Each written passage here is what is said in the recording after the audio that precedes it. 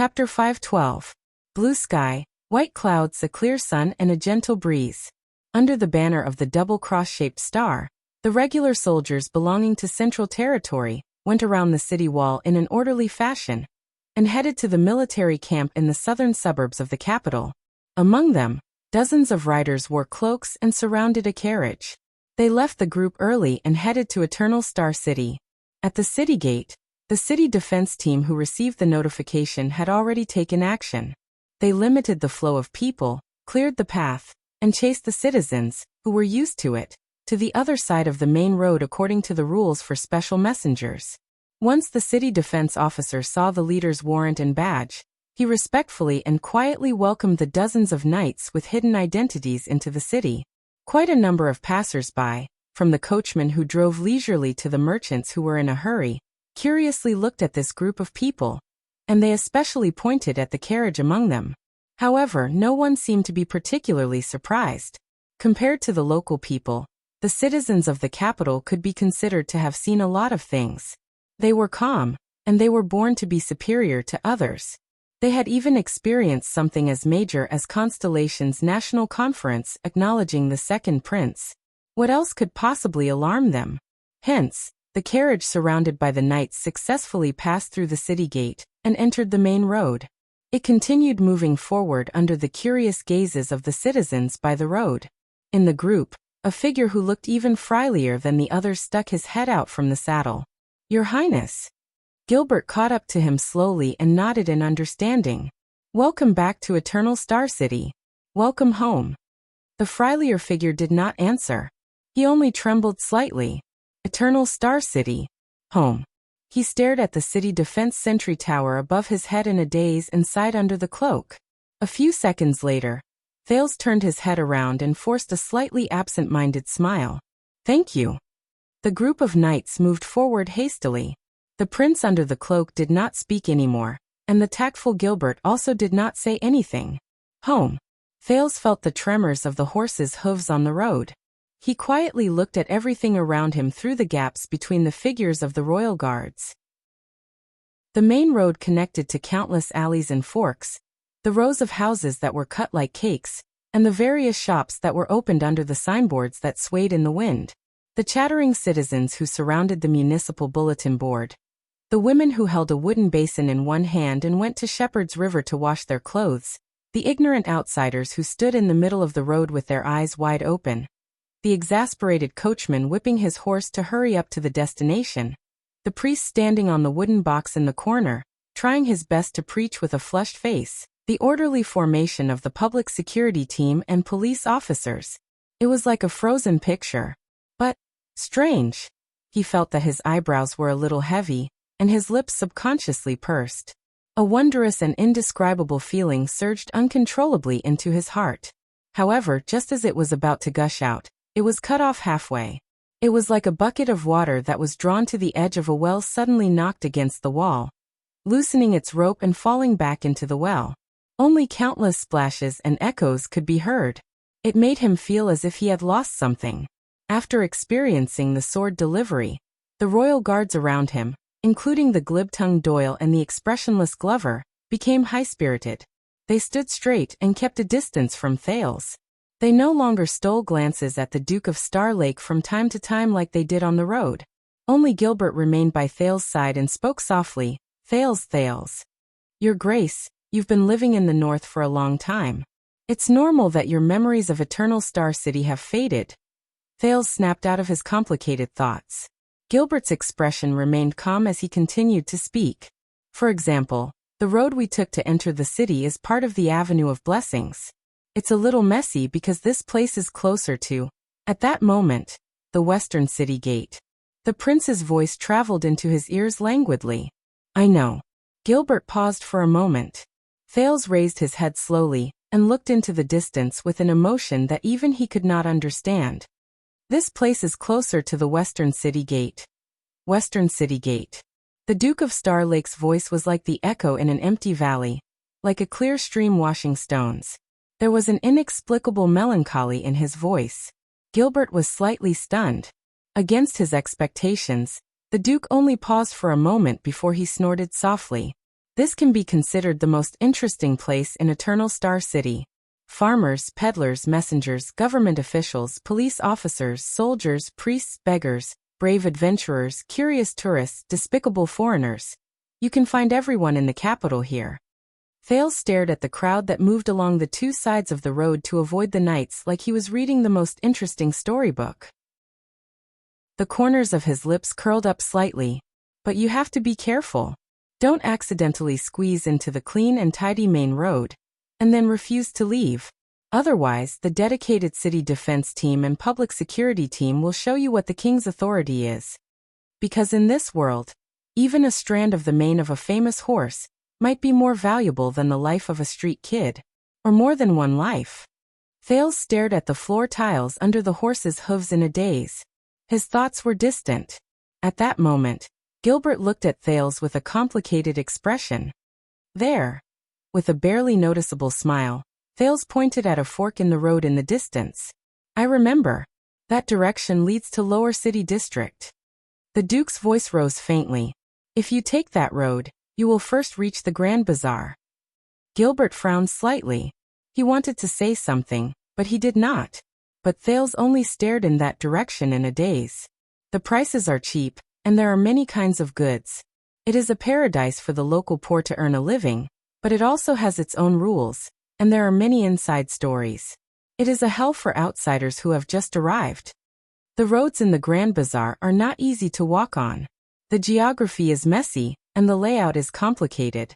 Many of the vendors' stalls have already taken root on the ground and turned into spikes. But on the other hand, it is easier to hide and conceal. Of course, there are also street barricades and group fights. Half of the fixed vendors have dealings with Blackstreet Brotherhood, and some have secret dealings with Blood Bottle Gang. Since the source of goods is complicated and difficult to track, the Grand Bazaar is also the best channel to deal with illegal goods and wash away stolen goods. It is also the place with the most tourists and fat sheep. Thales thought quietly. Your Highness. Gilbert was about to say something, but Thales interrupted him again. If you continue north, after the Grand Bazaar, there will be a dirt road that leads to the sewers and sewers. Thales' eyes were filled with sadness as he reminisced. That territory belongs to Iron Bat Association. The earliest members came from the lowest rung of the society, and they were cleaners and canal diggers. They made a living in the sewers that were distributed throughout the city. They used the geographical advantage to do all sorts of shady things like human trafficking, smuggling, and distributing drugs. Thales said in a daze, but they are very adaptable to circumstances. They were one of the first gangs to surrender to Blackstreet Brotherhood, and that is why they have been able to struggle at death's door until now. If you have illegal goods in your hands and are not afraid of death, you might be able to get a good price from them, or deep regret. The group took a turn and turned into another main street. The bustling noise in front of them grew louder. At the same time, rhythmic music and excited shouts could be heard. Run. Ignorant Northlanders. Run. Because all of you will be destroyed here. Because I have descended, and I will bring disaster. A loud voice rang and pierced through the crowd. A row of tall stone houses appeared in front of the royal guards. A stage was set up in the square in front of the houses. Quite a number of people surrounded the stage and pointed at the actors on the stage. Dark Knight Temple. Thales looked past the backs of a few knights and watched the actors perform with all their might on the stage. As he listened to the exciting music in his ears, he once again looked at the temple that did not even have idols to worship, and was specifically in charge of funerals. It is the only temple in Eternal Star City outside of Morning Star District. This time Gilbert listened quietly. They never care about the cost of their plays, and they renovate them every year. The sound effects on the stage, the props, and the actors are all excellent. They also have no lack of audiences. There are too many people in the capital who like to watch a good show. But Thales snorted. It's a pity that the plays they put on are all terrible scripts. It's either Dark Knight descending to the mortal world to save mankind, or Dark Knight will eventually rule the world. Perhaps Dark Knight Temple thinks that as long as they repeat it enough, the people will treat it as the truth. Of course, they might be right. Wait a minute. When he said this, Thales looked at the plump actor on the stage who was wearing a costume with a lot of red tentacles, and looked like an octopus. He was sweating profusely, but he was still shouting at the top of his lungs. Thales noticed that something was off. What are they performing today? At that moment, a calm and indifferent male voice cut into their conversation. Night descends on dragon clouds. Thales and Gilbert turned their heads around at the same time. They saw the leader of the group, Watchman Lord Mallows, ride his horse to their side. Today is Monday. They are going to put on a big show. Mallows looked at the stage, which was so crowded that not even a drop of water could trickle through. The play is about a calamity appearing in an unknown continent. It wreaked havoc in the north and even killed a king. Calamity. North. King. Thales' expression changed slightly. Mallows looked at the comical actor who was dressed like a big octopus and continued to speak. At the last moment, the god of dark night descended. It showed its might and summoned the great dragon. Hence, at the end of the night, the calamity was defeated and disappeared without a trace. Thales raised an eyebrow. Great dragon. Night. Really? The prince asked with a frown. Mallows snorted softly. Gilbert took over the conversation. A few years ago, when the news of the change in Dragon Cloud City reached the capital, all sorts of rumors were spread. The Foreign Affairs Minister shook his head in resignation. Since then, the plays about calamities and the end of the world have become popular again. Calamity. The end of the world. Thales looked at the big red octopus who was massacring on the stage. Then, Dark Knight Temple thinks that the calamity is that monster, the Hydra? Mallows was silent. The stage was left behind them, far away from their line of sight. A second later, the watchman nodded and cast a sideways glance at the prince. What else? Thales had no choice but to avoid his gaze, which had suddenly become sharp. He nodded. True. Mallows still had that calm look on his face. And if you do not mind, Your Highness, Your Grace. Thales raised his head slowly. After 6 years, you should not still have such an understanding of Eternal Star City, especially Lower City District. Mallows was expressionless, but there was a profound meaning in his words. After all, everyone knows that you were raised by Lord Mon. Once he finished speaking, Mallows lifted the reins and spurred his horse forward. He only showed them his back. He should not still have such an understanding of Eternal Star City. As he stared at the watchman in front of him, Thales' gaze became solemn. He knows? My past. Gilbert seemed a little awkward. He coughed. Lord Mallows was sent to be your personal guard, and lead your personal guards. His Majesty naturally trusts him. Lead my personal guards. Yes. His Majesty trusts him. His Majesty.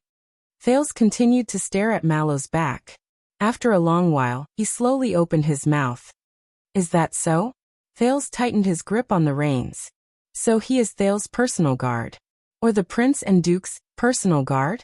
Once he said this, Gilbert was instantly rendered speechless. His expression became very unsightly. But the Foreign Affairs Minister only lowered his head and did not say anything in the end. The royal guards continued to move forward. They went up a slope and arrived at another street. The strange thing was that the street was very wide, but it was empty even though it was daytime. There were only a few people who seemed to be in a hurry. They could not help but think of Ghost Prince Tower. But, why is this place so? This time, Thales was stunned. At that moment, countless memories surged into his mind. I know this place, Gilbert. The teenager looked around him and said with a myriad of emotions. If we enter through that opening, it will be, Thales said in a daze. It will be. Gilbert looked at the direction Thales pointed and immediately blushed. Your Highness, perhaps you do not know. Thales shook his head. I know. The Duke retracted his finger and calmly stared at the indistinct houses in the depths of the street. That is Red Street Market. Thales only felt as if his blood had stopped flowing for a moment. It is the southernmost street of the Western Ring District, along with Linha Street. Although it is not in a good location, it is the most popular place for the nobles and officials at night, he said in a daze. In the past, Blood Bottle Gang practically monopolized the business here. That was until 6 years ago. Gilbert sucked in a deep breath before he slowly sighed. "Your Highness, Lord Mallows just reminded me." But Thales completely ignored him. The young duke stared at the opening that was getting further and further away. He subconsciously pressed his hand against his chest, and his eyes were glazed over. In the past, if the child beggars were lucky, they would be able to obtain unexpected rewards here. For example, a coin that can change your fate. A silver coin. Gilbert sighed in resignation again. He no longer tried to persuade the prince, who could not get over his emotions. Instead, he schooled his expression and listened quietly. The knights did not stop moving forward. Soon, there were more and more things that caused Thales' emotions to surge. Do you know that if you walk straight in this direction, you will reach Lower City District after you walk past 3 residential streets filled with low-class people? Thales gestured at a tattered doorway in the distance. Then you will see Black Street. The legendary Black Street. Thales shook his head slowly as he faced the silent Gilbert. His tone was low. The people who want to settle down there are either ruthless or brave enough. Or desperate enough. There is a low-lying street not far from it. Everyone calls it Underground Street. Underground Street. Thales breathed absent-mindedly. Unknowingly, the person he was talking about had already left his sight. Every time it rains, it floods. That is why the houses and shops there, including the Grove Pharmacy at the corner, always have a moldy smell.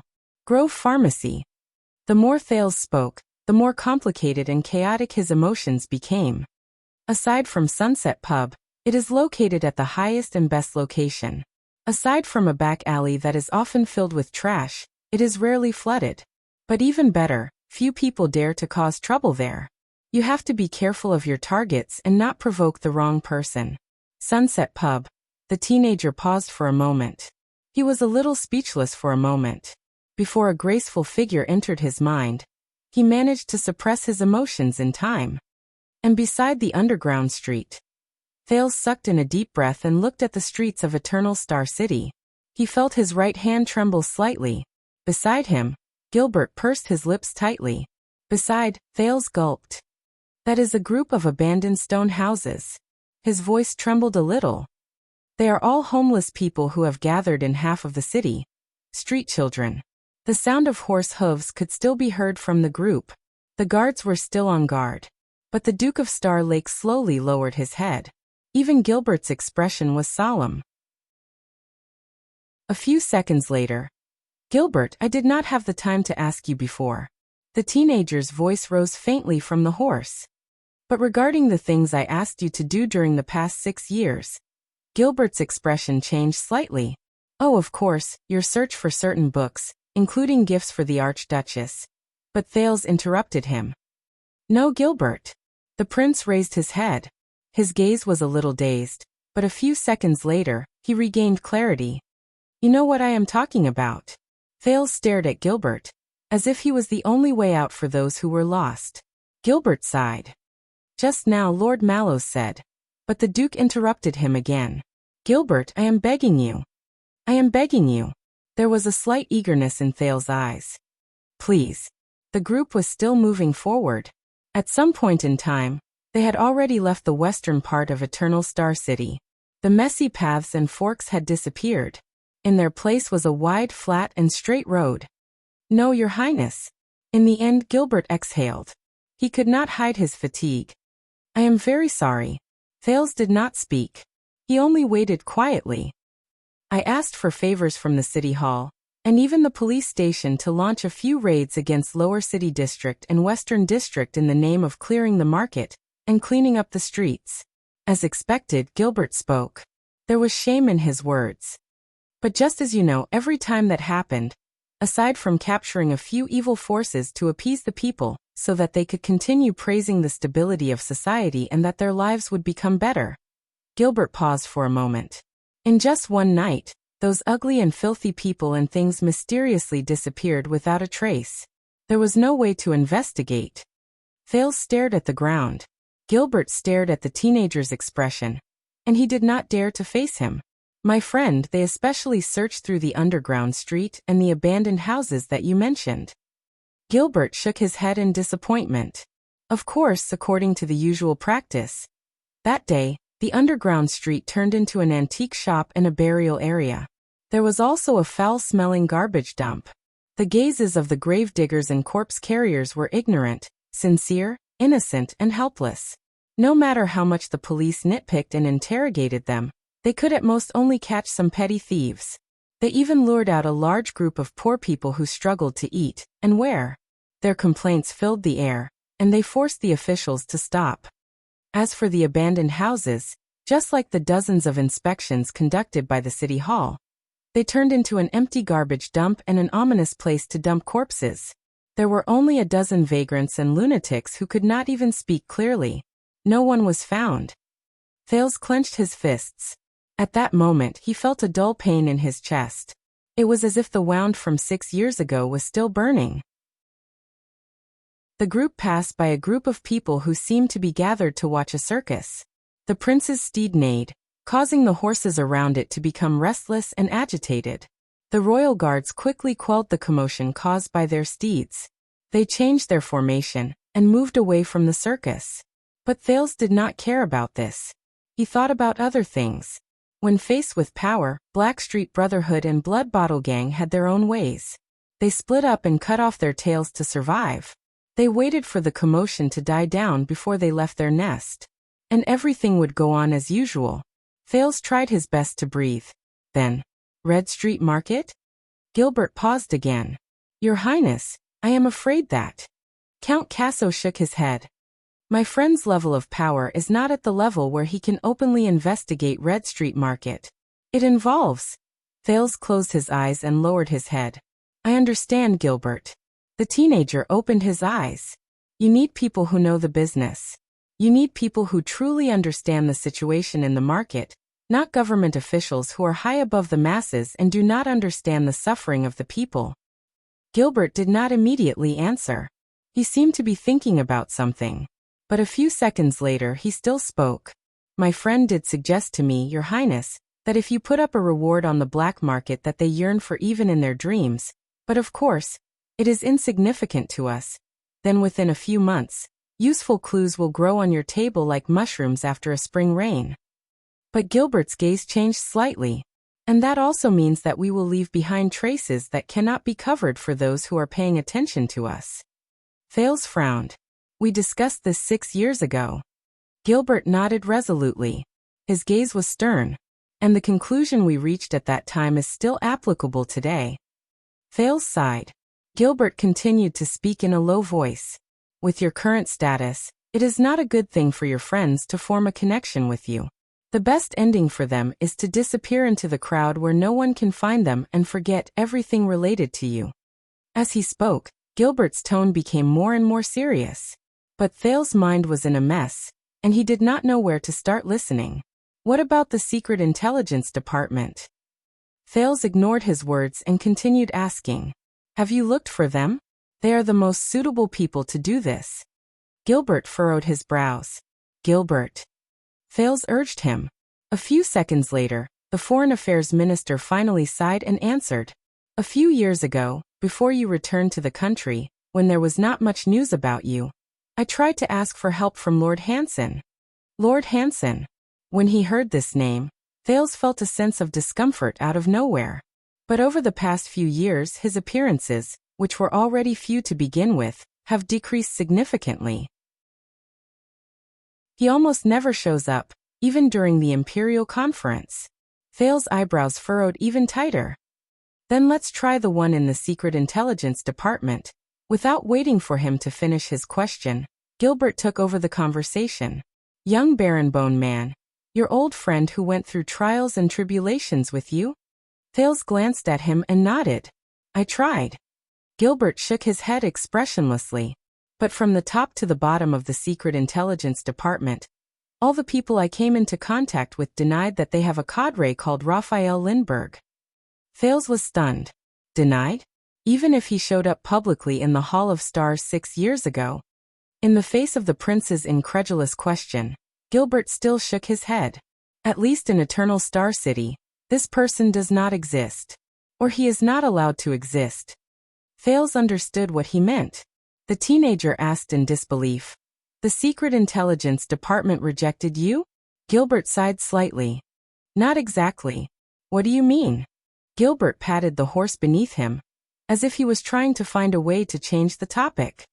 You know, Your Highness, spying and planning are Putre's specialty, but my specialty is to pay attention to the people who do these things.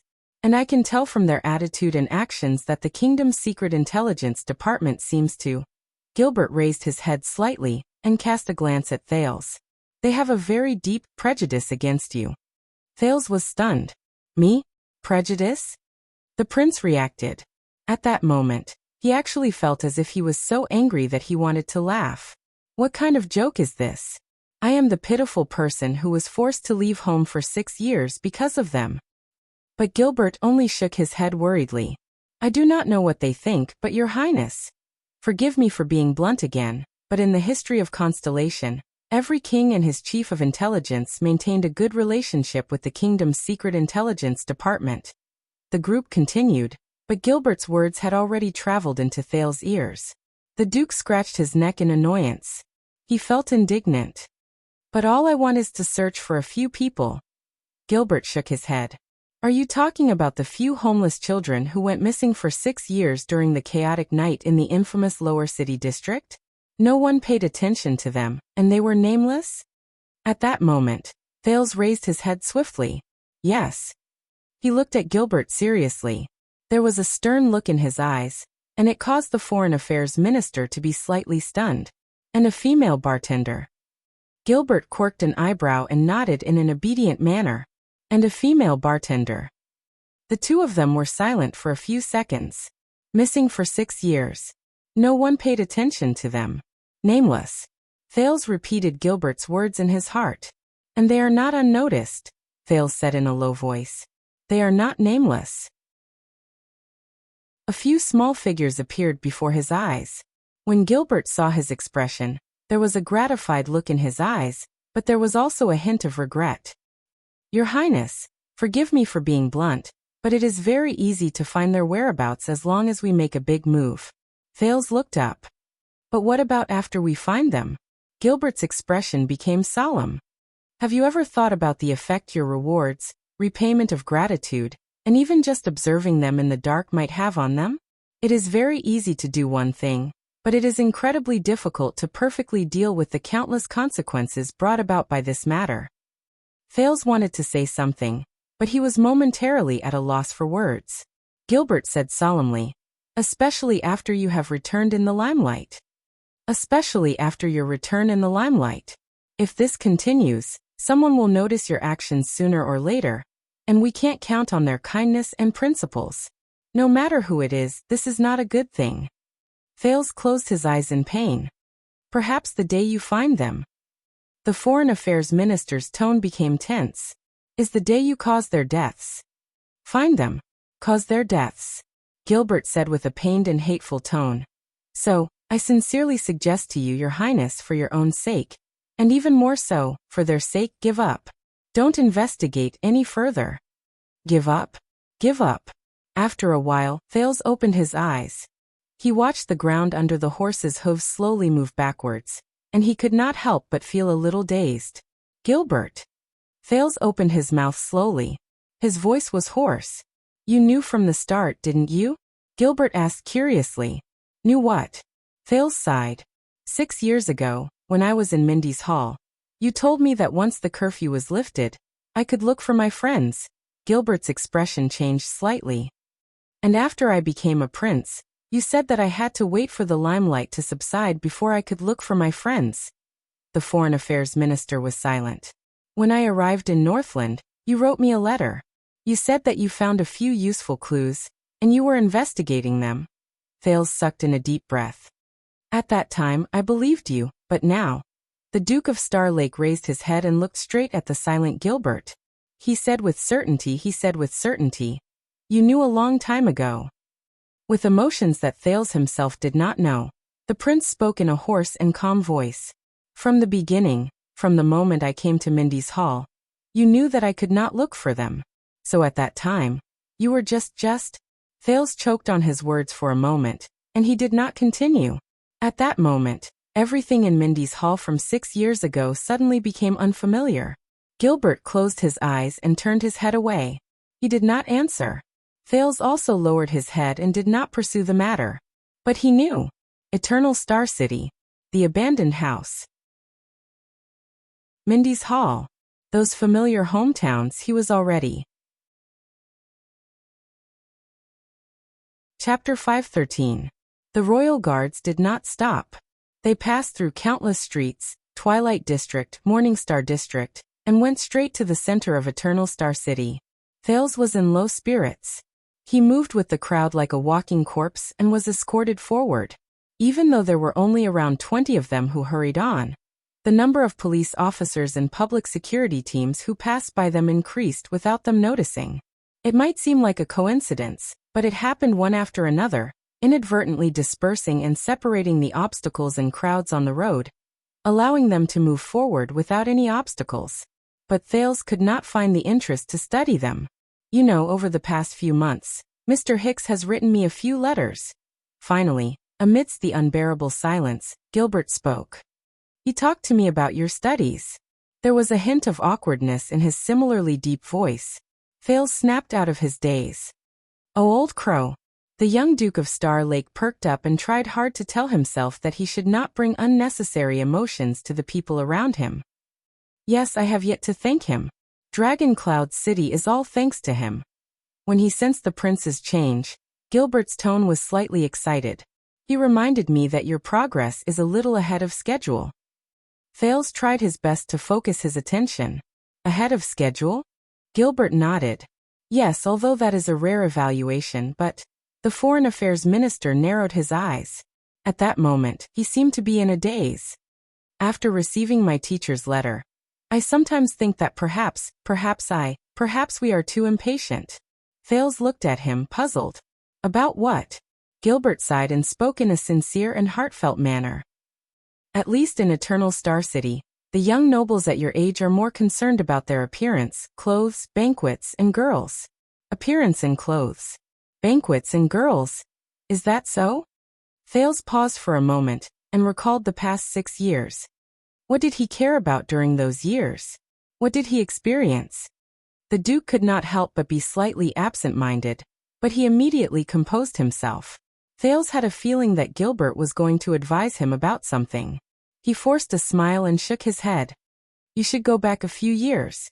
At that time, Waya was only a teenager. When he heard the familiar name, Gilbert Casso was slightly stunned. The prince looked towards the northern sky and smiled. However, during those years, your son cared more about his sword and me. Thales smiled as he recalled Waya Casso's every move, voice and smile. As he listened to the sound of the horses' hooves around him, and looked at the personal guards surrounding him, Thales suddenly realized, even though he had returned to Constellation and Eternal Star City, these royal guards who protected him, it was so strange. This made him miss those familiar faces that used to surround him. Waya, Ralph, Potre, Jenid, Willow, and the one who stole the drumstick and roasted rabbit. From Eternal Star City to the Birch Tree Forest, from Broken Dragon Fortress to Dragon Cloud City. From the past to the present. But where were they now? Thales could not help but be lost in thought. I'm glad you think so highly of him. Gilbert's words brought him back to reality. But about this topic, Constellation's cunning fox's expression was complicated, but there was pride in his words. You know that Waya returned to Eternal Star City a few times during the past few years in Northland. Thales nodded. Gilbert narrowed his eyes a little. But he probably never mentioned to you that he came back to see his fiancée? Thales, who was immersed in his thoughts of his old friend, subconsciously repeated Gilbert's words. Fiancé. Thales' expression changed. What? The prince turned his head around in surprise. He saw Gilbert looking at him with a smile on his face. Thales widened his eyes and asked, Waya? Gilbert nodded. There was gratification in his eyes, but there was also sadness. Waya? Waya? Thales opened his mouth wide in shock and stared at Gilbert. Waya Casso? That old-fashioned, stern and little old man. The one who always put on a stern face was polite, and stared at Ralph. The Waya who always used too much force and was stiff all over? Thales blinked subconsciously, and tried hard to digest this news. Gilbert only smiled faintly. Thales took a deep breath and shook his head. Waya. I didn't expect this. I didn't expect this. He could not help but feel a little amused and gratified. I didn't expect that you, with your thick eyebrows and big eyes, would also. Then he heard Gilbert's next sentence. So you have reached your age this year. Thales's expression changed again. Cough, cough, coughed, cough, cough. The prince suddenly coughed. His figure on the horse's back was hunched in pain. Gilbert's old face stiffened, and he continued speaking. He continued. You must know that you have an obligation to continue the bloodline of the great kingdom. Cough. Cough, cough, cough. The prince's coughing became louder and louder, drowning out the foreign affairs minister's voice. Even the royal guards, who were quite a distance away from him, turned their heads around curiously. In the end, Gilbert could only shake his head in pity. All right. Let's not talk about this anymore. Thales's coughing instantly disappeared. His back was straighter than a flagpole. Gilbert narrowed his eyes and looked at Thales, who did not seem to have any self-awareness. His face was filled with a resigned expression that said, I knew it. Then, I hope that the next piece of news will interest you. Thales seemed to have suddenly snapped out of his daze, and he came to a natural realization. News. Gilbert nodded slightly. His expression became stern again. Every time this happened, Thales would think of Wyatt and his expression when he saw Ralph. However, the Foreign Affairs Minister's next sentence made the prince's thoughts turn solemn.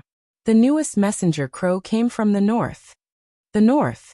Thales frowned. Is it Putre and Wyatt? No. Gilbert shook his head, but his expression did not relax in the slightest. But, the Foreign Affairs Minister moved his horse closer. His voice was deep and his words were heavy. A few days ago, Dragon Cloud City completed the mobilization for war. Dragon Cloud City. When he heard this familiar term, Thales clenched his fist slightly. Gilbert continued speaking. The expeditionary army formed by 10,000 men has been assembled. They are prepared to head to the city of faraway prayers and join the war against the Alliance of Freedom in the West. Thales frowned deeply. At that moment, it was as if all the memories of Northland returned to his mind. War, forced marriage, mobilization, and everything that happened during the state affairs hearing in Dragon Cloud City. 10,000 men. Thales recalled his impression of Dragon Cloud City. To Dragon Cloud City, it was neither too little nor too much. Then, who is the noble leading the army?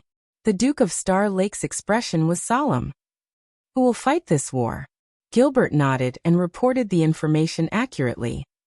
The suzerain of Hunt and Origami counties, Count Con Carcagel, will be the vice-commander of Dragon Cloud City's expeditionary army. Carcagel. The one-armed count's determined face in the Hall of Heroes appeared in Thales's mind. He sighed. As expected, the commander of the army is the best fighter in Dragon Cloud City. But when he said this, Thales was slightly stunned. Wait, Gilbert. Did you just say, vice-commander? The prince stared at Gilbert in surprise. Gilbert pursed his lips and nodded. Wait. Carcagel is only the vice-commander. That means, no. The incredulous surprise on Thales's face became greater. Gilbert's tone was solemn. According to the latest news, Dragon Cloud City is going to launch its first large-scale expedition after being silent for 20 years. The young Archduchess Walton will be wearing her martial attire and carrying her sword. She will lead the army. Personally lead the expedition. Archduchess. Personally lead the expedition. Personally lead the expedition. At that moment, Thales was stunned on the spot. Gilbert did not speak either. He only looked at him quietly and waited. He took in the prince's reaction. A familiar figure seemed to appear in front of his eyes again. The figure that cried in the dark and asked him if he could escape. Thin and weak. Frail. Wronged and helpless. Weak and lonely. She grabbed his arm and hid behind him. She trembled. Oh, is that so? The Duke of Star Lake retracted his expression in a daze. He nodded subconsciously and mumbled to himself. Wow. His face was stiff, but he forced himself to let out a suppressed cry of surprise. But no one knew that at that moment, he felt so strange. He had mixed feelings. It was indescribable. But in the next second, the figure in his mind turned around and revealed a face that was equally familiar to him, but completely different. Her face was covered in sweat, but she still tried her best to pout even though she had tears in her eyes. Tenacious. Stubborn. Stubborn and unyielding. Determined and unyielding. Standing in front of the highest seat, standing among thousands of soldiers, raising his arms and shouting. Hundreds responded to his call. It felt like a long time had passed. It was so long that even Gilbert could not help but remind him. So they succeeded, Thales said faintly. He tried hard to forget the unnecessary images and forced himself to start thinking about more practical things. Rockne of the City of Faraway Prayers, Letko of Defense City, and Walton of Dragon Cloud City, Extet's alliance of 3 cities.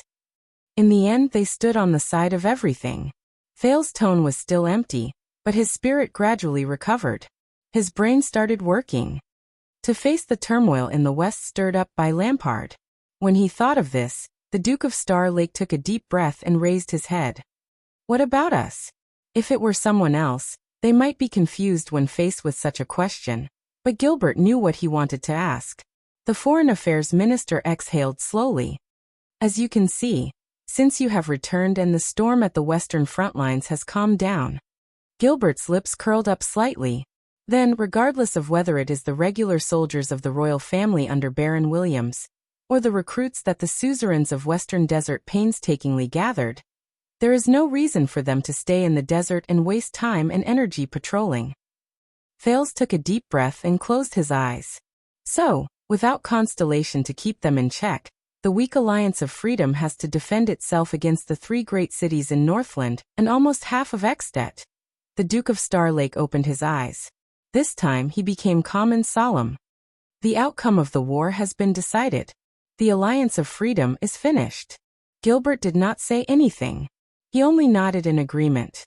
A few seconds later, Thales curled up the corners of his lips. He was in a good mood. Now it is King Chapman's turn to have a headache. He looked at Gilbert with a smile on his face. I escaped and Constellation also retreated, so Lampard lost his bargaining chip, and he also lost his reason. He can no longer use Constellation as a blade to threaten his vassals to obey his orders. Thales remembered how the aggressive Kinslayer king looked when he was forced into a corner. He felt the melancholy from losing his home disappear.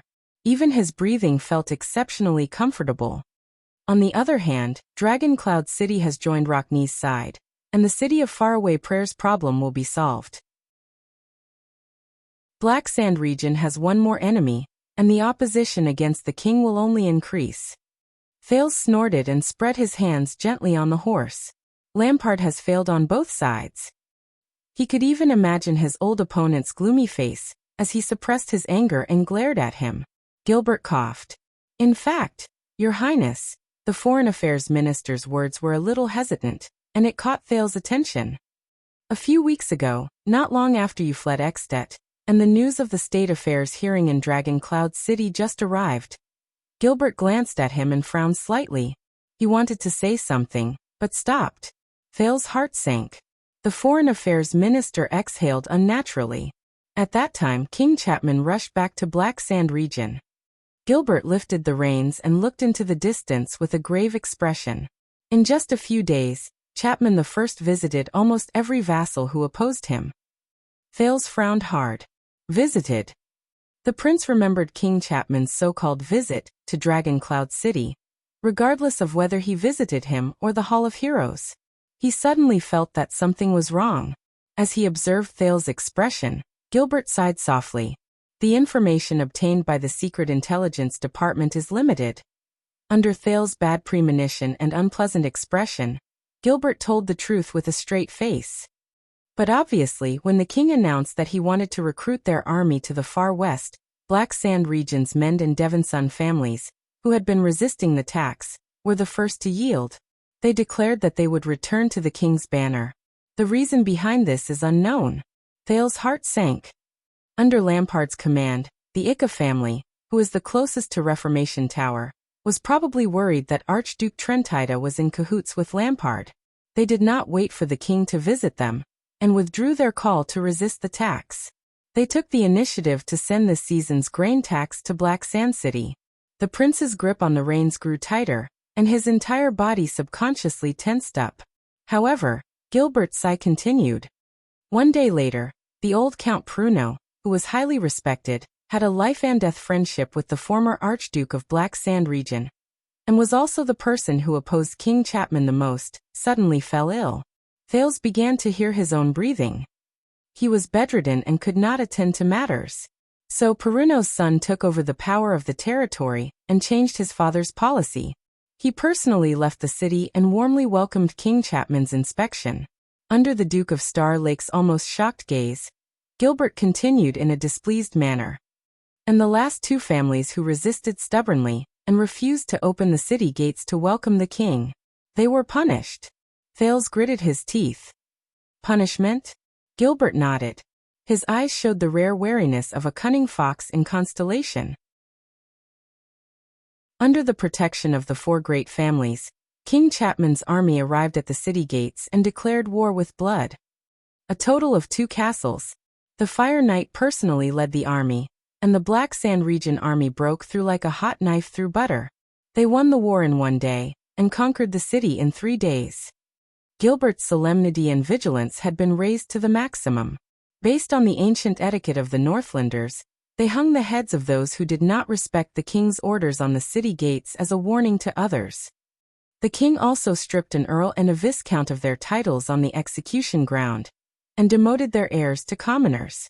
As he listened to Gilbert's words, Thales could barely adjust his expression. It was as if every word Gilbert said was accompanied by the snow that came from Northland. Gilbert sighed slowly. That's not all. On that day, King Chapman used the power of his conquest to go against the rules, and made an exception to confer titles to a few new nobles who were of humble birth. None of the vassals in Black Sand region dared to say anything. Thales slowly relaxed his body and pressed his arm against the horse. The shock in his heart could not be any greater. Gilbert shook his head. Up to this day, aside from a few small families who are near the borders and do not affect the overall situation in Black Sand region, they still shout loudly and refuse to compromise because of morality or benefits. But Thales did not let him continue. He succeeded. The prince stared at the northern sky in a daze, as if he was looking at the gloomy and cold king. He won. Gilbert observed Thales' expression worriedly, and could not help but cough. Internally, it is indeed so. The cunning fox of Constellation forced a smile.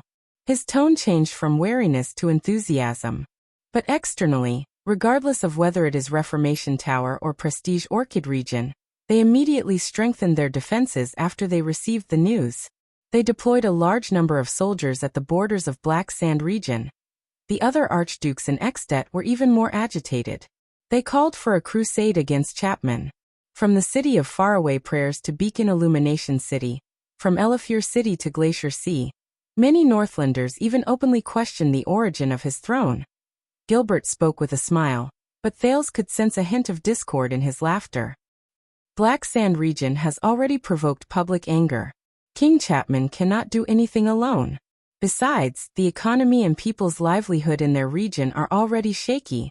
But the prince interrupted him. It's too late. In the group, the teenager under the cloak straightened his back, but he lowered his head quietly. Chapman Lampard. Perhaps many people do not recognize him as the king of Extet.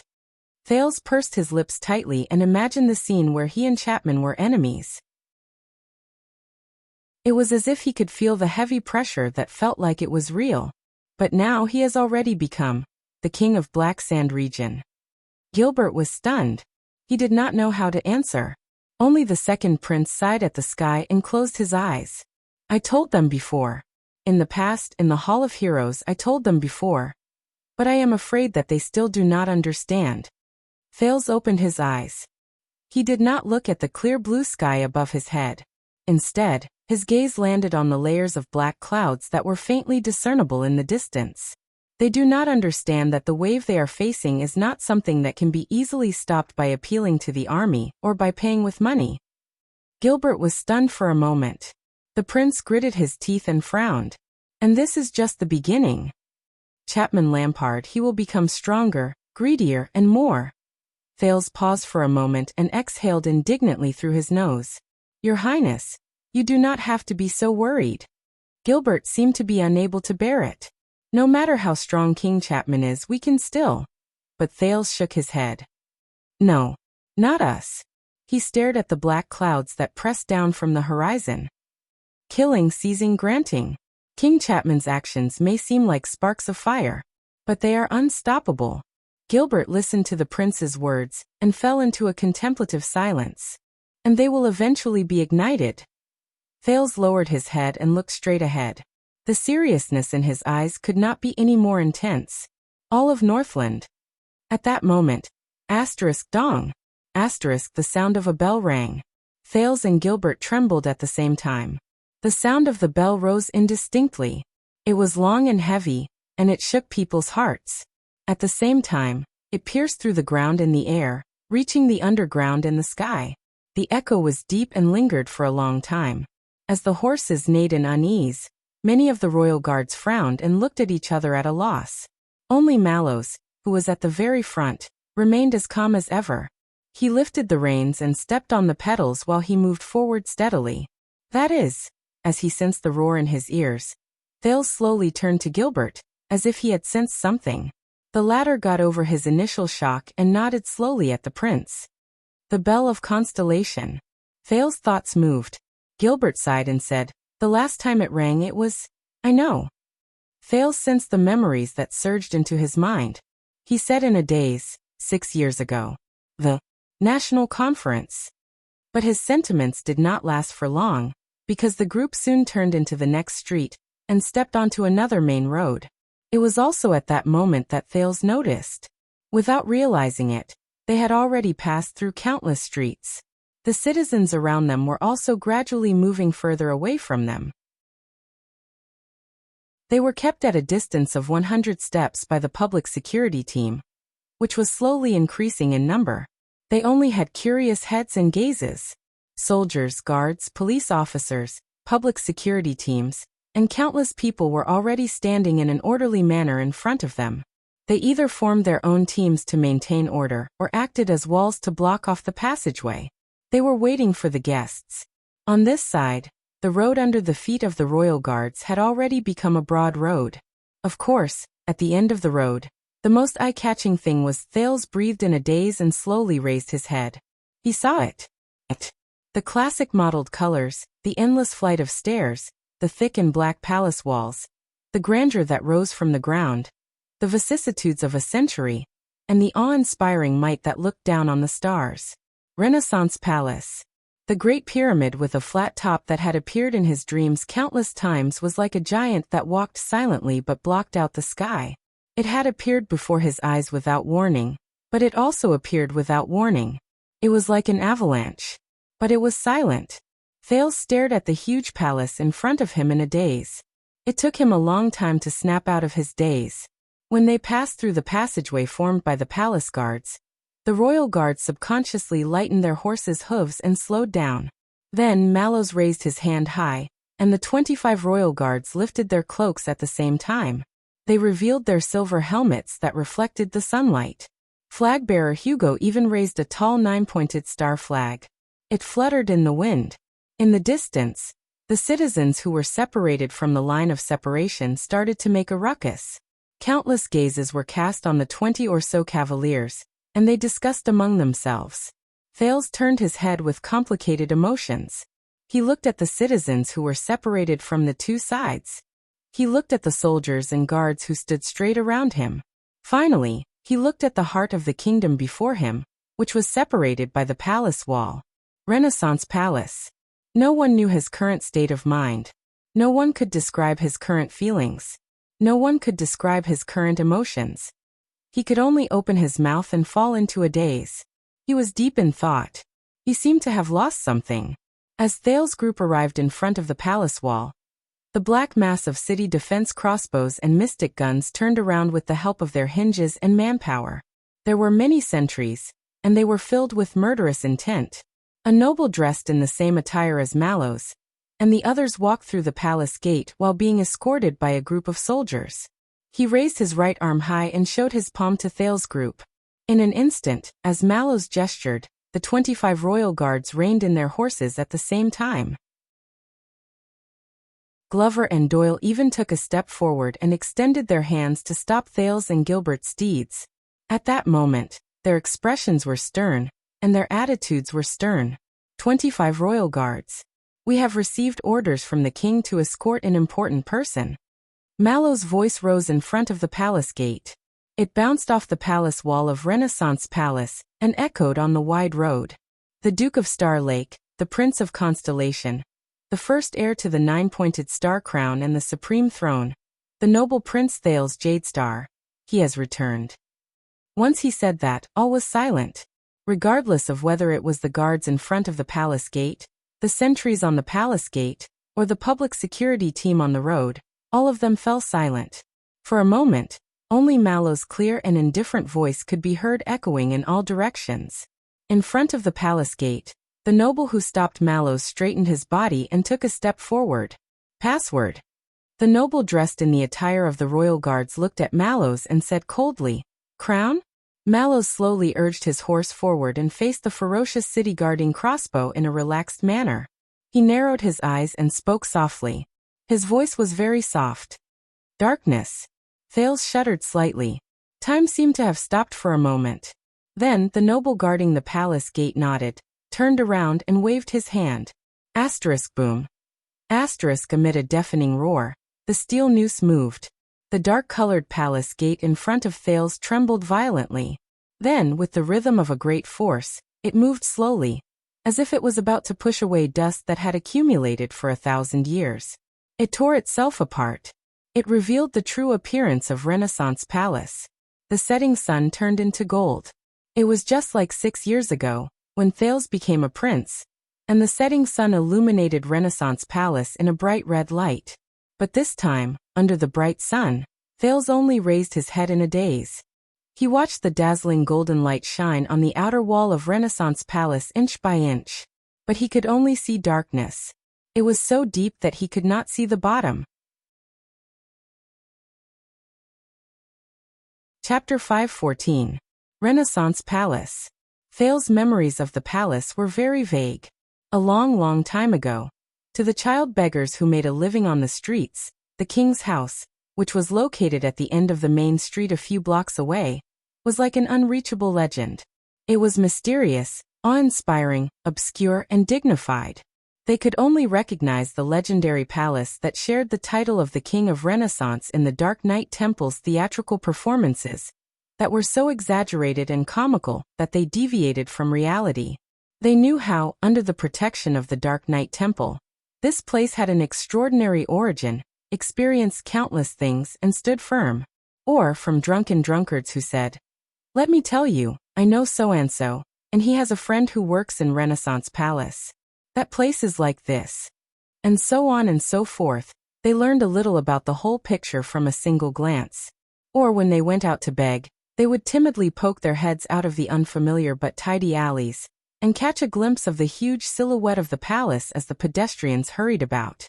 They would then gasp in shock and find it difficult to shift their gazes away. This feeling lasted until 6 years ago. It lasted until Thales' fate changed. The Duke of Star Lake slowly closed his eyes. But even after he became a prince and the heir to the palace in name, Thales realized that he still did not understand Renaissance Palace. 6 years ago, when he first entered Renaissance Palace, he was attacked. He was carried into the palace wall while he was unconscious. 6 years ago, he left Renaissance Palace in a carriage when he was about to head north. He was absent-minded. As for now, with the guards by his sides looking steadily forward, and the guards behind him moving in an orderly fashion, Thales snapped out of his daze when he opened his eyes. He realized that they had already passed through the heavily guarded palace gate. They even walked past the palace wall and the wide flat ground in the inner palace to enter the inner gate of the modeled ancient palace. Thales only snapped out of his daze when they entered the narrow and deep darkness without stopping, locking the vast and high sky and the boundless horizon outside the heavy and old door of the palace. 6 years later, when he personally stepped into this place, without an accidental assassination, and without going abroad as a hostage, but he still could not see clearly the appearance of Renaissance Palace. After leaving the streets and carpets, the feeling under his boots became firm and clear. Tap, tap, tap. Footsteps rang out from under Thale's feet. They echoed in the quiet air before they traveled to his ears. In the suddenly dim light, the young Duke of Star Lake took a deep breath, but his nose was cold and damp. Stone. Cold. Rough. Dusk. And silence. This made the Duke, who had gradually gotten used to the dryness of the Northland and the scorching heat of the desert, instinctively uncomfortable. In the dim stone corridor that was almost silent, they walked through the interior of Renaissance Palace. They walked past one small hall after another, and walked up one stone staircase after another. The sparse windows and lights were the only source of light that could guide them. Thales suppressed his unnecessary thoughts, and raised his head to look at Mallow's back in this palace that had a long history but was quiet and solemn. He walked along this stone corridor that was classical and low-key, but did not lose its taste. The watchman was expressionless and looked straight ahead. He calmly led the way forward. Gilbert fell behind Thales. The sound of his footsteps was slightly softer, and his footsteps were steady. Glover, Doyle, and the others who were further behind did not make a sound. They seemed to have disappeared into the air. It seemed like they were already used to this ancient palace with its dark colors and suffocating air. They were not surprised. And Thales could only follow them quietly. The group was not alone. They passed by many guards who were on duty, servants who were in a hurry, cautious officials, and well-mannered nobles along the way. In the quiet air, these people did not say a word, but they seemed to have known since a long time ago. All of them stopped in their tracks respectfully and politely, retreated to the side, and silently but accurately bowed to the teenager in the crowd. The new Duke of Star Lake instinctively cleared his throat and wanted to respond. But Gilbert, who was beside him, pressed down on his arm gently and shook his head. In Renaissance Palace, the king preferred silence. Thales was slightly stunned. After he understood something, the Duke of Star Lake could only nod slightly and respond to these people with a smile. When he was in Heroic Spirit Palace in Dragon Cloud City, no matter where the Prince of Constellation went, the Northlanders' palace guards, especially the former White Blade Guards, and the Extension nobles would always stare at him with hostile and vigilant gazes. Even after 6 years of being together day and night, those gazes merely changed from gnashing their teeth to disdain. However, things were different in Renaissance Palace. Thales could sense that the servants, guards, nobles, and officials all had an extraordinary interest and curiosity towards the Duke who had just arrived. But when they passed by the teenager, their gazes towards the Duke were respectful and careful, polite and restrained. And when the Duke returned their gaze, the latter would usually immediately lower their heads or avert their gazes to look elsewhere. They would look away the moment they touched, and they would stop when they reached a certain point. It was a little deliberate. It was like a peeping Tom hiding in a corner, as if he was afraid of waking something up. And the deathly stillness and murderous aura that was carefully created and maintained. The Duke of Star Lake could not help but inhale and exhale slowly. For some reason, Thales always felt that the cautious, polite, and restrained gazes in Renaissance Palace made him feel uncomfortable. It was no less than the undisguised hostile and estranged gazes of the Northlanders in Heroic Spirit Palace. Irritation surged into his heart. There was even a moment when the teenager really wanted the royal guards around him to move closer, to surround him tighter, to block those gazes. It would be best to isolate everything and make it airtight. Just like the thick and heavy city wall that blocked the way between Renaissance Palace and the city. The journey was so quiet that it was almost dead silent. When they went up another flight of stairs and arrived at a rather large corridor hall, a few figures suddenly appeared in front of a stone door in front of them. Mallow's was the first to stop. Thales, who was following behind him, took an extra step before he instinctively retracted his steps. But he soon noticed that other than Gilbert, who was still smiling, the guards behind him, including Doyle and Glover, all puffed out their chests and raised their heads. They looked even more solemn, like a lute with its strings pulled taut. The figures in front of the stone door were dressed and equipped in a similar style to Mallow's and the others. However, they wore light leather armor that made it easier for them to move around indoors. Their expressions were stern, and their gazes were stern. They did not seem to have any intention of greeting their colleagues in the prince's escort group. Just as Thales began to guess the identity of this group of people, a person walked out from among the unfamiliar figures. He held the long sword at his waist and approached them. This was a middle-aged man who was dignified and experienced. He was about 50 years old. His figure was a little clumsy, but his back was tall and capable. His hair and beard were a mix of gray and white, but they were neatly arranged. There were wrinkles at the corners of his eyes, but his eyes were bright and full of life. His attire was obviously different from the others. His equipment was exquisite and meticulous, but his footsteps were incredibly steady. The gray-haired middle-aged man stopped, but he did not even look at Thales. He only stared straight at Mallows, who was leading the group, and spoke slowly.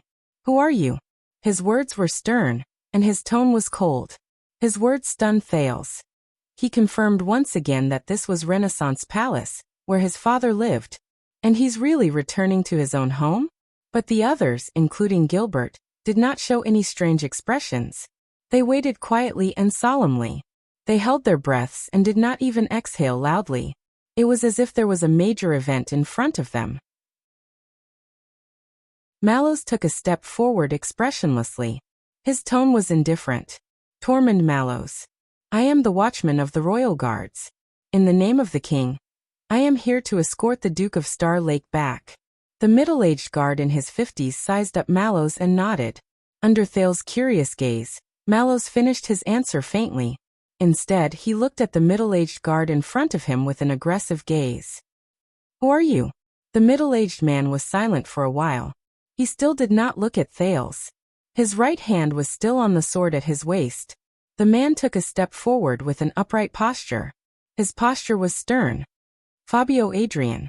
The middle-aged man named Adrian said softly, "I am the chief commander of the royal guards.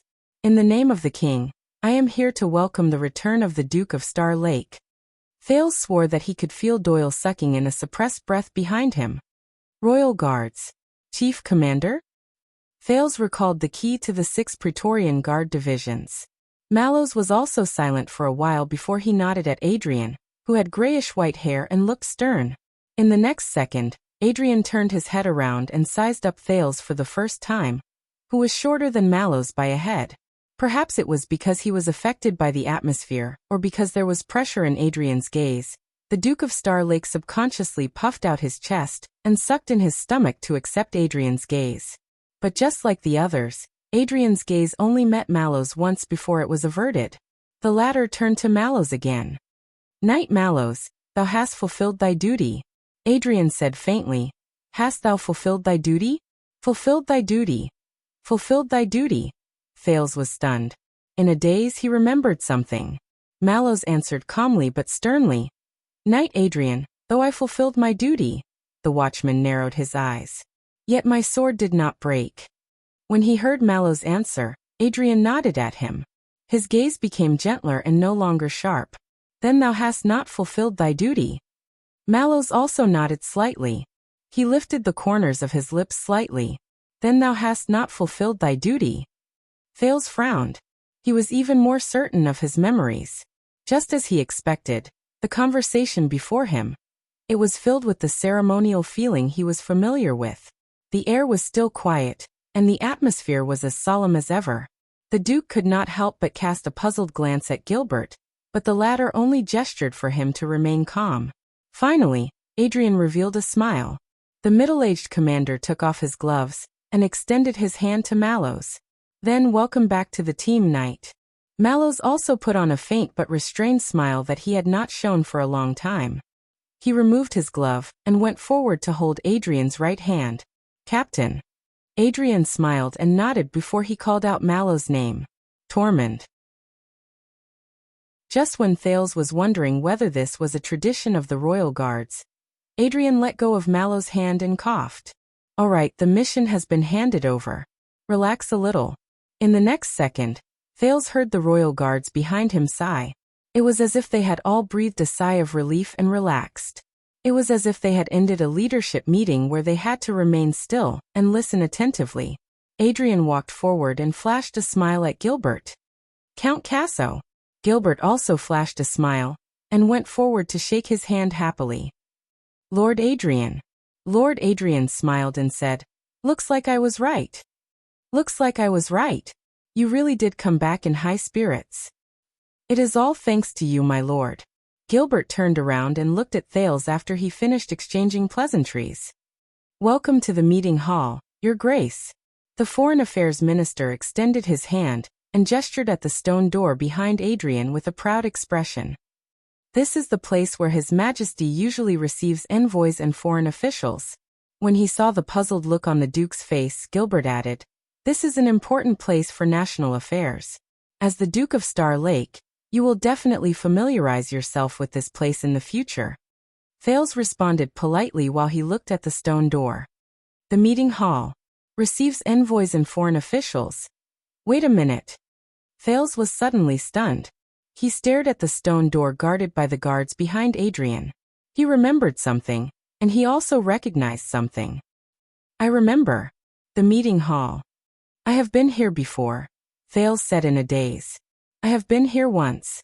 These words made Gilbert pause for a moment. But Thales knew that the meeting hall in Renaissance Palace. He had indeed been here before.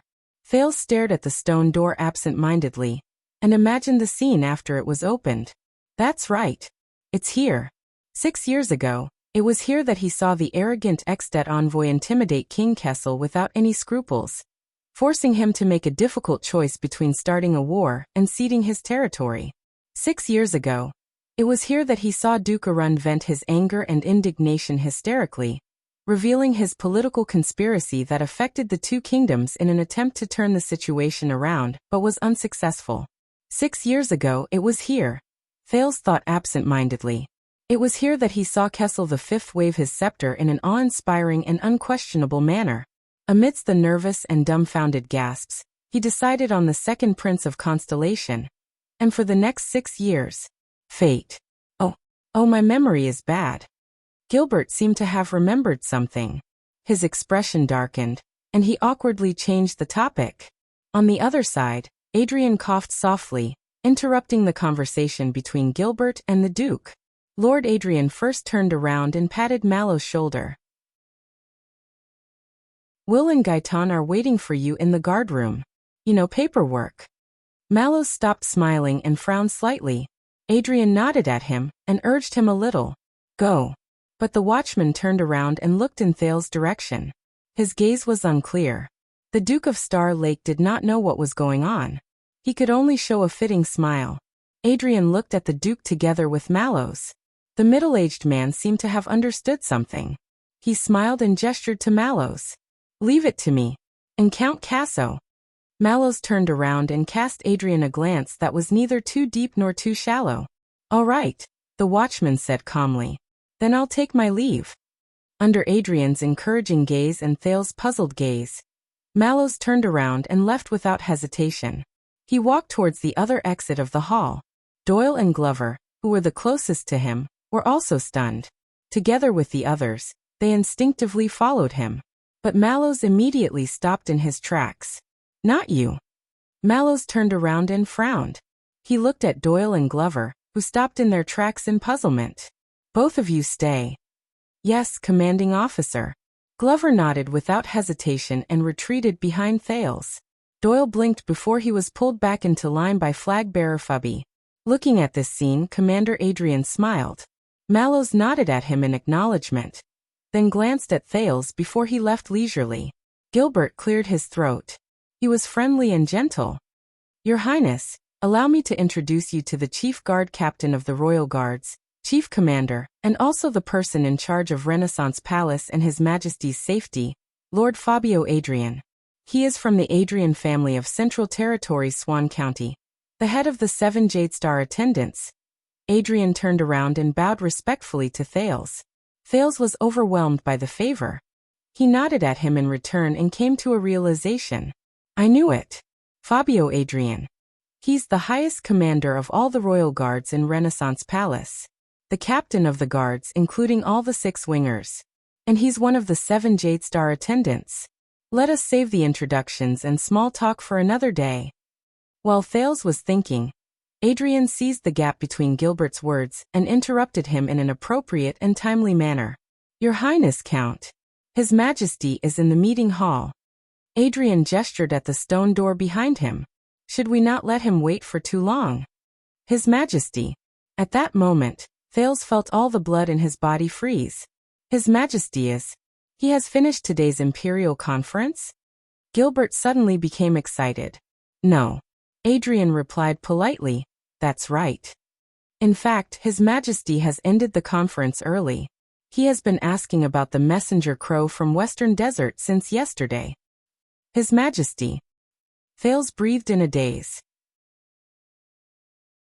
He suddenly understood where the discomfort and the lingering sense of unfamiliarity that had been tormenting him since he stepped into Renaissance Palace, or rather, Eternal Star City, came from. It was not the environment and decor of Renaissance Palace. It was not the noise and old matters of Eternal Star City. It was Thales clenched his fists on his own. Of course. Gilbert looked at Thales with a hint of excitement. I believe His Majesty is also looking forward to this moment. Adrian did not answer.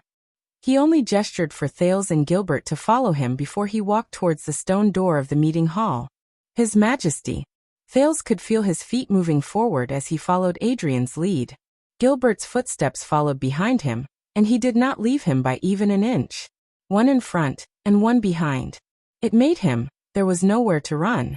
The royal guards who stood guard in front of the stone door, and belonged to an unknown wing bowed together. They pushed the stone door open respectfully and professionally. It revealed the endless darkness inside. There were only a few lights that illuminated the path ahead. Adrian moved to the side and politely gestured for the Duke of Star Lake to go first.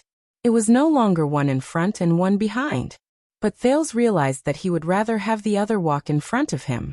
But Thales then saw his feet being lifted, lowered, lifted again, and lowered again. Until he passed by Adrian's side. Until he stepped through the heavy stone door. Until he stepped into the endless abyss. Not you. Adrian's voice suddenly became stern and cold. It was a stark contrast to the friendliness he showed to the prince and the count. It made Thales subconsciously stop in his tracks. But he soon realized that Adrian was not talking to him. All of you stay. The guard captain's voice was very low, but it contained an unquestionable tone. A few seconds later, Doyle's nervous and trembling voice came from behind him. Yes. Yes, Captain. Ed. Amid the low sound of friction, the heavy stone door that separated the corridor from the meeting hall was slowly closed. It shut Doyle's mumbling outside. Behind him, Adrian and Gilbert's footsteps approached slowly. It was as if they were urging something. A gust of air rose from Thales' chest and was forced out of his mouth and nose. He realized that he had started to walk forward again. Just like 6 years ago, the meeting hall was long, narrow, and deep. From the entrance on one side, the end of the hall shrank into a small dot. It was blurry. Once, the two sides of the meeting hall were packed with vassals, listening to the negotiation between Constellation and the Dragon. Unlike 6 years ago, there were fewer lights in the meeting hall. Many of the windows that allowed light to pass through were closed. It was even darker. Now the platforms on both sides were empty. It was so quiet that one could hear a pin drop. But as he walked forward, Thales soon saw it. At the other end of his line of sight, there was a lone peak that protruded from the ground and landed on a few steps above the throne. Thales' breathing slowly tightened. A strong but lonely figure appeared on the throne above the steps. The figure had his head lowered. His back was bent, and he sat cross-legged on the throne. His right elbow was on the arm of the throne, and his right hand was on the scepter in front of his knee. His forehead was pressed against the back of his hand. His face was hidden in the shadows. Thales stopped in his tracks. He stared at the figure he had not seen for 6 years. His emotions were hard to discern. The prince's pause forced Gilbert to stop as well. But the Foreign Affairs Minister quickly reacted. He raised his voice and spoke to the figure on the throne with great enthusiasm. Your Majesty, I am honored to bring you the new Duke of Star Lake, your... Thud. The bottom of the scepter hit the ground lightly, and the dull thud echoed in the meeting hall. It also made Gilbert's words die in his throat. Very soon, a voice that had appeared in Thales' dreams before came from the throne. It was heavy, thick, awe-inspiring, and dull like thunder. It echoed in the entire hall. Gilbert. The voice on the throne paused for a moment. Thank you. Compared to 6 years ago, this voice was much more hoarse, drawn out, and dull. There seemed to be an indescribable fatigue. Thales listened to the other person's words in a daze. His gaze was fixed on the figure. Gilbert frowned and sucked in a deep breath. His Highness must be tired from the journey. Your Majesty, on his way from Dragon Cloud City to the desert. But he was interrupted by the voice on the throne that echoed in the hall. My friend, I said. The voice on the throne was calm at first, but it gradually became firm and short. Thank you. I will look for you later. Gilbert was stunned. However, Captain Adrian understood the king's meaning. Adrian extended his arm towards the hall door behind him and gestured politely to Gilbert. Count Casso. Gilbert looked at the shadow on the throne before he cast a glance at Thales with a heavy heart. But in the end he did not say anything. He only gave the Duke of Star Lake an encouraging gaze before he bowed and turned around resentfully. Thales forced a smile and nodded, but he suddenly realized that the Foreign Affairs Minister's back was very old. You too. The voice on the throne rose again. Yodel. Thales shuddered. Gilbert's footsteps also paused for a moment before he recovered his rhythm and left slowly. Nothing happened around him. Lord Adrian acted as if he did not hear Gilbert's words and left with Gilbert. But Thales knew that something was different in the air around him. This made him especially terrified. The footsteps grew further away and softer. In the end, as the stone door opened and closed, they completely disappeared at the end of the hall. Only Thales and the shadow on the throne were left. They faced each other in silence in the hall. Come forward. The teenager shuddered slightly. Thales could be considered to have been through hundreds of battles. From bloody battlefields to sinister schemes, he believed that he had seen a lot of things. But for some reason, when he heard those words, he could not help but clench his fists. Thales raised his head and stared at the figure on the throne. He slowly walked forward until he could see the stairs to the throne clearly. But before his eyes, the figure on the throne was still blurry, and the everlasting lamp behind him flickered. Closer. The shadow on the throne raised his voice slightly. The teenager was silent for a moment before he walked forward again. This time, he walked close enough that he could even see the pair of boots leaning against the bottom of the scepter under the throne. A little closer. The voice on the throne seemed to be a little impatient. He dragged out his voice, causing the flames of the everlasting lamp to sway slightly. Thales took a deep breath. Hence, in the next moment, the prince resolutely lifted his feet and continued forward. Then he saw the shadow on the throne move slowly as well. Thales froze. Under the dim light, the 39th Supreme King of Constellation, the Iron Hand King, Kessel Jadestar V, who seemed to have aged more than 6 years, raised his eyes from the scepter and looked at the prince. Thales had to look up at him. His breathing began to quicken involuntarily. Uncontrollable. He endured the gaze that he had seen many times in his dreams, but it always managed to wake him up with a start.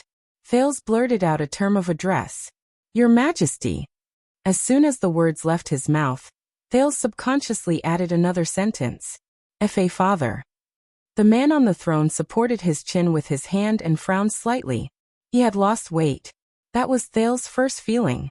Even though the man's body under the leather robe was still strong, even though the scepter in his hand was still steady, even though his eyes still emitted a faint cold light, but he could see that King Kessel's face was much thinner, his eyes were slightly sunken, and his cheekbones were slightly high, and more wrinkles had already climbed onto the king's face. The knuckles on the man's hand that held the scepter were even more protruding, and he looked rather sharp. Compared to 6 years ago, the only thing that had not changed, and even surpassed, was probably the stillness, dullness, suffocation, and uneasiness that was like the eve of a storm. The silence seemed to last for a long time, but Thales only stared at the king quietly. He felt that he could not shift his gaze away. Finally, the king's expression changed. Anxiety. His voice was as steady and heavy as before. It was especially obvious in the empty and long meeting hall. Thales snapped out of his daze and cleared his throat. Sorry. King Kessel snorted softly 6 years later. How you feel right now? The king said slowly, anxiety. Anxiety. Thales frowned. He did not understand. But the king continued to speak, completely ignoring the teenager's puzzlement. Anxiety is very strange. It's neither panic nor panic. These feelings often emerge when you're caught off guard, leaving you at a loss and powerless to do anything about it. The teenager's breathing froze. King Kessel's voice echoed in the hall, as if it was pressing down on him from all directions. There was no gap between them. For example, you are about to face a certain great test, accept a certain judgment, do a certain great thing, or you are about to become the heir of an ancient kingdom, and carry a burden that is much heavier and more tiring than ever before. The king snorted so loudly that the entire hall seemed to shake. But you know that you are not qualified. You know that you cannot bear it. You know that you are destined to fail. At that moment, you are extremely afraid. You do not want to face it. You only want to escape, regardless of everything. This feeling is panic. This is panic. Thales tried his best to maintain a dignified expression and posture in the face of the gaze that seemed to have seen through him. He felt that the act of raising his head was getting more and more tiring. But there seemed to be some kind of power supporting him. He did not shift his gaze away or lowered his head. King Kessel exhaled slowly.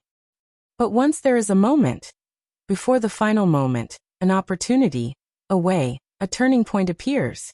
It makes you feel that there is still a glimmer of hope in the situation, that the consequences may come a little later, that the judgment can be delayed for a moment. And you can delay it for a little longer, and not have to face the ending that you fear the most. King Kessel raised his chin from the back of his right hand, revealing the faint blue light of the staff of constellation. For example, you can face the test a few days later, endure the judgment a few weeks later, and accept your inevitable identity a few years later. Thales stared at the king's calm face and listened to the profound words. That moment, that is simply redemption. It is rejoicing, numbness, the ecstasy and relief after surviving a disaster. It makes you feel that the end is still far away, and that I can still be saved. Hearing this, the teenager could not help but tremble. But when all this is over, when the reprieve period given to you by God is over, the king chuckled softly. His gaze was deep, but his face was still expressionless. These illusions make you think that you have breathed a sigh of relief. Then they will all disappear. Thales listened in a daze. His palms were cold. On the throne, the supreme king slowly straightened his back. Under the dim light, it was as if dark clouds had spread over his head. And those lucky escapes will flow back to the present, along with the regret, uneasiness, self-blame, and panic of I knew this would happen. In the end, it will turn into something that you know very well, but cannot resist. Anxiety. Thales met the king's gaze. He felt an inexplicable emptiness in his heart. There was no way to fill it. Kessel stroked the scepter in his hand coldly, and stared at the strange blue light emitting from the top of it. It is precisely this annoying anxiety that will make you understand while you scratch your ears and scratch your cheeks in pain that the 6 years of running away, getting lucky, procrastinating, and illusions are actually meaningless. 6 years. Thales breathed absent-mindedly as he listened to the king finish his words. It is like a damned but useless whip, forcing you to face it. Face what you know will eventually come, but in the end, you are powerless against fate.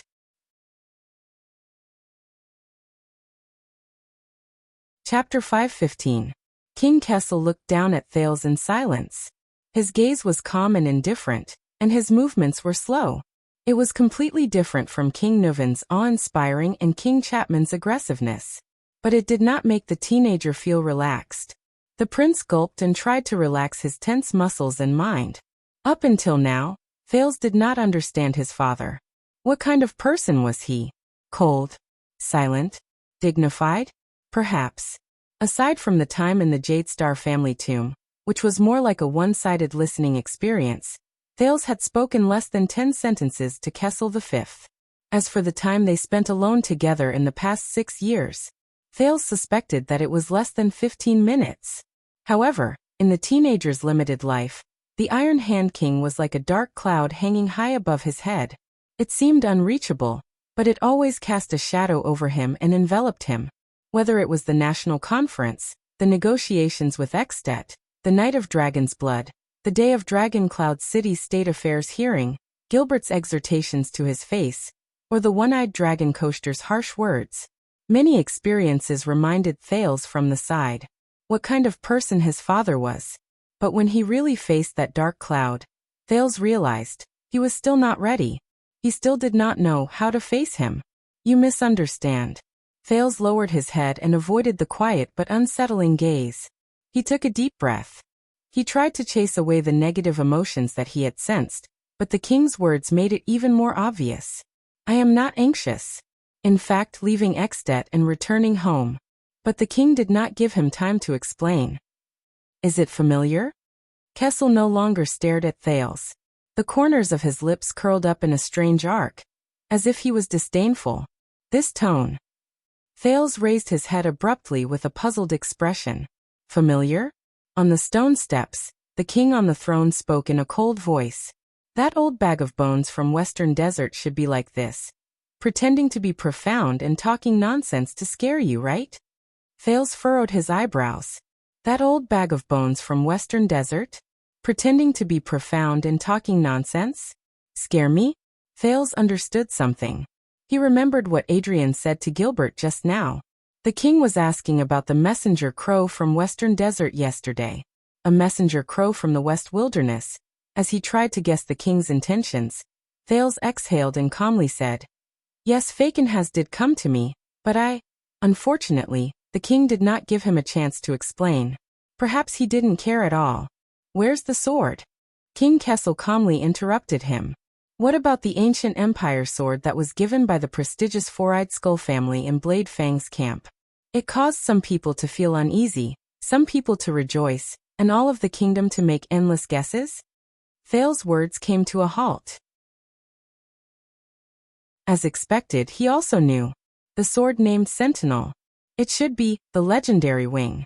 With a certain thought in mind, Thales raised his voice and answered. It is in the luggage, guarded by Lord Mallow's men, but... No. For the third time, King Kessel interrupted the Duke of Star Lake. It's not there. On the platform, the king slowly leaned back against the back of the throne. It's in your heart. Thales was startled. Kessel V calmly looked at the Duke of Star Lake at the foot of the platform. And you don't even know where that sword will stab. Thales was silent for a while. Obviously, the king was very dissatisfied with what happened in Western Desert. But, I am very sorry about what happened in Western Desert. Thales tried hard to regain his composure, and tried hard to treat the person in front of him as another Northland vassal he could negotiate with. But Fakenhas' purpose in coming to me. But he still could not finish. When I sent you to the north, unlike the Northlanders and even the Western Desert people, King Kessel's tone was very light, and there was very little fluctuation in his words. But compared to King Chapman's preemptive words and Fakenhas' alarmist words, the effect of the King of Constellation's soft words was not inferior to the former two. I did not expect that much from you. Thales was speechless. King Kessel sat on the throne with his back almost half raised. His posture seemed relaxed, but his eyes were locked on Thales. At least I did not expect you to rebuild Northland and appoint a new king. Rebuild Northland. Appoint a new king. Thales closed his mouth, feeling the weight behind these two sentences, feeling the faint contempt and accusation behind them. That's right. Rebuild new king. This was indeed what he had been doing for the past 6 years, but Dragoncloud City was filled with blood and corpses. Heroic Spirit Palace was in a state of mutual hostility, and everything was hanging by a thread. The teenager bit his lower lip. With a little displeasure, Thales raised his head again. I did not want it to be like this, but, when he talked about what happened 6 years ago, he thought he would remember the injustice back then, and then he would sneer and ask about the king's conspiracy, mock the failure of the Secret Intelligence Department, and ask why he was put in danger. But at that moment, when he looked into King Kessel's eyes, which were as calm as still water, he did not care. There was a small voice in Thales' heart. He would not care. Thales pursed his lips. He suppressed the indignation in his heart, turned his head and said, That was an accident. Silence. Thales was not used to the darkness in the meeting hall. 6 years ago, this place seemed spacious and bright. The teenager suddenly remembered the only day he stayed in Renaissance Palace, and his first impression of the palace. The cold room, the hard stone bed, the bone-chilling cold, and the deep darkness. Just like the abandoned house. No. The king snorted and brought Thales back to reality. That was not an accident. King Kessel stared at his son, and his tone was strange. That was an accident. Thales' heartbeat was a little erratic. At least, that is what the Secret Intelligence Department said. Secret Intelligence Department. Thales' heart sank. The Secret Intelligence Department again. The king narrowed his eyes slightly. You must know, in this world, there are not many things that can catch the kingdom's Secret Intelligence Department unprepared. Not necessarily. Thales silently retorted in his heart. When he heard the Secret Intelligence Department, the displeasure that Thales had just suppressed rose again. All right. The prince took a deep breath. Let me put it this way, if there is an accident, it must be you. Thales paused, and changed the way he addressed them. They are the ones who do not trust me. The lights in the meeting hall dimmed a little, and the shadow on the throne became even more blurry. King Kessel hummed in acknowledgement. He seemed to be asking a question, but was not. They do not trust you? Thales answered with a snort. Yes, whether it is the calamities or Lampard. Before the Secret Intelligence Department took action, they blocked all information, and kept me in the dark, even if it was harmful to me. The teenager exhaled. There were a few times when I almost died. Thales stared fixedly at the king, trying to see something in the dim light. The meeting hall was quiet for a few seconds. But what made him feel a little disappointed was that Kessel remained seated and did not move. His tone did not change at all. Is that so? The king's indifferent attitude made Thales subconsciously clench his fists. I had no choice. Thales felt that his words were becoming more and more unyielding. I had to adapt to the situation and find a way out. The king remained the same. Is that so? Thales felt a lump in his chest. Yes. He raised his voice and said unhappily, whether it is for myself or for... The teenager paused for a moment and glanced at the king before he said, Constellation. Kessel's gaze was unreadable, but this time, what he said was different. Just like what you did in the national conference. Thales froze for a moment. The national conference. He suddenly remembered that 6 years ago he was unwilling to be a puppet in that conference, so he said shocking words and angrily rebuked all the suzerains. He could not help but sigh a little, but Thales still nodded. Yes. The teenager's voice sounded a little gloomy. I had to do it. The king raised his gaze and looked at the other end of the meeting hall. He seemed to be thinking about something. A few seconds later he snorted and repeated, I had to do it. They do not trust you. The king twirled the scepter in his hand and said in a contemplative tone, And you had to do it? Thales did not know how to answer. Perhaps it was because he had not seen Kessel for too long, or perhaps it was because the rumors he heard over the years had distorted his understanding of the king. Thales realized that he could not read the Supreme King's emotions and actions. It was like there was a curtain between them. This was a situation he had never encountered when he faced Neuven, Lampard, the 5 Northland Archdukes, and the 3 Great Dukes of Constellation. In the end, the king chuckled softly. You mean? The next moment, King Kessel raised his gaze, which was as calm as before, but inexplicably profound. They did not trust you to be able to put your arm around King Neuven's shoulder and call him brother. So when he fell, you were caught in a trap of your own making and were dragged into the enemy's hands. And you had no choice but to counterattack, return to heroic Spirit Palace, and create a new king? Thales shuddered. King Kessel continued to speak, each word carrying a peculiar charm. Or they did not trust you to be able to get along well with the girl from Dragon Cloud City. So much so that she abandoned everything in order to force you to stay, incurred public anger, and publicly broke off relations with all the vassals? And you had no choice but to meet Lampard privately and find another way out? Thales only felt that his throat was a little dry. The king continued to laugh coldly. Or they did not trust you to be able to conceal your identity in Western Desert, and have an unclear relationship with a group of mercenaries who sell swords. Then they saw through your identity and used it to threaten the Baron of Bladefang's realm? And you had no choice but to. The king did not continue. He only curled his lips. But that was enough. Thales closed his eyes and took a deep breath. As expected. He knew. He knew everything. But Thales suddenly realized that in the face of the king's words, all the self-defense and reasoning he had developed over the past 6 years were useless. He could explain. But whether it was Asda and Giza during the Night of Dragon's Blood, or Little Rascal's background, or the secret between Quick Rope and the old royal guards, he could not explain. He could not explain. Thales opened his eyes and said with difficulty, "Is that what the Secret Intelligence Department said?" This time, the king stared at him for a long time. A long time. Finally, King Kessel opened his mouth again, but his tone gradually became stern.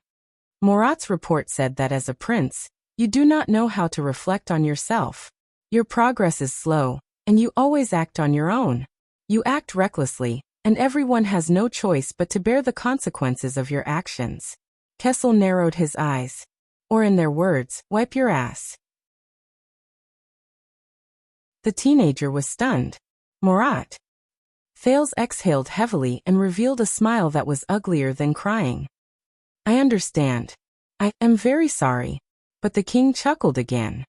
And Gilbert repeatedly told me that you improve very quickly. You learn in difficult situations, grow through setbacks, and gain wisdom after experiencing setbacks. You are a rare genius. Gilbert. Thales felt warmth in his heart. He praises me too much. Kessel sized him up. The scepter in his hand stopped spinning. But Ida has a third opinion. Heir. The moment he heard that name, Thales was stunned. Who? Thales raised his head in puzzlement. The king had left his seat and was leaning forward to size him up. She said in her letter that you grow too slowly and too quickly, which annoys her. Wait a minute? Thales repeated in disbelief after he heard the way the king addressed him. Ida? A certain crazy, hopping short figure appeared in front of him. Thales stared and moved his lips stiffly. That person can write letters? It's fake, right? But Kessel V did not seem to feel that it was funny and absurd at all. The king continued to speak, minding his own business. She said that you grow too slowly.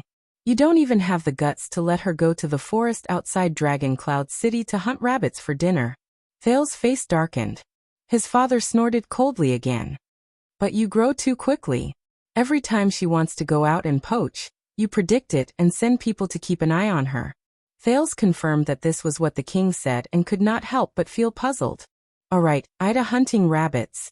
Is that important? The king did not answer. He just stared at the second prince quietly under the waning light. Thales calmed down a little because of Aida's name, but the king's gaze made his heart clench again. But I can see that you have indeed changed after 6 years. The king said faintly. Thales was stunned. He turned his head slowly to avoid the king's condescending gaze. 6 years is a long time. But Kessel shook his head. No. Whether it is Morat or Gilbert. The king said softly. They are both wrong. Thales' breathing began to quicken. The king's gaze became sharper. As for Ida, Kessel's words were very strange. At that moment, Thales did not know if he was disdainful or sentimental. This made Thales suddenly curious. I wonder if Black Prophet Morat, who is said to be able to see through lies, can see through the king before me? No, the King of Constellation's words pulled Thales' attention back. You do not grow fast enough. Kessel said unhurriedly. Not slow enough. Not fast enough. Not slow enough. Doubts surged. Thales frowned slightly. I do not understand. Fortunately, the king did not interrupt the teenager this time, nor did he change the topic. But Kessel's next words were full of profound meaning, causing him to fall silent. You either grow fast enough. King Kessel raised his head to look at the ceiling. His gaze was unfocused, as if he was looking into the past. So fast that it is unexpected, so fast that it is gratifying. So fast that in just 6 years you can bear the weight of the entire planet. The king's gaze focused on Thales, and it returned to its cold and indifferent state. But you did not bear the weight of the entire planet. Thales gulped. He felt his body stiffen. The king looked at him from afar, and there was a hint of disappointment in his eyes. You either grow slow enough. Kessel lowered his head and looked at his open left palm. His words were a little desolate. Slow enough to know your place, slow enough to do things step by step, slow enough for us to unload the burden of the kingdom bit by bit. The king clenched his fist and looked at Thales again. His gaze was slightly cold. But you did not know your place, do things step by step. He understood some of the king's meaning. At that moment, Thales did not know how to answer. Right now you are neither growing fast nor slow, the king said coldly. Said the king coldly. His tone became even colder. Neither too fast nor too slow. Neither too fast nor too slow. Kessel snorted softly. There was a hint of disdain and frustration in his tone. He shook his head. You exceed my expectations, but you also disappoint me. Thales took a few deep breaths. He wanted to say something, but he did not. This time, the silence between the father and son was exceptionally long. They just looked at each other quietly, and they did not speak for a long time. Then, the teenager could no longer endure the depression in his heart. Thales paused for a moment. With indescribable depression and gloom, he exhaled a few times. He tried his best to smile, but he could not. I thought that on the first day I returned to Eternal Star City, you would talk about something positive about your reunion with your father. Thales turned his head around, trying to find something to ease the tension. Father. But Kessel obviously did not have the same intention. And I thought that after experiencing so much, you would understand what it means to live for Constellation. The king's gaze burned, and his tone was cold. Prince. Thales froze. Kessel looked at Thales and snorted softly. He seemed to be disdainful. But fortunately we still have time to teach you how to be a Prince of Constellation. Be Prince of Constellation. Thales did not speak. He could only feel an indescribable emotion rising in his chest. It made him uncomfortable. It was difficult to get rid of it. But in the end he did not say anything. Your homecoming banquet will be held a week later. It will be the time for you to show your face again. The king turned his head around. He was not bothered by Thales' silence. No one knew whether he saw it as a tacit agreement, or whether he did not care about it. During this period of time, you will keep a low profile. Let the kingdom slowly digest the return of the heir. Do you understand? Kessel said coldly. Thales was silent. After a few seconds, he answered with great difficulty. Just like 6 years ago? Kessel V looked up and spoke in a drawn-out tone. Even more than 6 years ago. Even more than 6 years ago. Thales stood where he was and did not move. A few seconds later, yes. Thales felt his voice was hoarse, like an old machine. Your Majesty. Kessel stared at him for a few seconds before he spoke slowly. Very good. The king's tone was slightly sarcastic. Son. Kessel V leaned back again and sank into the shadows. The meeting hall returned to dead silence. Thales panted a few times and calmed himself down. I believe you have nothing else to say. He forced himself to speak respectfully. Your Majesty. There was no reply from the throne above him. Thales took this as a tacit agreement. The Duke of Star Lake bowed and walked back with complicated and indescribable feelings. Stop. The king's words echoed in the meeting hall. Thales stopped. Your Majesty, is there anything else? But King Kessel only shook his head in the shadows. No. But you must stay here. The king said coldly. At least 15 minutes. Thales was stunned. Why? Kessel maintained his posture. Only a pair of eyes that reflected a cold light could be seen in the shadows. They contrasted with the staff of Constellation in his hand. Because in the eyes of outsiders, a positive topic of reunion between father and son would probably take this long. Thales held his breath. He swallowed hard. I see. The reunion between His Majesty and the prince is only worth 15 minutes. The second prince turned around and looked at his father on the throne. The emotions in his heart were indescribable, and his tone was slightly resentful. But we don't need it. Kessel snorted. We don't need it. But the kingdom needs it. The unhappiness in Thales' heart surged again. I see. He did not have to be anxious, because it was destined 6 years ago. 6 years later. It was still the same. Thales adjusted his breathing and sneered. So I have to stay here for 15 minutes. Only then will the kingdom not know about the rumors of conflict between the royal family and the discord between father and son. Right? In the face of the prince's slightly provocative words, the shadow on the throne froze slightly. A few seconds later, King Kessel also snorted coldly. They didn't know. There was a deep chill in the king's words. Until you accepted that sword. That sword? Thales suddenly paused. He did not understand. That sword is just. But Kessel raised his voice and interrupted him. But they still won't know. At some point in time, the king had left his seat again. He stared at Thales coldly under the firelight, as if he was staring at his enemy. Because I had no choice but to stop all the decrees regarding Western Desert this year, from taxes to land quotas and even conscription, to show the greatest kindness to your new friends. New friends. Thales' thoughts froze. Kessel snorted angrily. Just for that damn sword of yours. In the face of the king, whose expression remained the same, but whose emotions seemed to have turned cold for more than one winter, Thales frowned to show that he could not understand. If you are dissatisfied because of this, I can return that sword at any time. You don't have to think about me. You can continue with your great plan to conquer Western Desert. But the king suddenly asked, did it change you? Thales stopped talking. Changed what? The prince asked, puzzled. Kessel narrowed his eyes on the throne on the dais. You said that this journey of almost dying a few times. Did you learn anything? A journey of almost dying a few times. Thales' mood turned cold. Yes.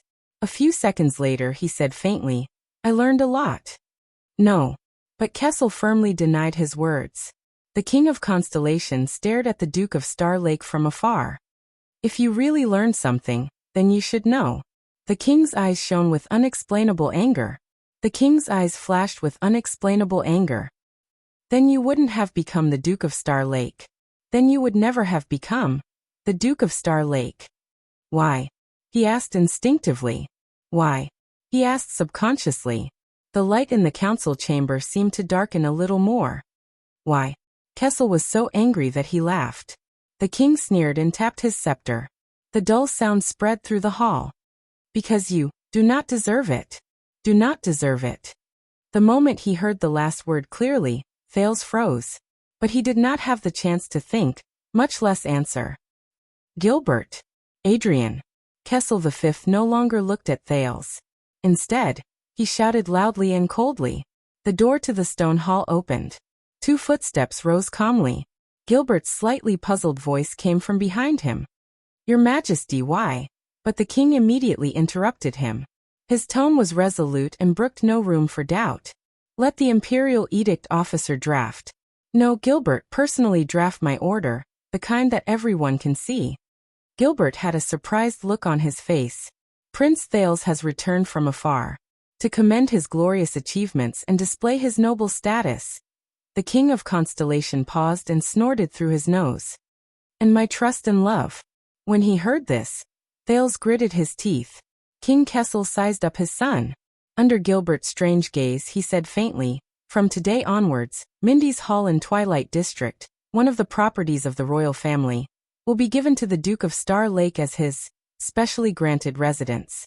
Gilbert glanced at Thales. There was surprise and puzzlement in the Foreign Affairs Minister's eyes. Yes, Your Majesty. Gilbert quickly nodded and obeyed the order. Thales slowly raised his head, but realized that King Kessel did not even look at him.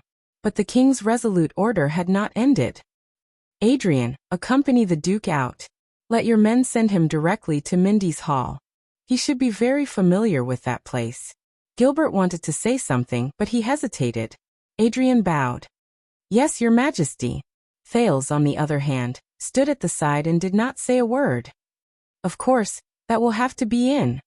The king snorted coldly and sank into the shadows again. In 15 minutes. No pop-up window, please bookmark.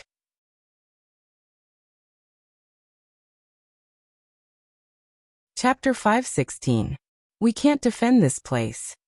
Glover led his mount and stood in front of a wide and exquisite iron gate with 2 openings. He looked at the exquisite garden and the dragon's kiss fountain in the center before him. He sized up the 3-story house with tall pillars in front of him with a solemn expression. What? Beside him, Protector Doyle, who was checking his mount's teeth, asked in puzzlement. Around them, the royal guards who were assigned to protect the prince followed the etiquette officer of the royal family and the administrative officer of the city hall. They entered the beautiful manor in an orderly manner and did the headache-inducing handover and propaganda with the local servants and guards. Most of them were Jadestar private soldiers recruited from the outskirts of Central Territory. The layout of the complicated terrain, troublesome sentry posts, pointless decorations, and the Jadestar private army recruited from a foreign land. Vanguard Glover's gaze swept across the gate and walls to the backyard in the distance. The wariness in his eyes grew stronger. And a maze garden that is bigger than the Northern Territory.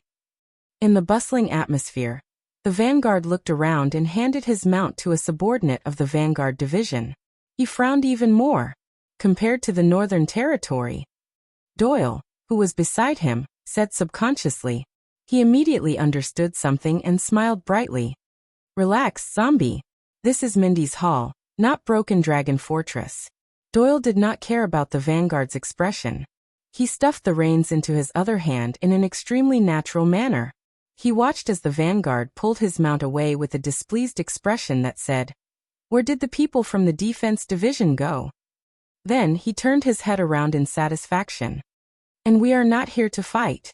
Glover snorted through his nose.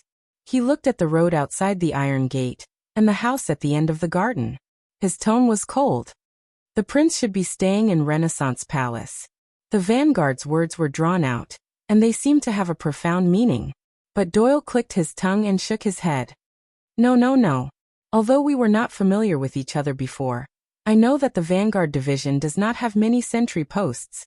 Glover pursed his lips. I'm not sure about Tormund Hall and the Silence Room where His Majesty and the Queen are. Doyle raised 3 fingers with a smug expression and snapped them down one by one. But the Ballard Room is very narrow. The Elan Court is a little too high and cold, and the Sumerian Hall is too dark and dark.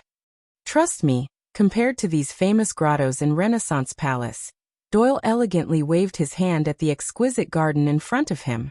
You'll like it better here. Glover narrowed his eyes. At least Mindy's Hall has. Doyle paused for a moment. He pointed at the iron gate, the garden, the fountain, the avenue, the main hall, and finally pointed at the sun above his head. He smiled faintly. There is light? Glover crossed his arms and looked elsewhere. He snorted in a way that made it seem as if he didn't know what was going on. Obviously, he wasn't too satisfied. Besides, do you know how high its artistic value is? Doyle's eyes lit up, and his tone changed. Glover furrowed his brows. Do you know its place in the history of architecture? The guard turned around and spread his arms, as if he wanted to hug the person in front of him. Let's not talk about the fact that this is the famous virtuous king's temporary imperial residence. But look at the garden, look at the reliefs, look at the tiles. Let's not even talk about the many art treasures in the palace. Think about it, if we hold a banquet here, the ladies in the capital will definitely fight to be the first. Doyle turned around with a dance step. His face was full of sweetness. Glover did not move. He only looked at Doyle with a disdainful expression. What's wrong? Doyle shrugged. He looked puzzled. Is it wrong to love art and love beauty?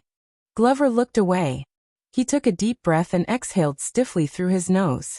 The familiar sound of a carriage and shouts came from the distance. It seemed like a person was directing the transportation. Doyle, who was immersed in art and beauty, had his expression change. Oh no, that's Stone and Fubby. He immediately jumped to Glover's side. His expression was stern, and his body was straight. He extended his arm and pointed at Mindy's Hall. Quick, pretend that you're talking to me, discussing the defense of the sentry posts or the defense plan. Look very attentive and serious. Glover was confused. What? This is the only way we won't be assigned to help with logistics. Doyle's expression did not change, but his lips moved slightly. Glover still did not understand. But why me? Because he never asks the vanguard to go, Doyle said softly through gritted teeth. Logistics Officer Stone and flag bearer Fubby brought a few subordinates and a few carriages while they were surrounded by a group of officials and Jadestar private soldiers. They left doubtful and puzzled gazes on Doyle, but when they saw Glover's stern expression, they got rid of their doubts and left. It was only then that Doyle heaved a sigh of relief and relaxed. Glover's gaze when he looked at him became even stranger, but Doyle did not feel awkward at all. He naturally returned to his intoxicated state of admiring the scenery. His gaze shifted, and he saw the teenager who stood quietly in the gaps between the figures moving back and forth under the pillars of the house in the distance beside the cedar wood door. Doyle narrowed his eyes and sized up the still and slightly lonely prince. The servants and guards around him seemed to have some sort of tacit understanding. They perfectly avoided the prince while they were busy with their work. The person closest to him was at least 10 meters away, but they would occasionally cast cautious glances at the teenager who did not say a word. "I'll bet you, that kid just got spanked." As if he was afraid that Doyle would not believe him, Doyle narrowed his eyes. "Believe me, I know this feeling." He appears to be very calm now, but that is all an act. Doyle stared at the prince's back. His gaze was melancholic, and he seemed to be rather sentimental. But in the deepest part of his heart, he just wants to find a place where there is no one and cry to his heart's content. Doyle stared at the prince's back. His eyes were melancholic, and he was rather sentimental. But in the deepest part of his heart, he just wants to find a place where there is no one and cry to his heart's content. This is not something you should comment on. The vanguard coughed sternly. "Protector Doyle." But Doyle snorted softly. "Enough with that lousy sword in the morning. You are also very displeased, aren't you?" Doyle nudged Glover's arm. He did not care about Glover's unpleasant expression at all, and he seemed to be taking pleasure in Glover's misfortune. "I'll bet everything I have with you.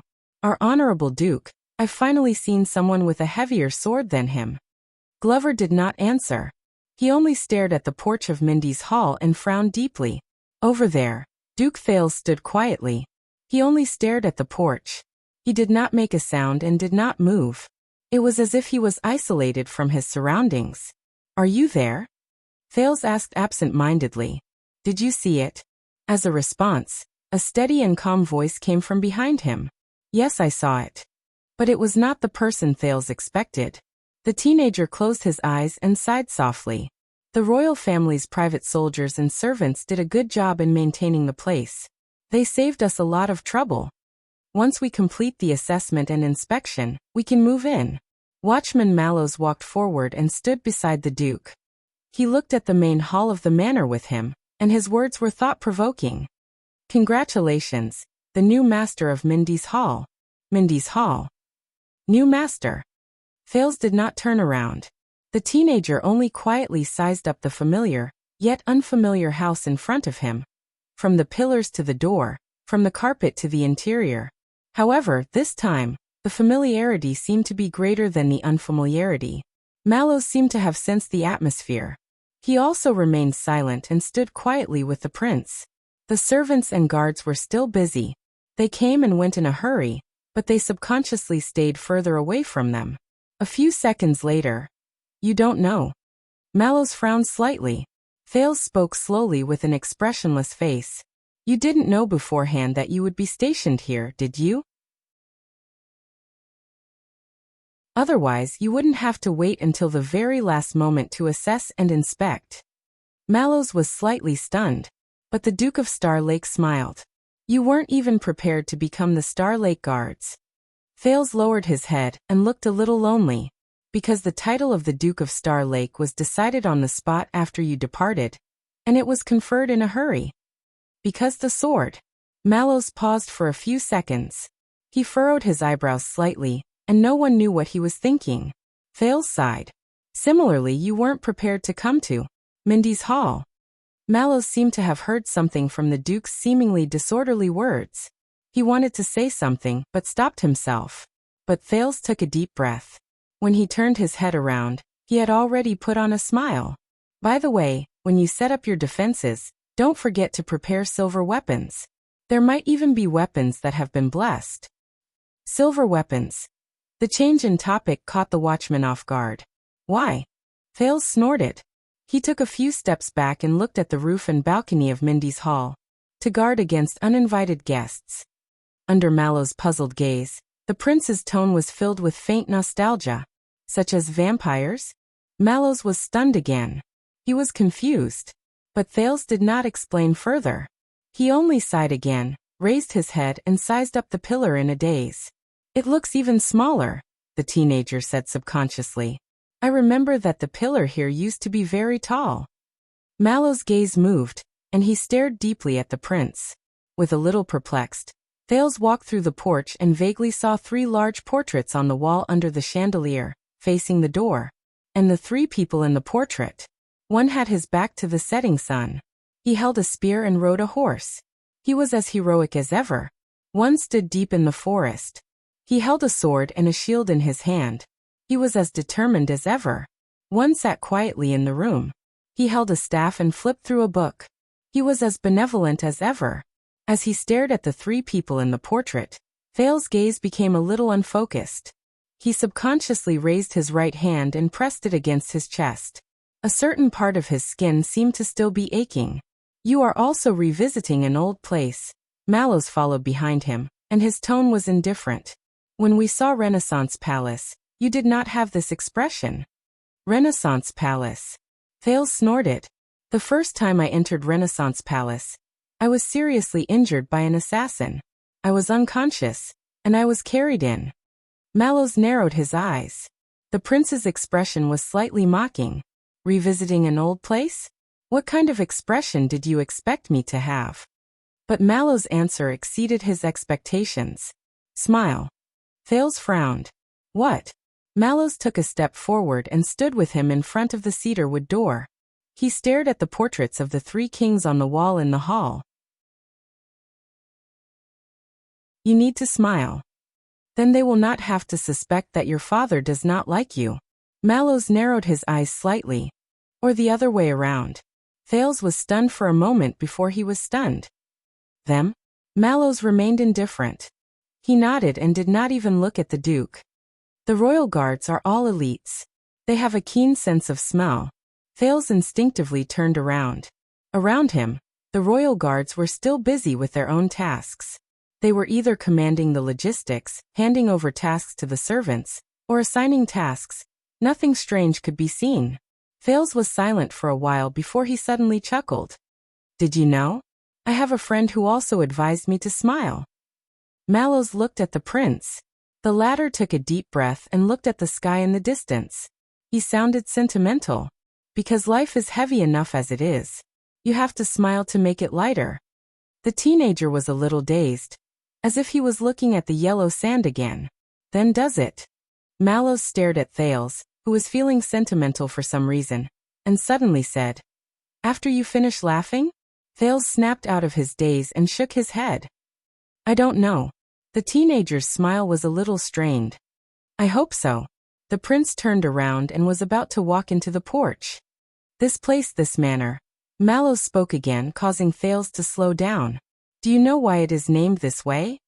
This place? Why is it named this way? Thales stopped walking and glanced at his surroundings. The prince gestured at the portrait on the rightmost side of the wall opposite him. In the portrait, a middle-aged man with graying hair was smiling at him in a friendly manner. But Mallows shook his head. No. The watchman crossed his arms. There was a hint of respect in his eyes as he stared at the hall. Although Mindy's III had indeed lived here more than 100 years ago, and most people thought that it was him. But no, Mindy's hall was not named after the virtuous king. Not the virtuous king's name? This piqued the teenager's interest. Very good. Thales turned his head around with great interest. Please enlighten me, my personal guard captain? Mallows did not care about the faint strangeness in Thales' tone. He turned around and looked in the direction of Renaissance Palace. His gaze was profound. Year 333 of the calendar of eradication, the 22nd Supreme King was crowned. His name appeared for the first time in the genealogy of Constellation's kings. Thales raised his eyebrows. What number? 22? That's. This king was young, but he was weak and sickly. He had to move out of the palace and look for a place to recuperate. He entrusted the affairs of the country to his uncle and the imperial conference. Mallow's words were very calm, just like his indifferent expression. The story he told was not necessarily delightful. In just 1 year, the young king unfortunately died of illness. He did not even leave behind an heir. The watchman stepped on the floor tiles under his feet. From then on, the manor in the suburbs where he died was named after him to commemorate him. Mallows looked at the prince indifferently, entrusted affairs of the country to his uncle, left the palace to recuperate. Nephew died young, left his name to commemorate. The story was very short. It did not even have a plot, and it was not very auspicious.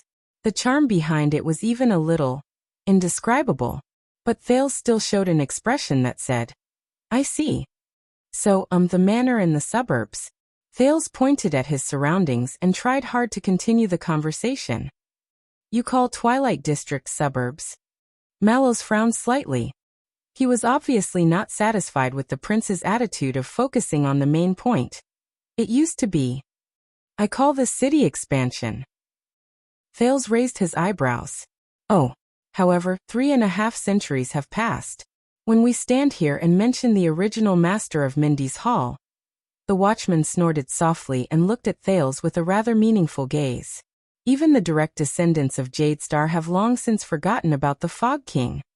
Thales was a little awkward. But he quickly noticed the title Mallows mentioned. "Fog King?" Mallows nodded. He extended his hand and knocked on the expensive cedarwood door. His tone was deep. Regardless of whether he was alive or after, Mindy's the first, who died young, was known as the Fog King. When he was alive, his rule was like fog. It seemed tangible, but in reality it was intangible. After his death, his story was like fog. It came and went in a hurry and disappeared quietly. Suddenly, Mallow's gaze became sharp. "No one remembers. No one cares." Thales subconsciously shuddered. "So, take care of yourself, especially when the entire royal guards are around." Mallow's gaze was focused on Thales again. It made the latter, who was originally a little depressed and lonely, quiver. "No matter what you went through." The watchman's tone became cold. "You must know that among the many inconspicuous and forgotten masters of Mindy's Hall, you are not the only one who is sick and miserable." "Sick and miserable." Thales subconsciously gulped and rubbed his face. "But just like the Fog King." The watchman snorted coldly. "No one will remember." Mallows looked in the direction of Renaissance Palace. His gaze was unfocused.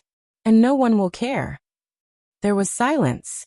It had to be said that at that moment, Thales, who had his worries and problems pointed out, felt a little awkward. After a while, the young Duke of Star Lake forced himself to laugh dryly. "Thank you for your encouragement, Lord Mallows." Even though it was not very inspiring. But the watchman did not respond to his gratitude. He only cast him a faint glance. "Once the room upstairs is ready, I will inform you, Your Grace." Once Mallows finished speaking, he strode into Mindy's Hall. Thales looked at his back, and while he felt awkward, he seemed to be deep in thought. "That uncle." The teenager suddenly spoke. Under the portrait of the King of Renaissance, Mallow's back froze for a moment. The Fog King's uncle who took over the kingdom's affairs. Thales' eyes burned. After Mindy's the first died of illness, did he inherit the throne? The watchman's back remained still for a few seconds. "Of course." Mallows turned his head around. His expression was profound.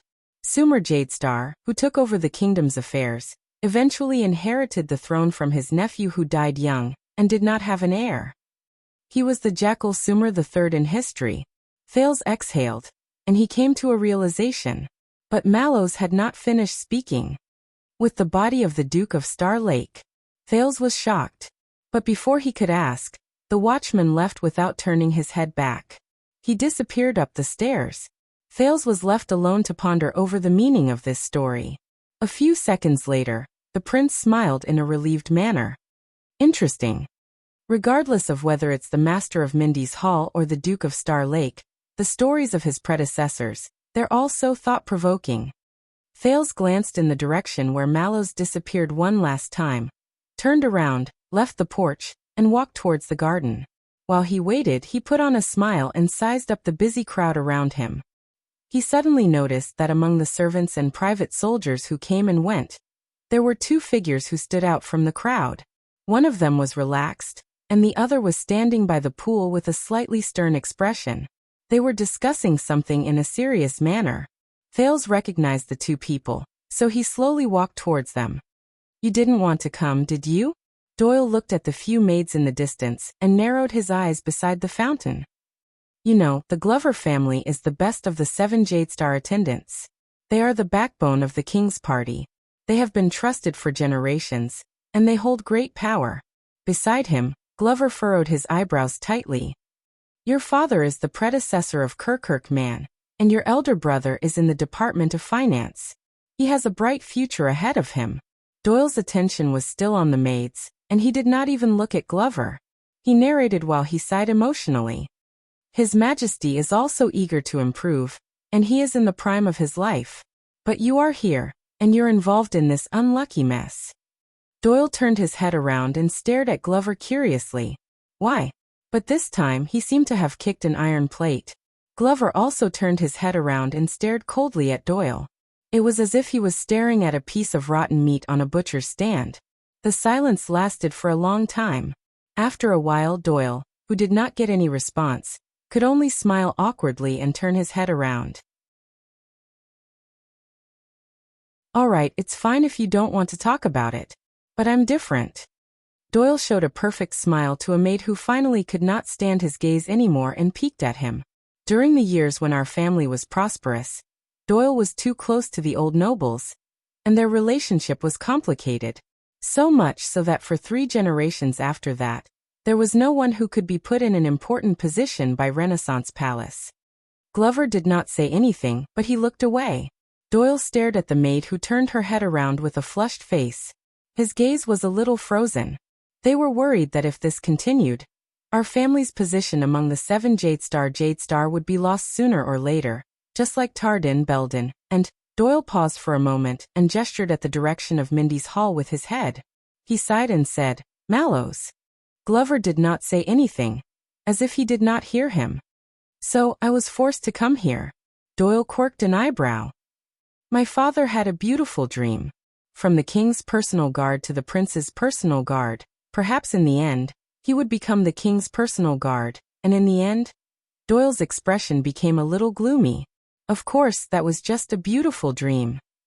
Glover's eyes sparkled a little.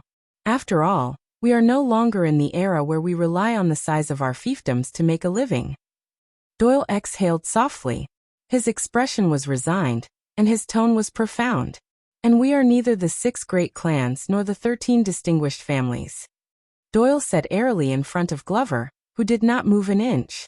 "We are just Jadestar's attendants. Stealing fragrance."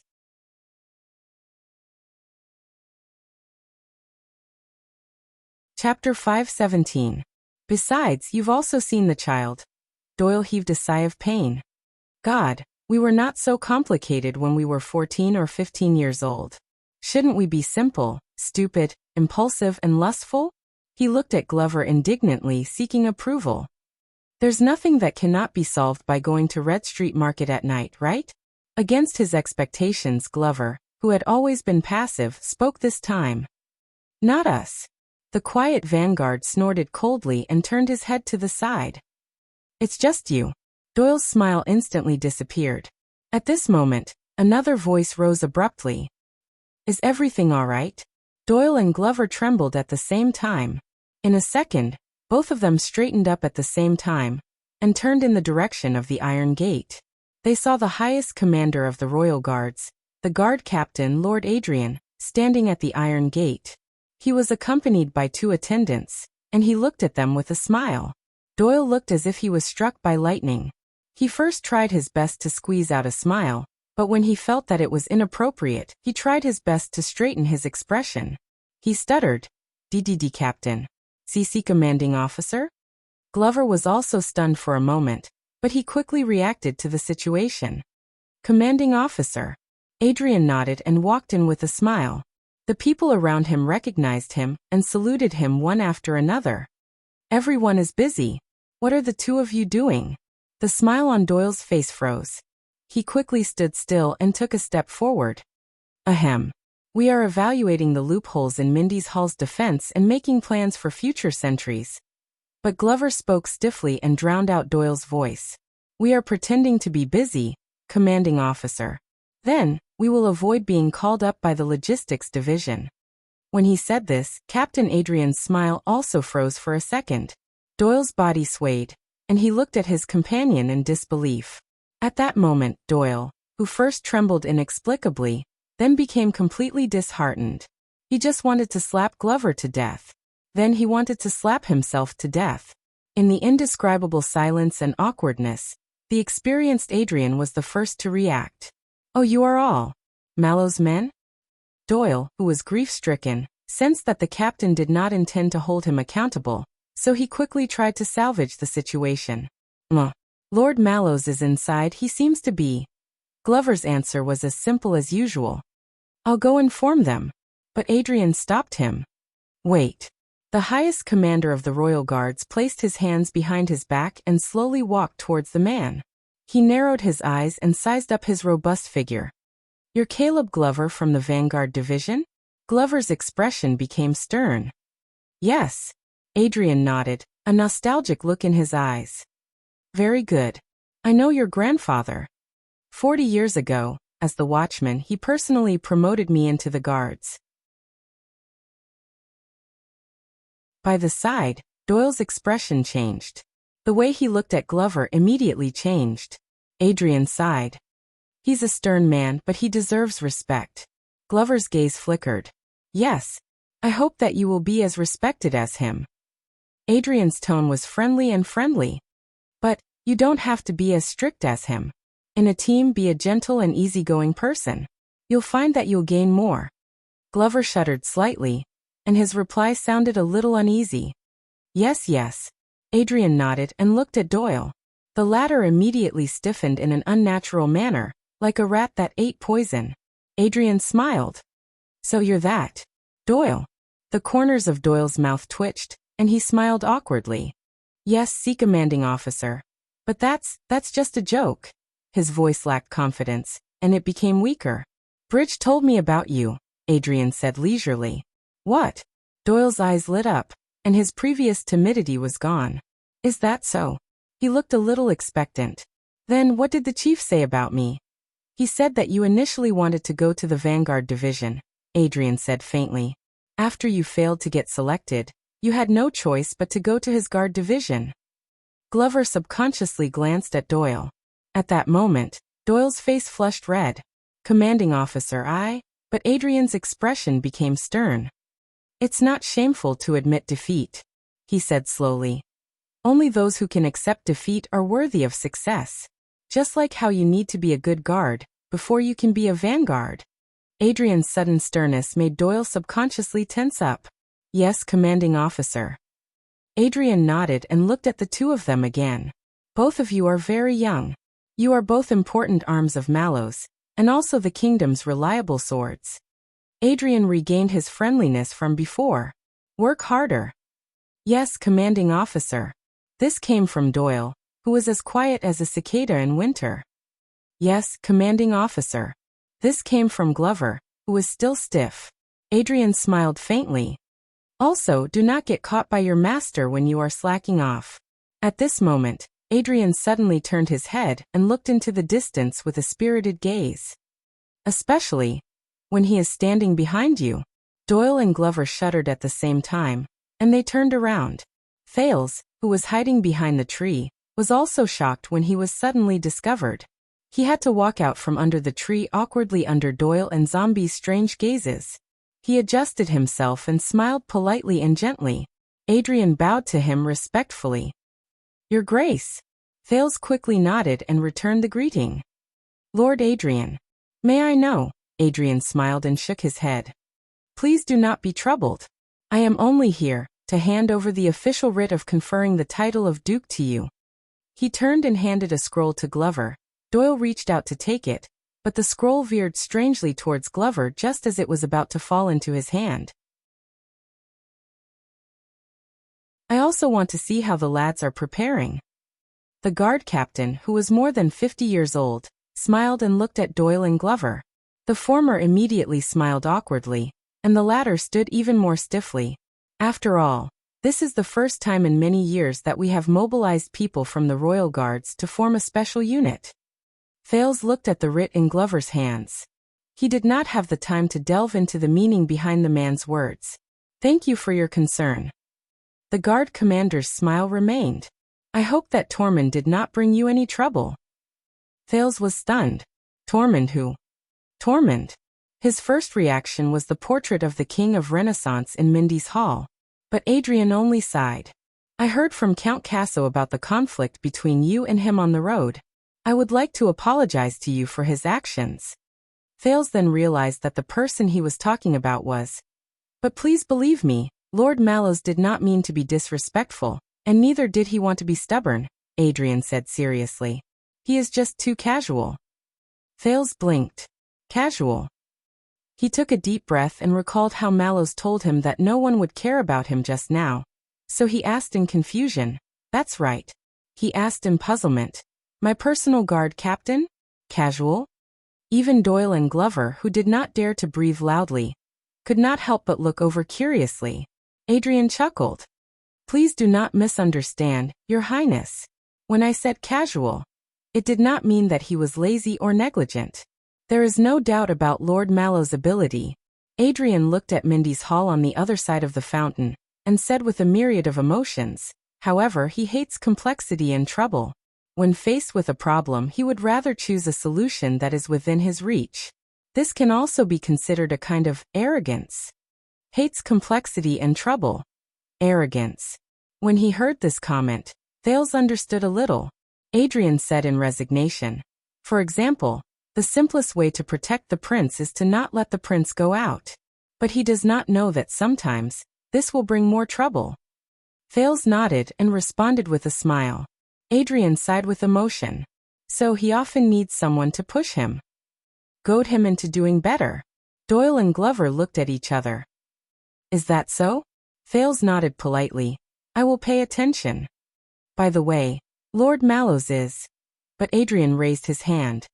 Oh no, I will not see him. The guard captain looked at Thales with a smile.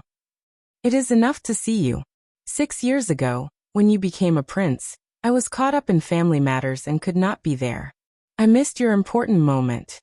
Adrian's gaze suddenly became serious. But fortunately, I did not miss the time when you became a duke. Thales was stunned when he sensed the meaning in Adrian's gaze. Your Highness.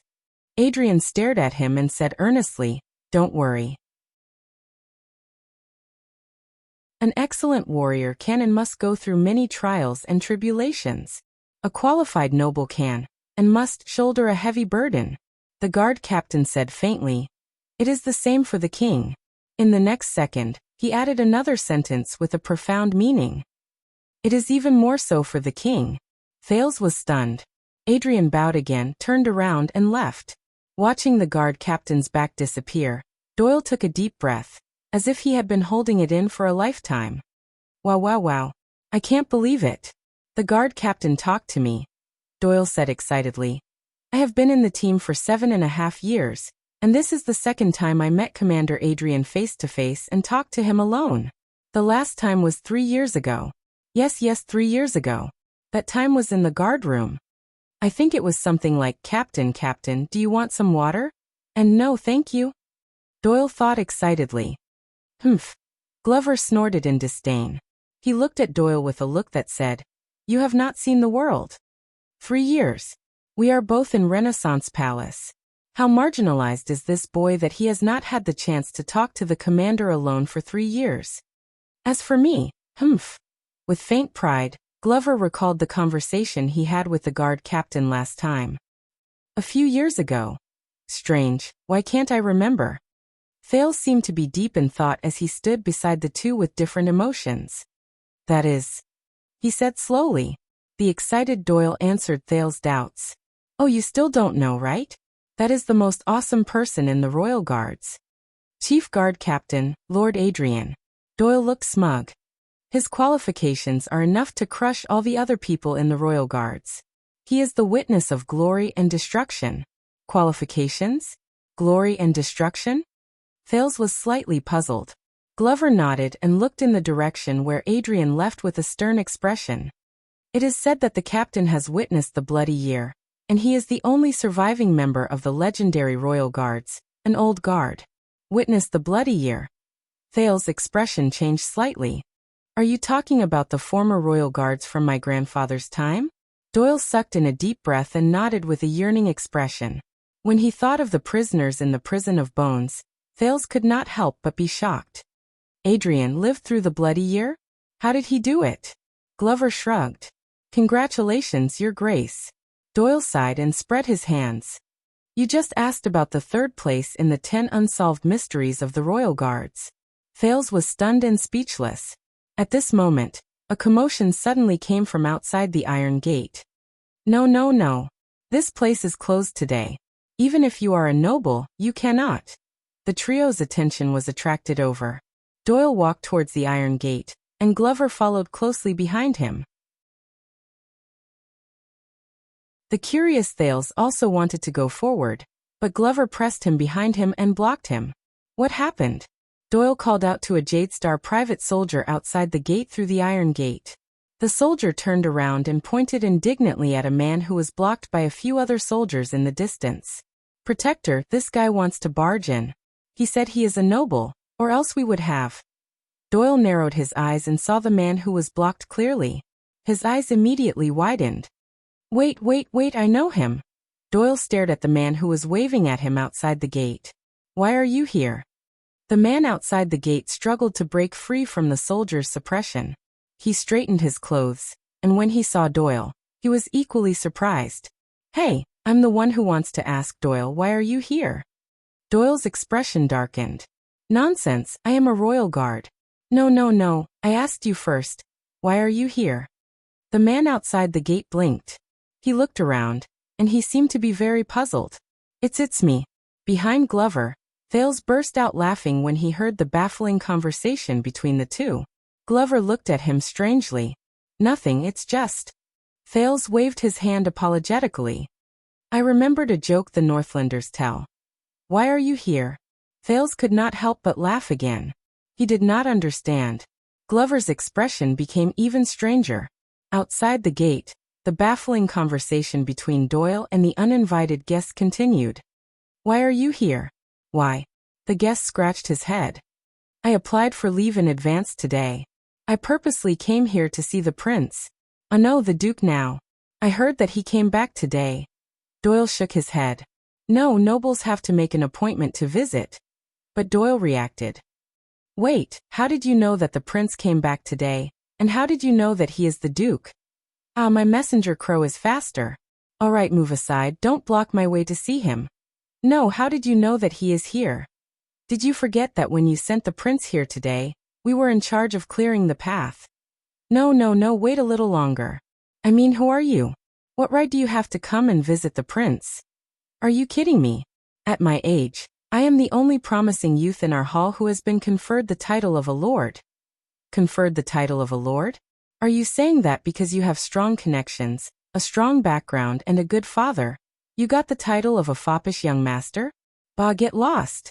I was conferred the title of a lord because of my meritorious service to the kingdom. Meritorious service? Are you talking about catching thieves on the streets? Catching you. It was my heroic expedition 6 years ago to protect the kingdom from the flames of war. Heh, I'll see how long you want to brag. Let me tell you, Doyle, you're just jealous. You're jealous because you can't make a name for yourself. Bah, you've been single for more than 20 years. Do you have any shame? Behind the iron door, Glover pressed his hand on his head with a face full of shame. Obviously, Doyle's negotiation with the man outside the door would not end anytime soon. The Jadestar private soldiers who were tired of listening had already returned to their posts. But Thales heard something from it. Doyle. Ignoring Glover's expression, the Duke of Star Lake walked past him decisively and reminded him loudly, Doyle. In front of the iron door, Doyle, who had been arguing endlessly, finally snapped out of his daze and remembered his duty. He quickly turned around and smiled apologetically. "My apologies, Your Highness, for disturbing you. Let me introduce, this is..." Doyle turned sideways and pointed at the uninvited guest outside the door. He awkwardly shouted a string of nouns. "My grandmother's brother-in-law's grandnephew." Glover sighed again and pressed his palm against his face. At that moment, Thales saw the guest outside the door clearly. He was stunned. The heir to a certain count's territory. He's working and on vacation in the capital." Doyle laughed dryly and said the person's name. "Cohen Caribbean." Thales stared at the man outside the door in a daze. Hey, Your Highness. Do you remember me? I'm the one who eats a lot of fruits and liver." Outside the iron door, the tall police officer Cohen looked at Thales, who had grown up quite a bit, in surprise. He then pointed at himself and revealed a mouthful of white teeth, revealing a silly smile that said, "It's me." Doyle looked at Cohen, who was trying his best to wave in horror. He coughed awkwardly. "By the way, Your Highness." Doyle did not notice his master's strange behavior. He lowered his voice and moved his head close to Thales' ear. "The nobles in the capital are all talking about this guy." Doyle pointed at Cohen, who could not stop smiling and waving his hand. He nodded discreetly and whispered confidently, "There's something wrong with his brain."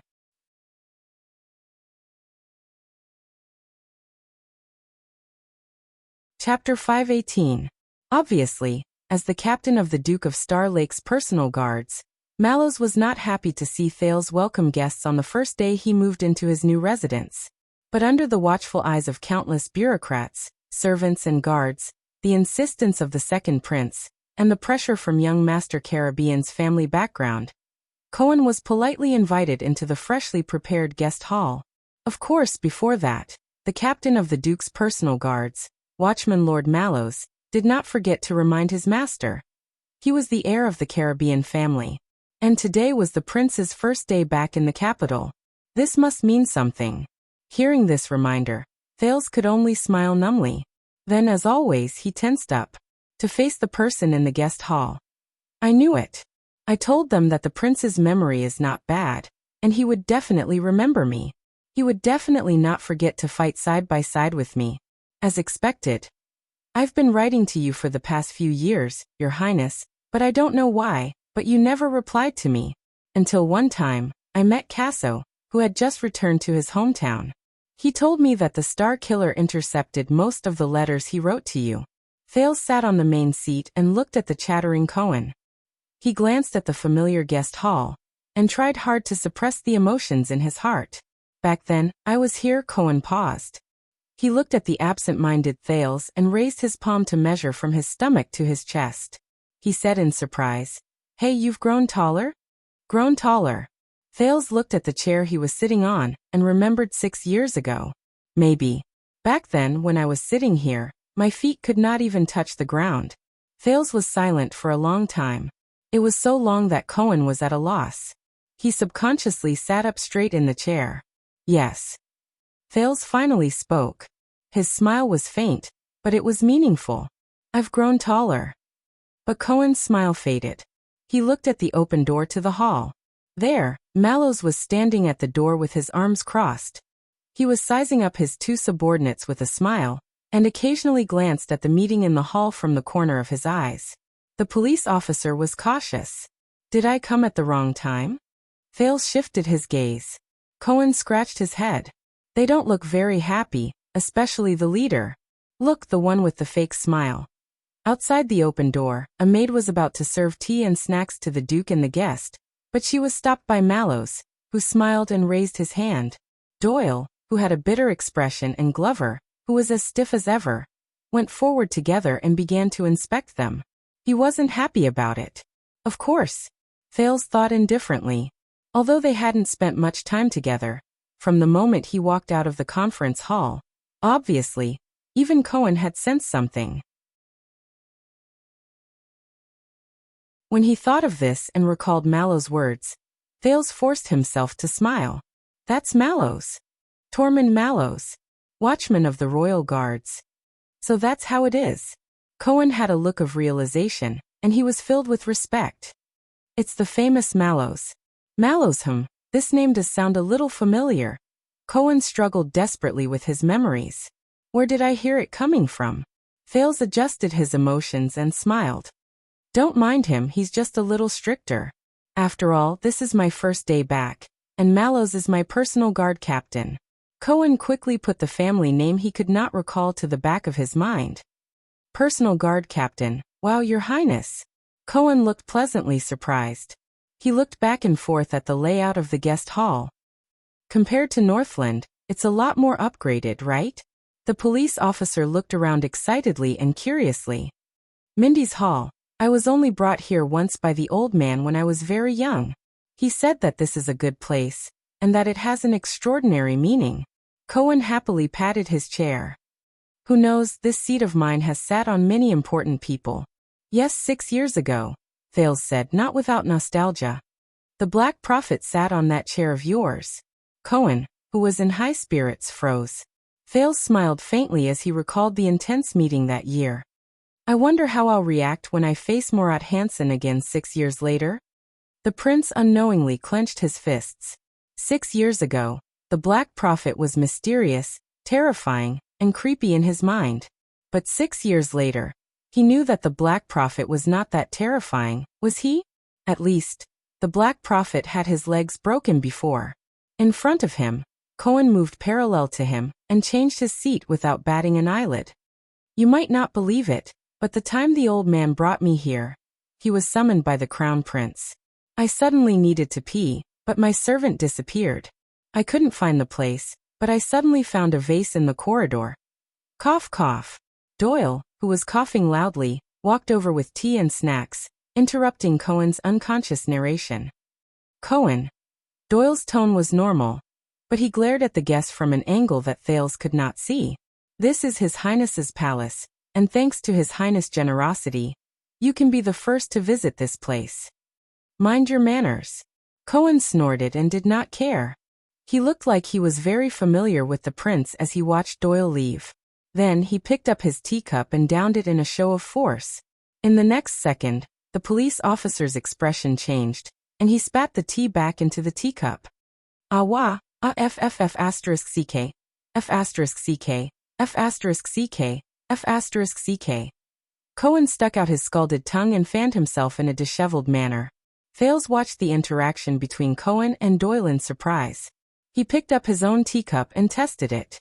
The temperature is just right. Under Cohen's indignant gaze, Fales coughed to break the awkwardness.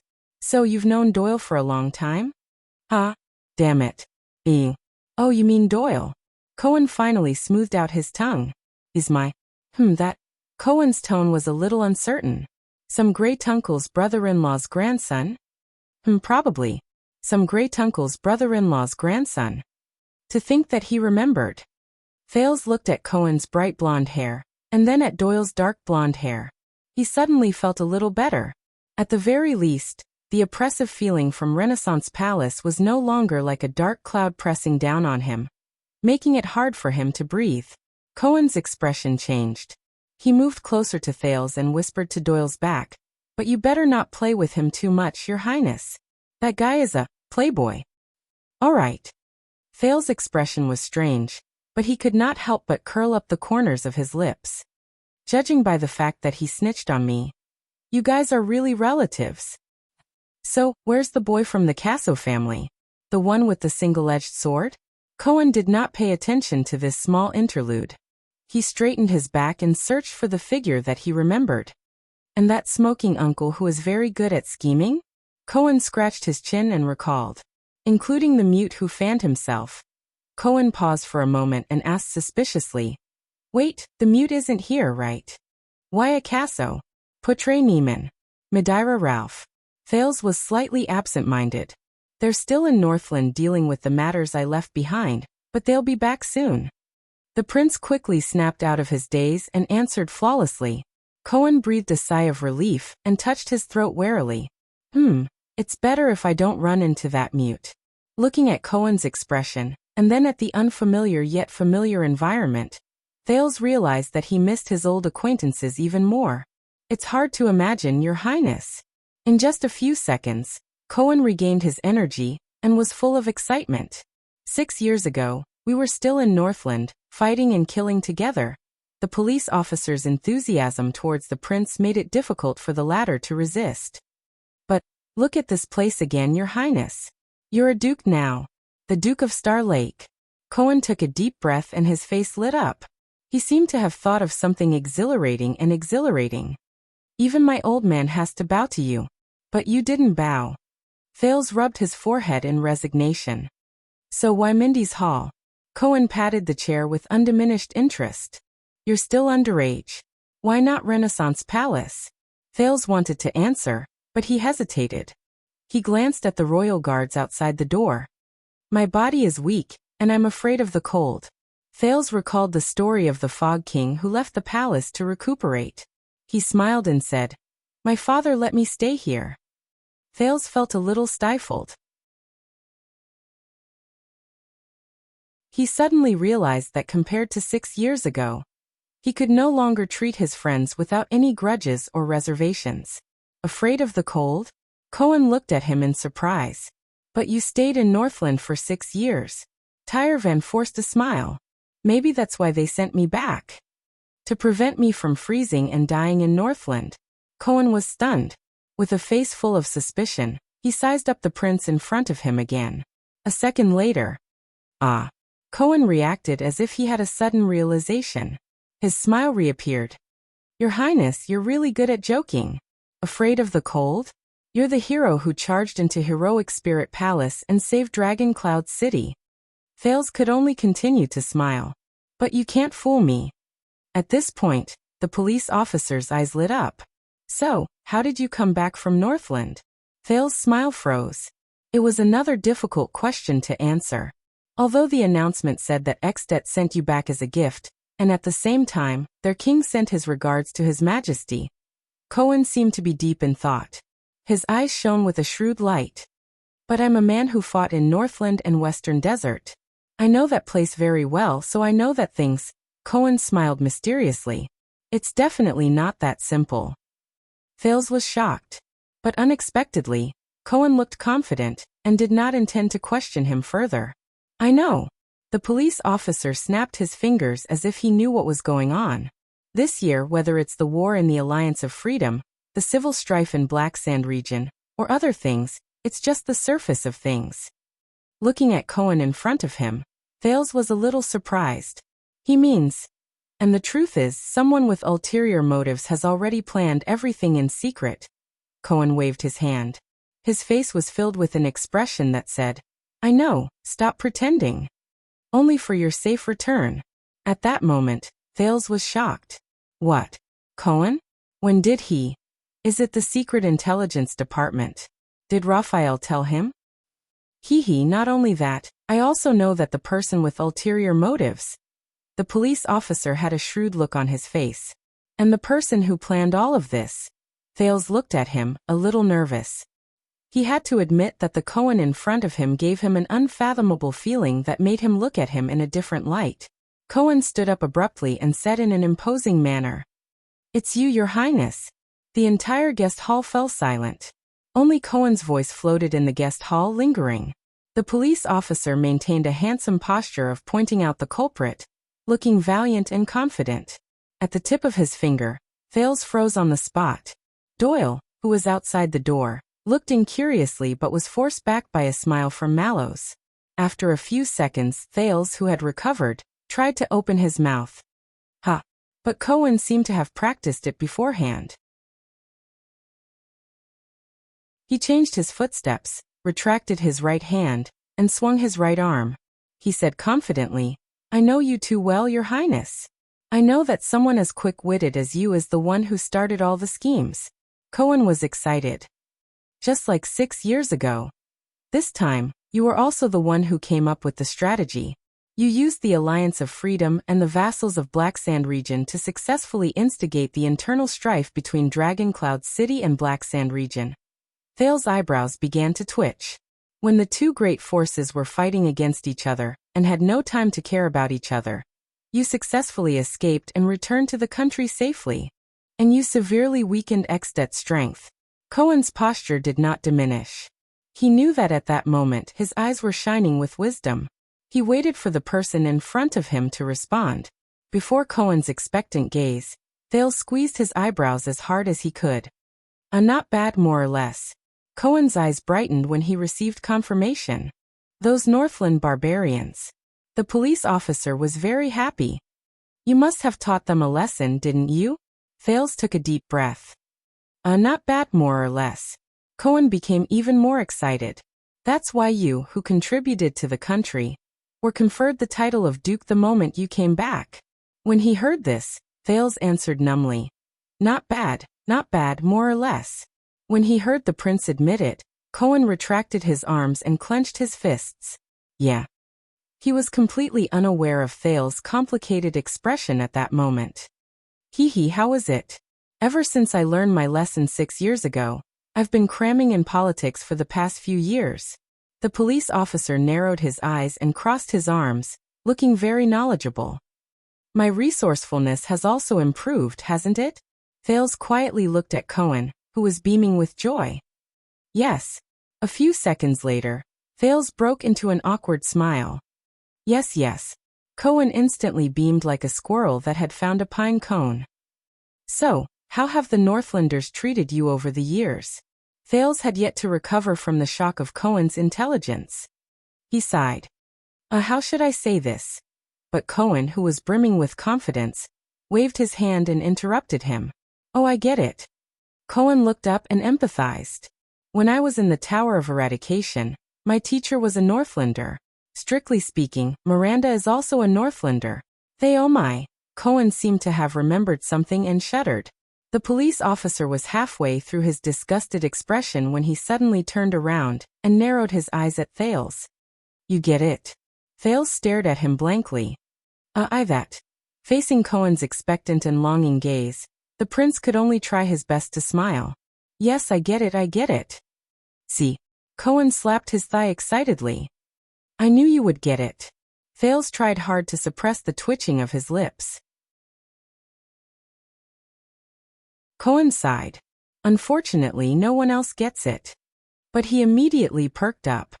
He looked at the confused prince eagerly, as if he was looking at his own younger brother.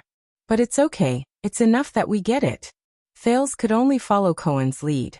He smiled foolishly and nodded, suppressing that terrifying question. What do I get? For the first time in this fruitful conversation, the Duke of Star Lake felt that his intelligence level was slightly lacking. Just as Thales was immersed in the sadness of his damaged intelligence, Cohen suddenly stood up and slapped his thigh. All right, I should go. Thales was instantly stunned. Go. Now. The police officer said with a smile. Your Highness, take care. Thales looked at the happy Cohen and asked doubtfully. That's it. Cohen blinked, as if he did not quite understand. Yes. Thales was stunned for a few seconds before he said. Don't you have anything else to do? Yes. Cohen's eyes darted around, and his mood became dejected. I have to go to the office in the afternoon to sign in, or else the director will deduct. Wait. That's it. As the heir of one of the 13 distinguished families. On the first day the second prince returned to the capital. No probing, no roping, no ulterior motives, no flattery, no threats, no temptations, no conspiracies? There's nothing. Mallows reminded me of everything? The Duke stared blankly at the dejected Cohen before him. For the first time since returning to Constellation, Thales felt a little out of sorts. Thales snapped out of his daze and shook his head. No, I mean. The prince hesitated for a moment. He looked at Cohen with a somewhat solemn gaze. How is your father? Thales still spoke, with a hint of discomfort and guilt. Walla Hills. Count Caribbean? Cohen was also stunned. Him? I don't know. He should be quite well. It's been a long time since I wrote to him. The young Duke was a little surprised. But, you came all the way here today just to spend a few minutes, chatting with me? Cohen paused for a moment and sank into deep thought. A few seconds later, he shrugged after thinking hard but to no avail. Yes, I just came to see you. The police officer scratched his head. He looked confused. What else? This time, it was Thales' turn to be stunned. At that moment, the legendary wing, Norb from the Secret Intelligence Department, the Duke of Western Desert, Derek Chroma, the Count of Black Lion, Watchman Mallows, Gilbert, Guard Captain Adrian. The faces of many people he had met since he returned to the kingdom flashed in Thales' mind. But, compared to the person before me, Thales looked at the silly Cohen in front of him with mixed feelings. The large police officer also stared at him in puzzlement and blinked. After a long while, the Duke, who had a lot of emotions, snapped out of his daze and took a deep breath. Cohen, you are the eldest son, right? The Caribbean family of the Sword of the Twin Towers. The moment he heard the word eldest son, Cohen looked like a frosted eggplant. He became listless. Yes, Cohen said listlessly. Thales quietly stared at the young master of the Caribbean family, the legitimate heir of Walla Hill. So, after you graduated from the Tower of Eradication, you went straight to Western Desert? You went to Lightning Raven? The police officer waved his hand. Yes. Your father didn't stop you. Thales gently rubbed the teacup in his hand. You know, you are the heir to the family's territory and title. Oh, speaking of this, Cohen tried hard to pull himself together and face these headache-inducing matters. My old man. Wait, how did you know that I served in Western Desert and went to Lightning Raven? The police officer looked at him suspiciously. However, Thales' expression did not change. Everyone knows. Cohen thought about it seriously and came to a realization. That's right, everyone knows. As for my father, of course he stopped me. He didn't want me to join the army, and he didn't want me to go to Western Desert. What I mean is, Cohen answered thoughtfully, but his tone gradually became gloomy. At least he tried to stop me. Thales stared deeply at Cohen. For the first time, he felt that he saw something different in this big man. But you still went. The prince said quietly. Cohen exhaled slowly. I still went. The living room was silent for a while. It seemed that both sides needed time to digest these few words. After that, did he not pressure you? Thales stared at the reflection in the teacup and asked absent-mindedly. Forced you to go back and become a qualified heir? Cohen shuddered slightly, as if he had recalled some bad memories. But he still smiled. Of course. You can't imagine. There was a hint of regret at the end of Cohen's words. The way he forced me to leave the army, he did not continue. But you are still here, Thales said faintly. In the capital? Yes.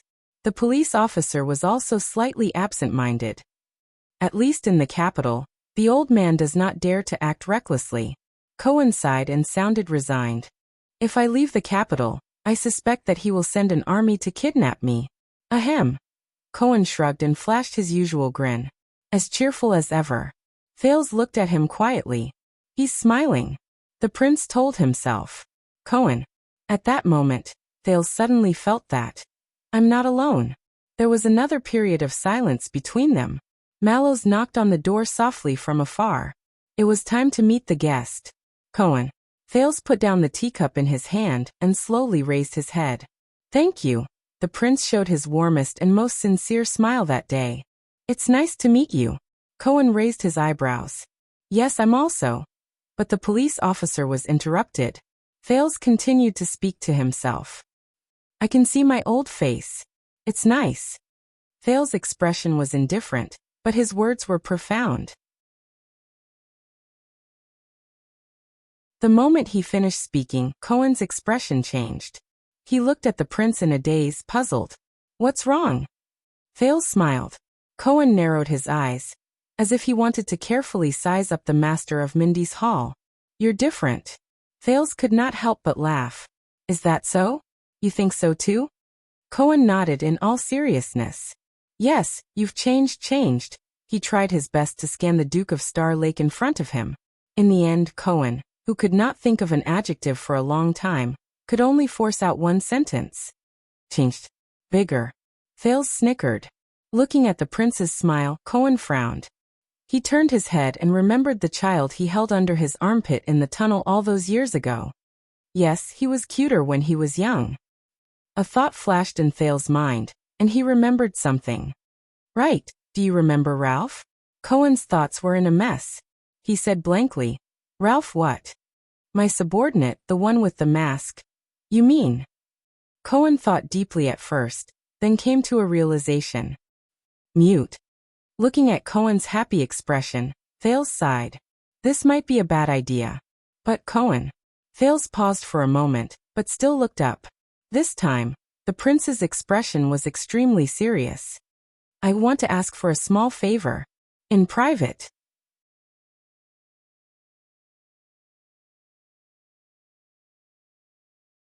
Chapter 519. His Majesty's warrant has been officially issued. Gilbert, who sat opposite him, was full of smiles. He raised his teacup and took a sip. Now the news of your return and title has spread throughout Eternal Star City. In a few days, the entire Central Territory, and even the entire country will know about it. While in the living room, Thales smiled helplessly as the host and not a guest. With the laziness of waking up in the morning, the teenager stood up and slowly walked to the window. The morning light shone through the curtains and illuminated the low-key but tidy guest hall. Thales pulled the window open and was greeted by fresh air.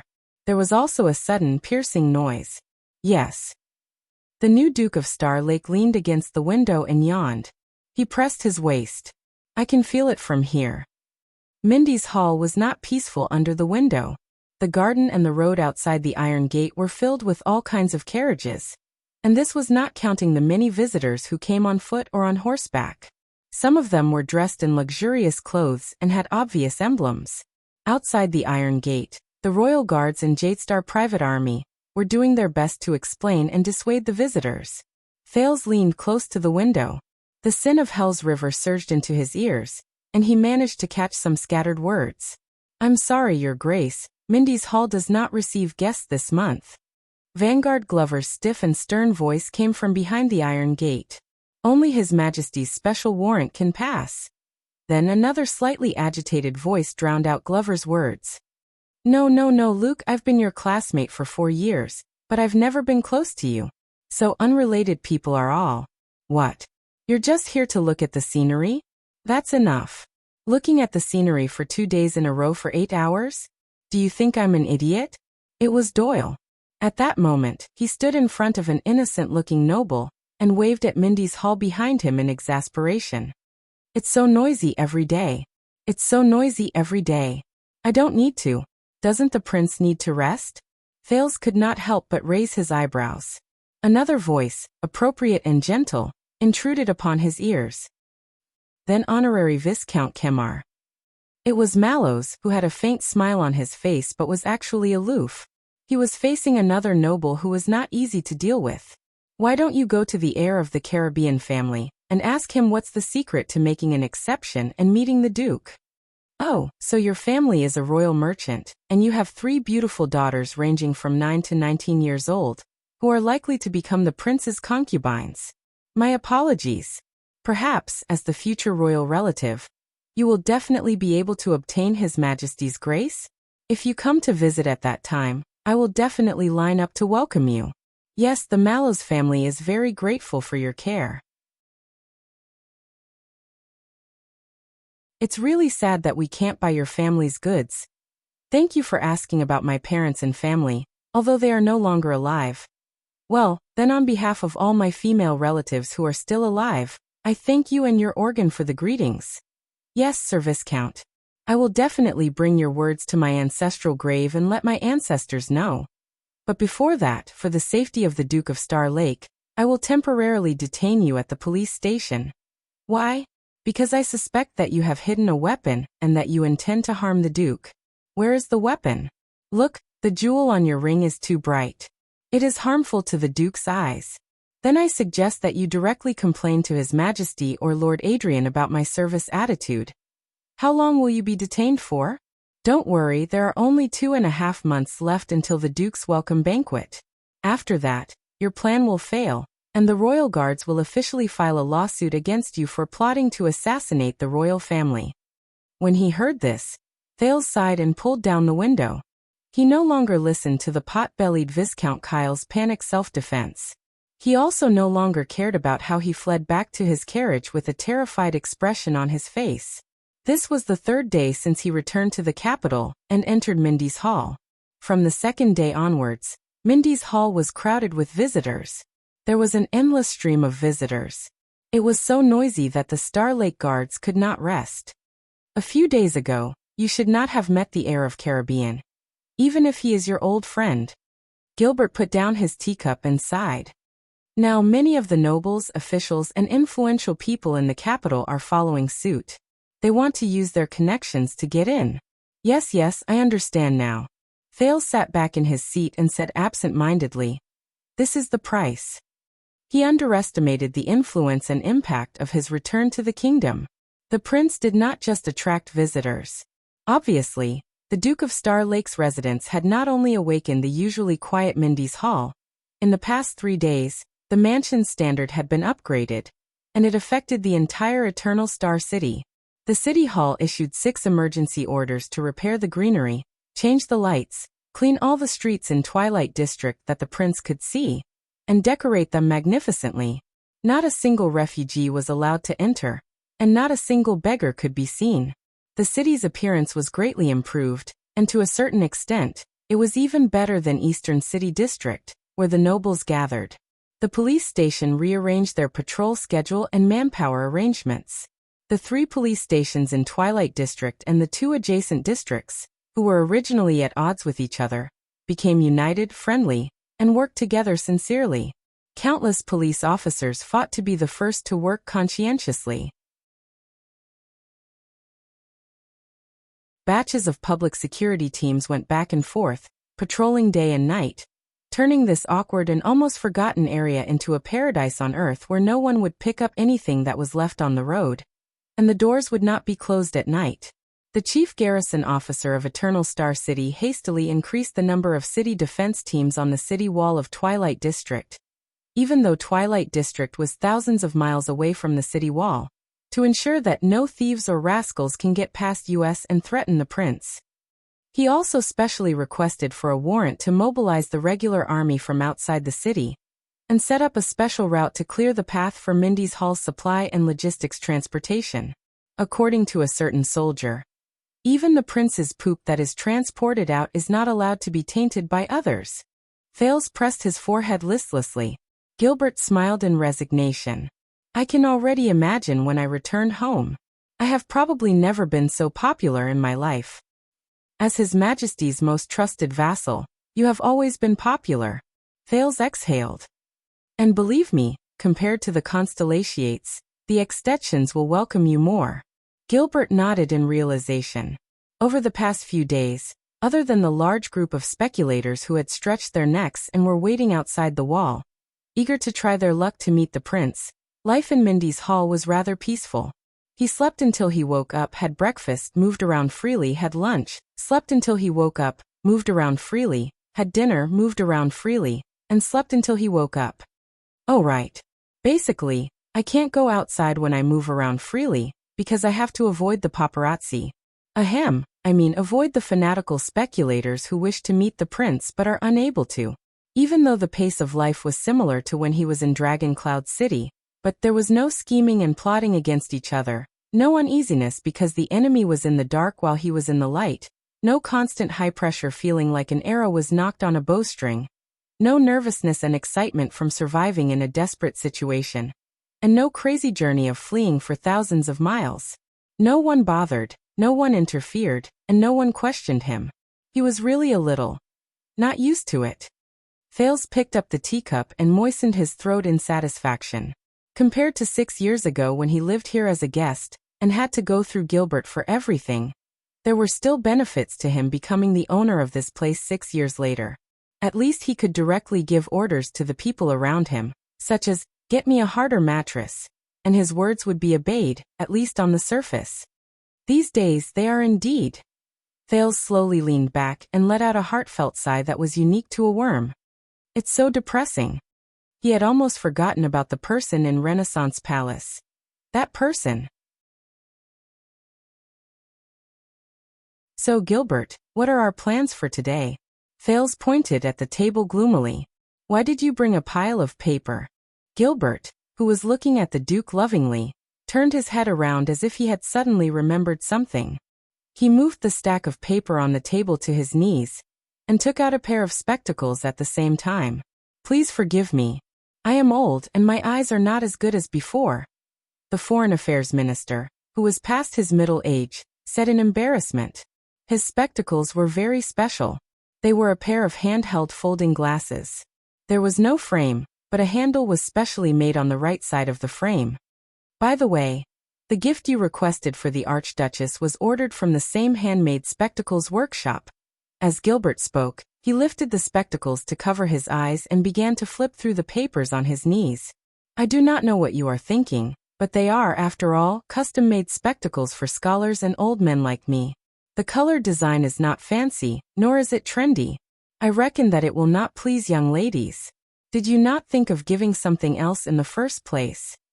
There was an underlying meaning in the Foreign Affairs Minister's words, but Thales, who had been through many battles, remained calm. He pretended that he did not hear anything. Then, first of all, Gilbert did not know whether it was because he saw that the prince had no reaction, or because he had finally found the target on the paper, but he still sighed softly and said, "Your welcome banquet is initially set to be held 2 months later. The new Duke of Star Lake will be officially introduced to the entire kingdom, or at least all of Eternal Star City." The Foreign Affairs Minister still had his head lowered, but he glanced at Thales from the top of his spectacles. Introduced to the entire kingdom. Thales felt a chill in his heart. He took a deep breath and sat up straight in his chair. The laziness and comfort he had felt over the past few days were instantly swept away. It's about time. He sighed and told himself. Wake up, Thales. Other than the noble master of shit shoveling, how can there be a happy worm in the world? Thales pulled himself together. And what about the past 2 months?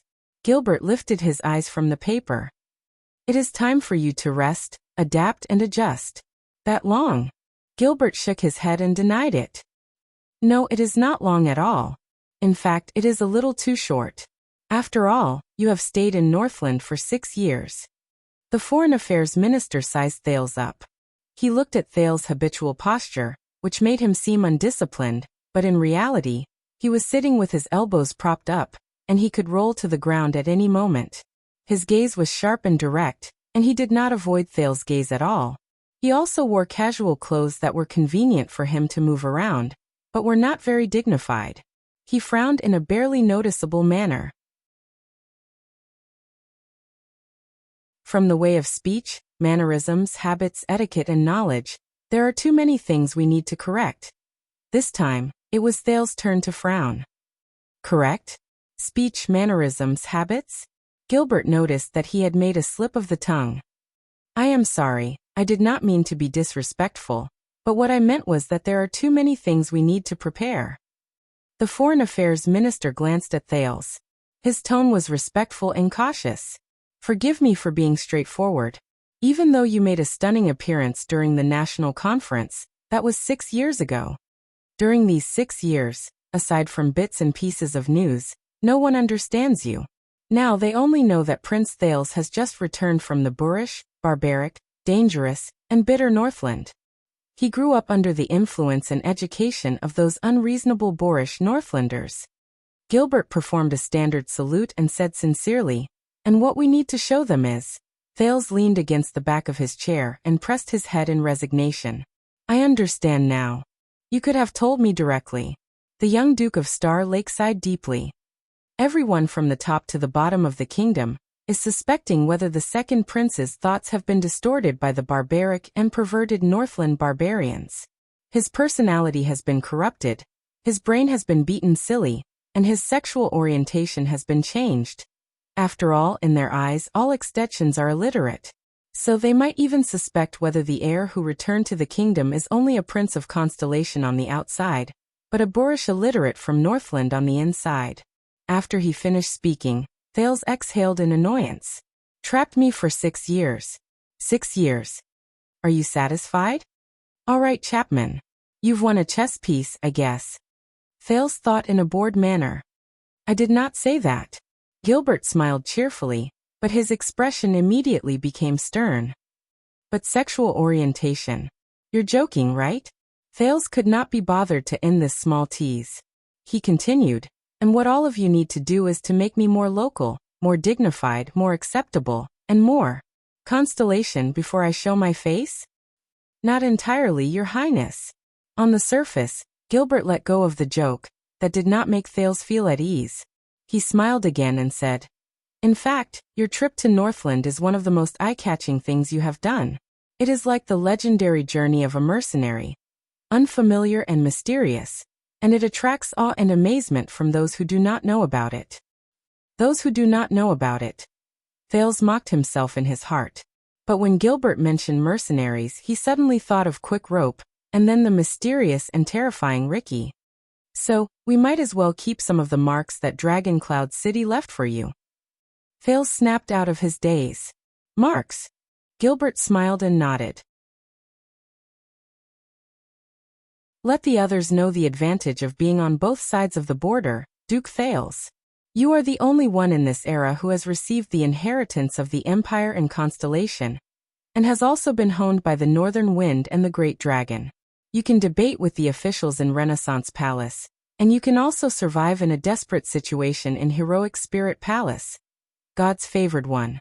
The air was quiet for a second. Thales lowered his head and subconsciously rubbed his face in front of the Foreign Affairs Minister, whose eyes shone brightly. Damn it. As expected of someone in the field of diplomacy, compared to packaging the country bumpkin, Thales, these words were rather pretty. The cunning fox of Constellation's power has not diminished, Thales thought with a sigh. Just a few appropriate and harmless words were enough to dispel the unhappiness in his heart. In this regard, he was as different as the clouds and mud from Putre, that gloomy little old man who spoiled his mood. Perhaps this was the reason why one of the two people who worked together in the Foreign Affairs Department could rise to become the king's trusted aide, and become famous in the Western Peninsula. The other person was constantly on the move and worked hard every day. No matter how many merits he had, no one knew about it. Thales thought to himself quietly, "All right, if I am really illiterate, Gilbert." A few seconds later, Thales adjusted his emotions and replied with a smile as well. "Then, isn't it a little too late for you to start eliminating illiteracy at the age of 14? Others may not understand, Your Highness, but I am your full-time teacher." When he talked about the past, Gilbert could not help but feel sentimental. "I have only gone through 6 years of breaks between classes." He winked at Thales. "So, do you still remember how to compose a sonnet?" Thales and Gilbert chuckled at the same time. But unexpectedly, as they laughed, Gilbert suddenly spoke. "So it is only 6 years of breaks." His voice became deeper. "Your Highness. 6 years." Thales stopped smiling and looked at the Foreign Affairs Minister strangely. "Do not be discouraged, child." Gilbert did not look at him. He only spoke slowly. "You have to know. Sometimes, fathers make mistakes." Thales was stunned. "Give him time, Your Highness," Gilbert said airily. "Give him time." He choked a little. The temperature and light in the reception room seemed to have sunk at that moment. Thales was silent as he pondered deeply. Gilbert did not speak either. The two of them just sat opposite each other in silence. After a long while, finally, Thales took a deep breath and smiled. "Gilbert." The prince looked at the middle-aged man who once taught him how to read, who was once in the prime of his life, but now had gray hair and looked exhausted. "Thank you." Gilbert forced himself to smile and reined in his emotions. "For what?" Thales lowered his head.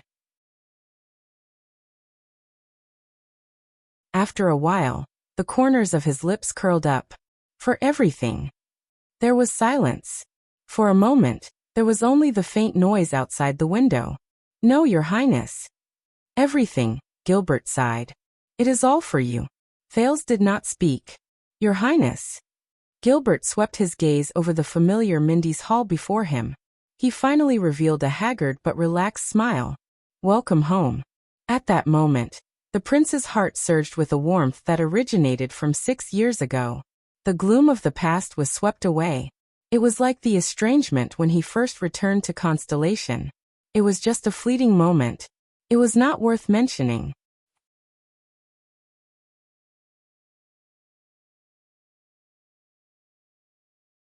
Chapter 520. Gilbert coughed and quickly regained his composure. So, according to usual practice, as a prince who has yet to reach adulthood, You will have a professional teaching team to ensure that you will benefit from your lessons in grammar, etiquette, and more. 1 or 2 attendants. A certain number of personal protectors. Thales took a sip of tea and used it to tidy up his emotions. It sounds very familiar. Gilbert nodded. He seemed to be a little sentimental. Of course, 6 years ago, due to the urgency of the situation, everything was simplified. We were unable to provide you with the best and most suitable personnel. Later, the development of the situation disrupted our plans. When you were in the north, it was difficult for us to send you the manpower that Exted accepted. I am deeply sorry for this. Gilbert's words were filled with deep regret. Not entirely. Thales shook his head and subconsciously curled up his lips. As a teacher, Poutre might have disappeared for a few years and was unforgiving with his words, but he was indeed knowledgeable and had a unique way of thinking. He helped me along the way and taught me a lot. It was hard to imagine that the sinister little old man who smoked his pipe in the corner, occasionally made you choke on your words, and always jumped out when you least expected it. He was actually good friends with the dignified, courteous, thorough, and reliable Gilbert. He was even a classmate who was taught by a home tutor. As for the attendant, Waya was loyal, hardworking, and responsible over the past 6 years. He was a prince's attendant that was hard to come by. Thales keenly noticed that when Waya was mentioned, Gilbert's expression darkened again. The prince could not help but feel sentimental. 6 years ago, when he met Waya, he thought that he was a little rigid and stern, but now Thales discreetly glanced at the expressionless Star Lake guards around him. He sighed slightly in his heart. There were some things that one should not care about when one was blessed.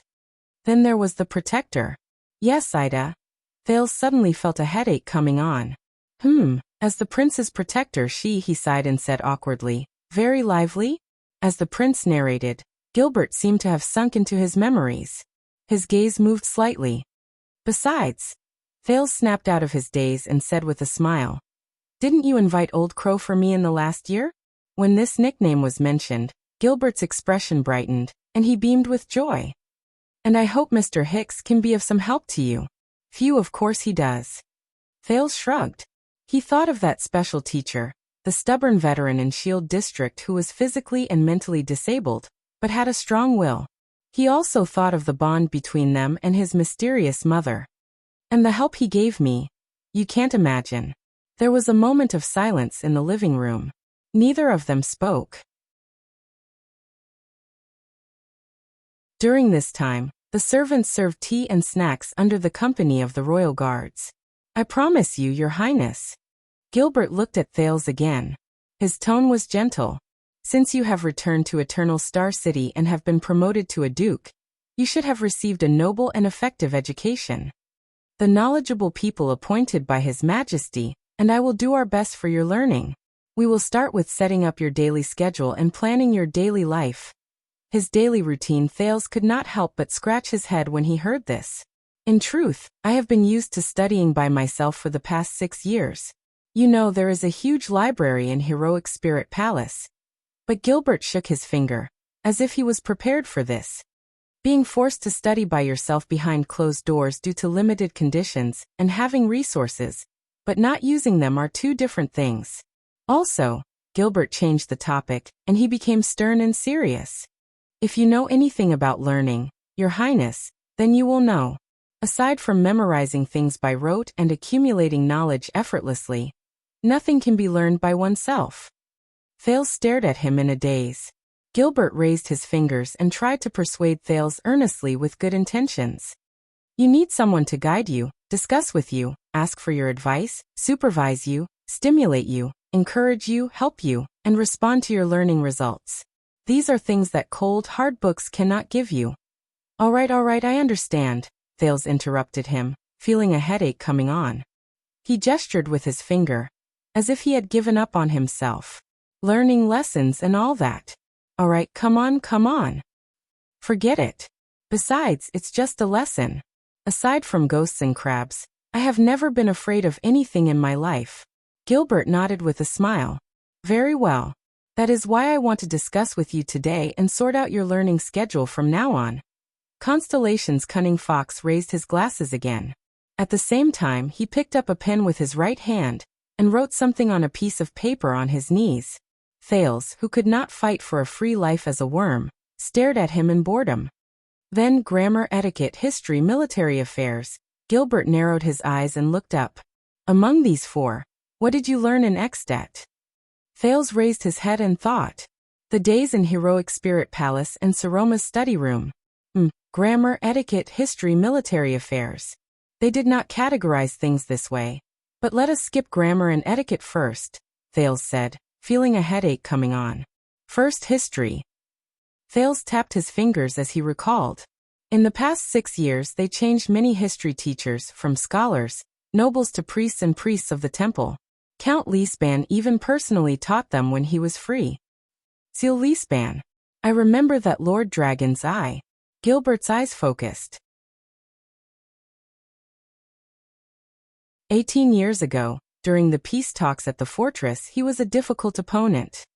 When he remembered Regent Leespan's eyes, which seemed to be able to see through his thoughts, Thales nodded with lingering fear. Rather than calling it history, the Northlanders, especially the nobles, should be called a traditional lesson. Gilbert's gaze flickered. Traditional? Thales nodded. From the ancient Northland countries, Takmu's alliance of 10,000 beasts, to the Iron Blood King's humans' last line of defense, the completion of the Temple of Knights, the kings working together to launch the Holiness Exorcism campaign. Then, the kings fighting against each other, the birth of the Pegasus, the award of honor in blood, the conquest of the Empire. Then the King of Rebellion rebelled against the Empire, the independence of Northland, the duel between the 6 kings, the eastward migration of the Mountain Elves, then the collapse of the Empire in modern times, the orcs marching south during the moonless midwinter, the restoration of the last line of defense, the restoration of the 38th century grounds. Thales counted one by one. Gilbert also scribbled something down on a piece of paper. The Duke sighed. I'm just short of saying that the entire ancient empire was built because of the invincible Northland Knights, and then it was overthrown by them. In the end, we still have to rely on them to protect the human world. There was resignation in Thales' tone. But, until Raikuru overturned Cold Wind and the 10 knights stood side by side in Extet, if you listen to it more, you will realize. The Duke's gaze gradually became serious.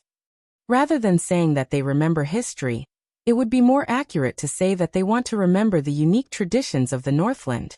Survival, blood and iron, joint rule, duel, war and glory. Gilbert thought deeply for a while before he continued. Or perhaps it is their laws and orthodoxy. Thales narrowed his eyes and nodded. Or to sum it up in one sentence. Eat, sleep, fight orcs. The last one can be replaced with empire, or constellation at any time. Who knows, it might be changed to Thales one day.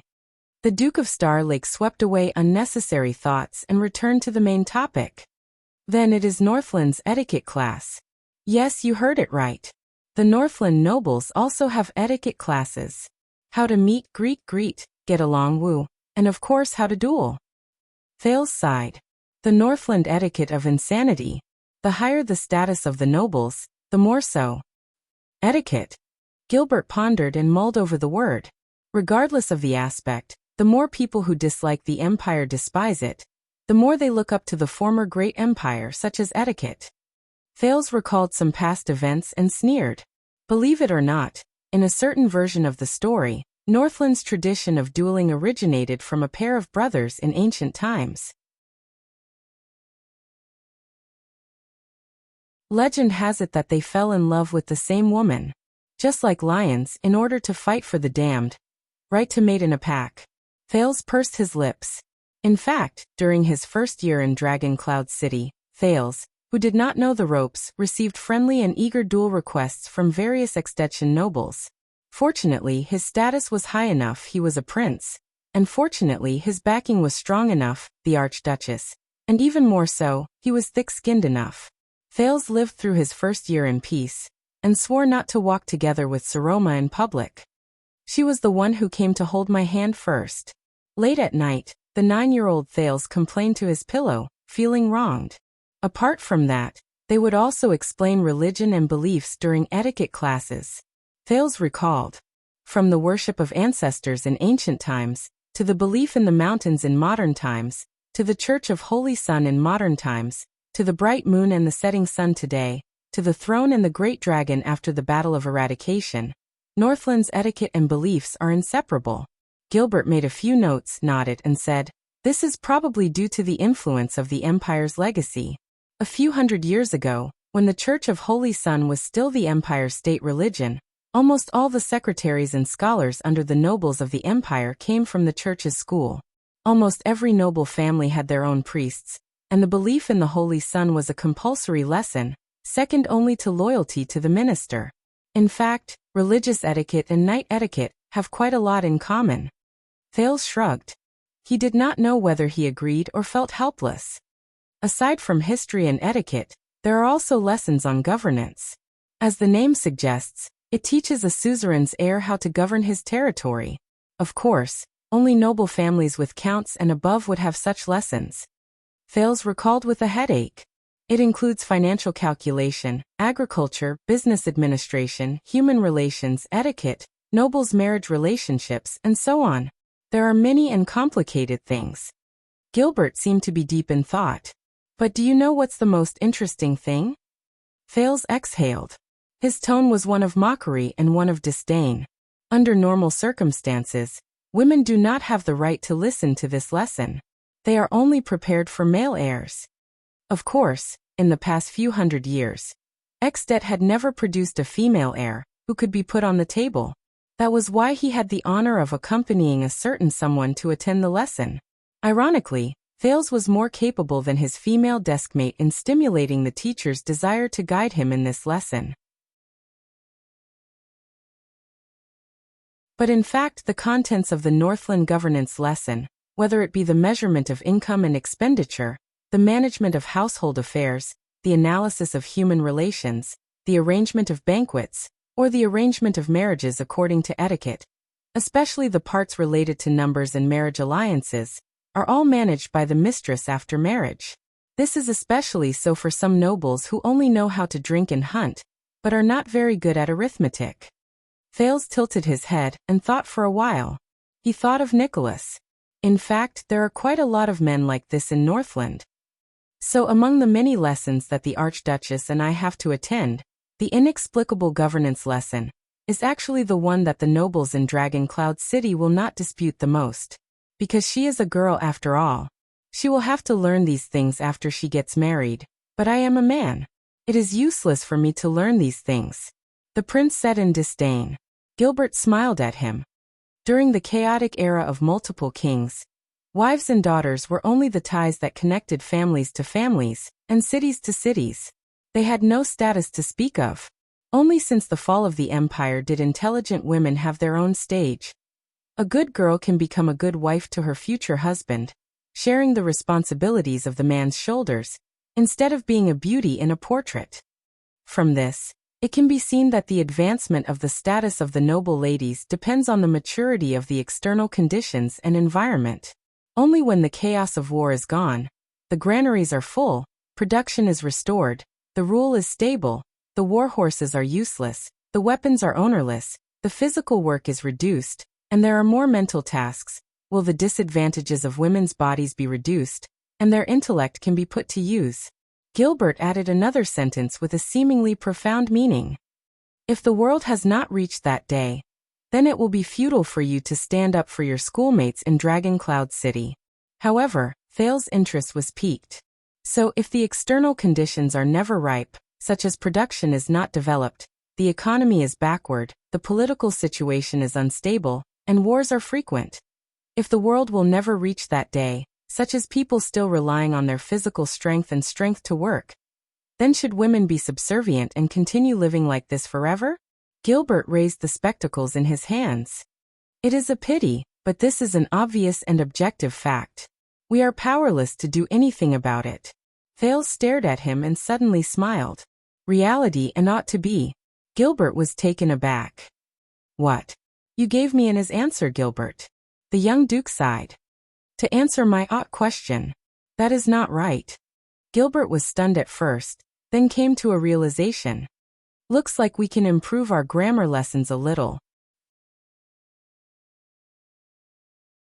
The Foreign Affairs Minister smiled gently. Especially the logical part. Thales smiled to go along with him. But before we solve this age-old problem, let us return to the main topic. Gilbert wisely did not linger on this topic anymore. Then aside from history, etiquette and governance? Thales blew hard, but he did not manage to make a sound. But this did not affect the complicated feelings he had towards the next answer. Lastly, and also the most distinctive part of the North, the Northlanders, military lessons.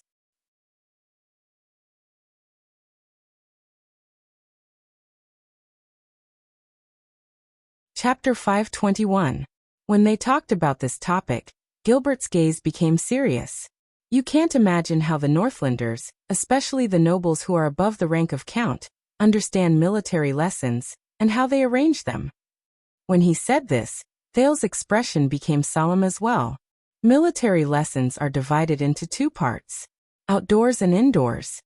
Thales' gaze was fixed on the air. The nobles' outdoor military lessons include personal martial arts, military leadership, and so on. They take up a huge proportion, and there are lessons almost every day. Thales spread his fingers. Getting beaten up, riding, charging, archery, hunting, patrolling the military camp, military drills. Of course, the Prince of Constellation usually does not have a part in the last few parts. Gilbert narrowed his eyes. Getting beaten up? Thales sighed and chased away the dead face in his mind. Don't mind these details. The Duke snapped out of his daze. As for the nobles' indoor military lessons, I was also shocked when I first saw them. Thales looked at the Foreign Affairs Minister and said sternly, "It's grammar, arithmetic, geometry, astronomy." Gilbert's pen stopped moving. "Yes, you heard it right." Thales frowned. "How to read, write, calculate, know the weather, calculate distance. These are all compressed by the extensions and placed in the indoor military lessons." Gilbert was silent for a while before he started writing. "I have indeed heard that the Northlanders are used to learning how to read and write during the war lessons, but even the Arun family in Constellation. This is the first time I have heard someone who has personally experienced it so closely.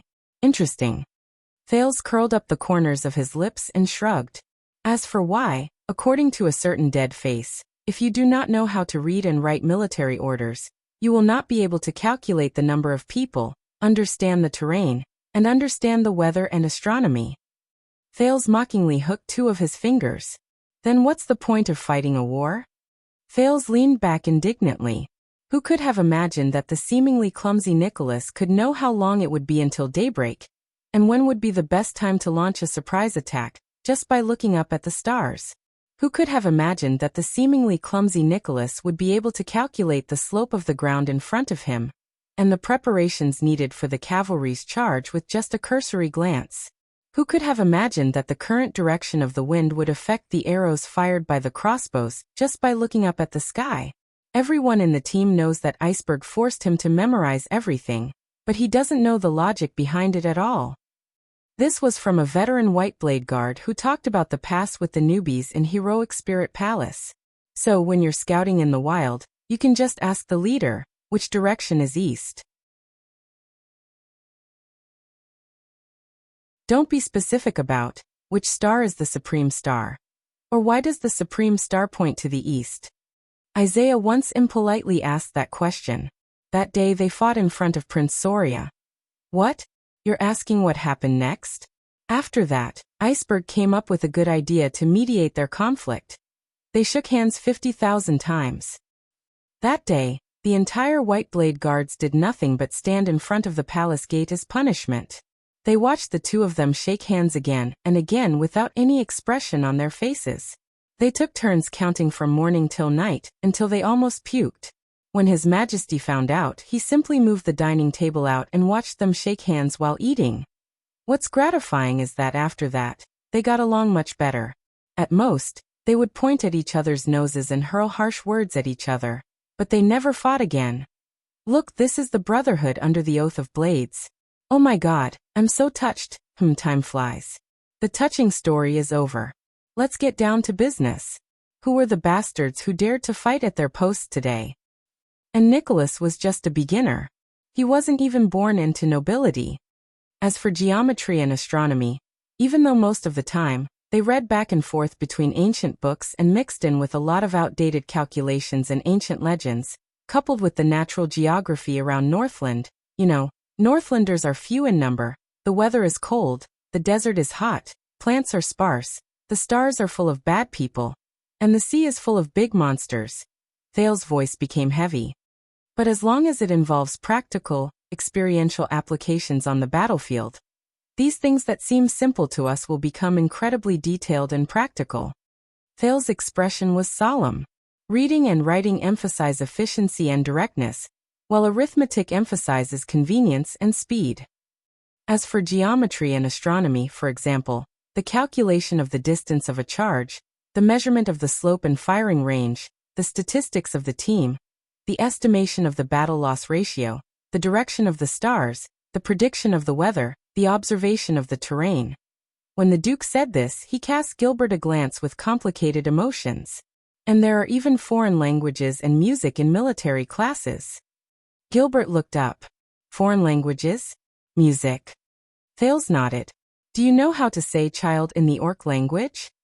The Northlanders know that Sereno and Serina are the Orc language of the desert and glaciers respectively, because they can be used when dealing with the bastards. Gilbert shuddered again.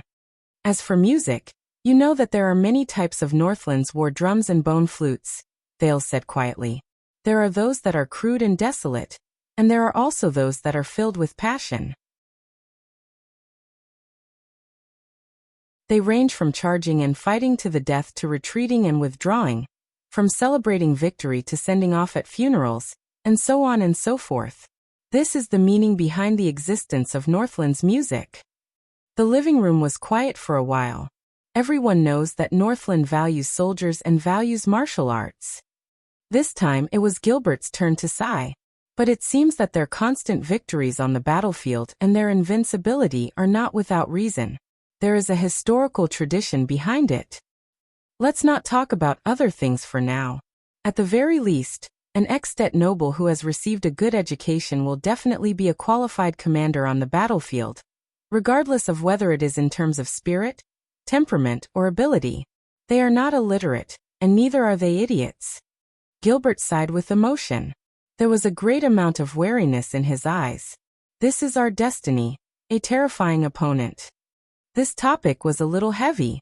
Thales could only nod with complicated emotions. So, Northland's historical traditions, Northland's etiquette and jurisprudence, and the knowledge of the Northland nobles' governance. Gilbert shook off his sentimentality. And their most unique military lessons. Are these what you learned in Northland? I can't say that I learned them. I just know them. Thales forced himself to smile. After all, they did not really treat me as a prince and taught me attentively. At least, they did not before the old crow. Gilbert nodded slightly. When he looked at Thales, there was a hint of pity in his eyes. The Foreign Affairs Minister flipped through many pages and took out another piece of paper that was filled with writing. Usually, the education of the nobles in Constellation inherits the Empire's tradition. It extends from the Empire's 7 arts and forms a system of its own. It is very different from Northland. Gilbert cast a glance at Thales. But I will consider your experience in Northland's education, Your Highness. I will make some minor adjustments. The Duke could only smile. Gilbert also smiled and explained. Usually, the knowledge required by a qualified Constellation noble is divided into 3 categories. 3 categories. Thales nodded in his heart. It's all right. Not much. The first category is the basic category. It is divided into 4 subjects: grammar, history, etiquette, ancient language, and foreign languages. Thales frowned slightly. There are 4 subjects in the first category? That's quite a lot. But grammar, history, etiquette. It's quite similar to Northland. Thales mumbled. Then Gilbert said his next sentence with a grin. As for grammar, the first subject, it is divided into 3 subjects. Thales instantly froze. What? Gilbert still had that smile on his face as he continued to speak. Grammar, logic, and rhetoric. Thales quickly stopped him. Wait, it sounds a little familiar. The prince did not comment on the total number of subjects, 3 times 4 times 3. Instead, he recalled another memory. Although it was only for a few months, Thales scratched his chin and pondered. But based on the situation in Northland, the old crow rearranged our curriculum.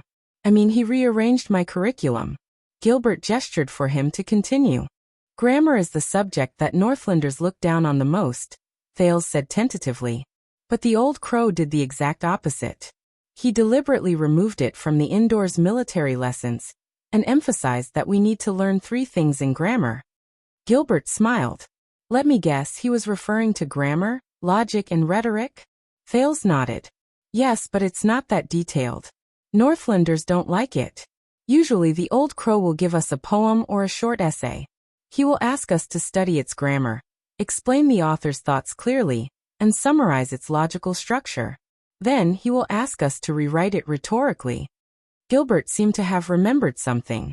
He nodded with a nostalgic expression. Dragon Kiss Academy has a long history, and Dragon Kiss Land is rarely affected by the flames of war. Over the centuries, it has been a place where the Western Peninsula's people gather. Their culture is deeply influenced by the Empire, and they retain a lot of the Empire's civilization. To a certain extent, they are even more so than us. He nodded in approval and gratification. Thank you, Mr. Hicks. He saved us a lot of trouble. But this time it was Thales' turn to frown. So the so-called tradition of the Empire has to be learned in such detail in a grammar class in Constellation? There are 3 main categories. The first category has 4 subjects, and the first subject has 3 subjects. So 3 times 4 and then 3 times. No way. He thought of something, and his expression darkened. Gilbert laughed. You may not have noticed, Your Highness, but 6 years ago, what I taught you here was the component parts of the grammar class. The grammar understanding of the ancient language of the Empire and ancient poetry, and the logic and rhetoric of sonnets. Thales came to a sudden realization.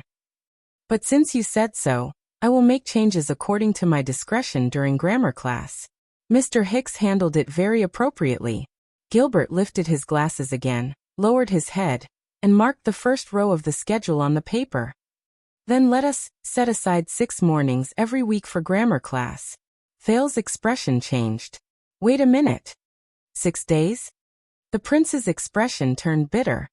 Since we are pressed for time, can't we set it aside for history and etiquette classes?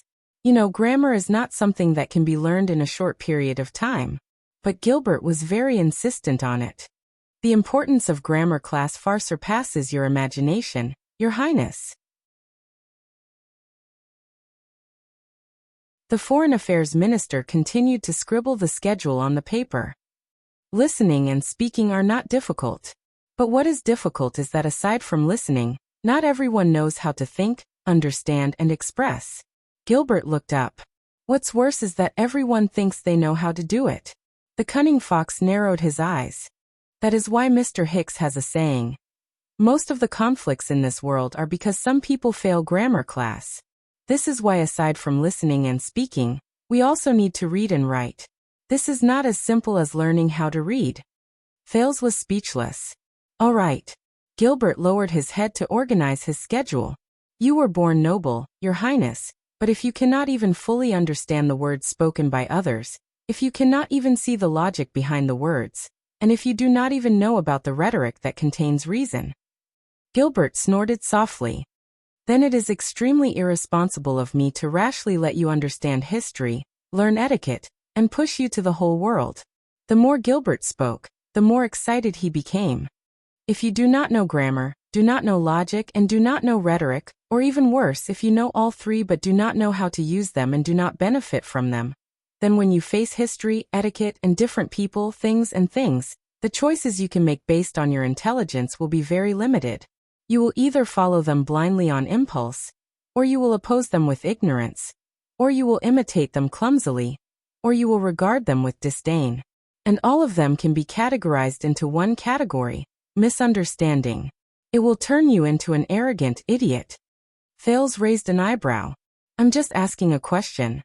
Why do I feel like I'm being taught a lesson? And Thales could not help but think. At this moment, Gilbert is really like the old crow himself. Gilbert continued to speak. On the contrary, if you are well versed in grammar, then you will be able to learn history, etiquette, and the ways of the world with half the effort. You will be able to understand them with just 1 point. You will not be like most people who only rely on intuition and luck to live in their own world in a muddle-headed manner. Gilbert changed the topic, and his expression became warm. Please remember, Your Highness, this is not for the moment, but for the long term. Thales felt a headache coming on from his words, and he could not help but lean back. All right. Everything you said is right. Everything is right. So the grammar class is set. Then in the basic class there is only history, etiquette, ancient language, and foreign languages left. Gilbert paused for a moment before he put down his glasses. I believe that old crow, Mr. Hicks, has also made corresponding adjustments. History, etiquette, ancient language, and foreign languages. Thales sighed. Yes, his first class is history. But his history is not just the traditional fables of the Northlanders. He only tells you what happened, and what you need to remember, what lessons you learn, who is right and who is wrong, and who has the greatest contributions in the history that you need to remember the most, and other flattering words. As Thales spoke, he was gradually reminded of the past. On the contrary, every part of history that the old crow explains will lead to a theme. Then he will stop there and come back to force you to think. The more he spoke, the more engrossed he became. The formation of laws, the foundation of beliefs, the boundaries of governance, the meaning of victory and defeat. All these things that you cannot see or think of when you only read narratives, only read heroic hymns, and only read predetermined conclusions. Perhaps it was out of respect for his teacher, or perhaps it was because he had spoken too much just now. But this time, Gilbert did not say anything else. Very well. Then we will have 3 history lessons a week for 3 nights. We only need to adjust the main points of history. Why don't we start from the 208 emperors of the empire and the 39 kings of constellation? Gilbert happily ticked off 3 boxes on the schedule. Wait. How many? Thales' face instantly darkened. Indeed, he had read about the deeds of many emperors of the empire. But 208? As he looked at Gilbert's smiling expression, Thales exhaled weakly. The etiquette class is taught by Gings. Count Leespan will also appear when he is free. It is said that he often invites some highly respected old nobles and noblewomen. Thales said listlessly. Originally, I often skipped these classes and went out to read and study by myself. At the same time, I would avoid being noticed and test Heroic Spirit Palace's loopholes. I would fight against the Star Killer with my wits and courage. But after the old crow came, he told us that although it was boring, etiquette classes were not just about etiquette. At least, it was not just about teaching you how to greet others, nod and bow. Thales' spirits were lifted. This includes ethics, morals, rules of nobility, and religious traditions. It is the true Northland way. From this point of view, even the etiquette classes of Northlanders are not boring anymore, because it reflects the things that Northlanders value. They tell you that as a Northland suzerain, when you want to kill, when you can be pardoned, when you have to fight, and when you need peace. So, in his eyes, etiquette is not just about etiquette. It is something that has been established and is self-evident. It is the old and new laws of extet, the rules of the nobles, the responsibilities and obligations of the suzerains, and the rights and freedom of the vassals. For example, Thales' eyes focused. Rikuru's joint ruling pledge. What it reflected was not only the cold and inflexible book of rules, but also the warm and lively actors. Its true politics. It was like Thales' vision suddenly became blurry. Garfinkel's so-called explanation and index, these so-called elements of tacit understanding that goes without saying, build a bridge between action and scene, allowing people and the environment to reflect each other and build together, such as the public etiquette that everyone must abide by. Thales shook his head desperately, throwing this memory that was too far away from this world and too profound to his brain. After returning from Western Desert, for some reason, the memories of the past 6 years that had gradually quietened down began to surge up from time to time, like a volcano that had accumulated pressure. It was like the return of a tide. Thales pressed against his forehead. While dispelling the dizziness from earlier, he was also puzzled. It's like this after returning to Constellation. Is it a coincidence? Frowny face bookmark for easier reading.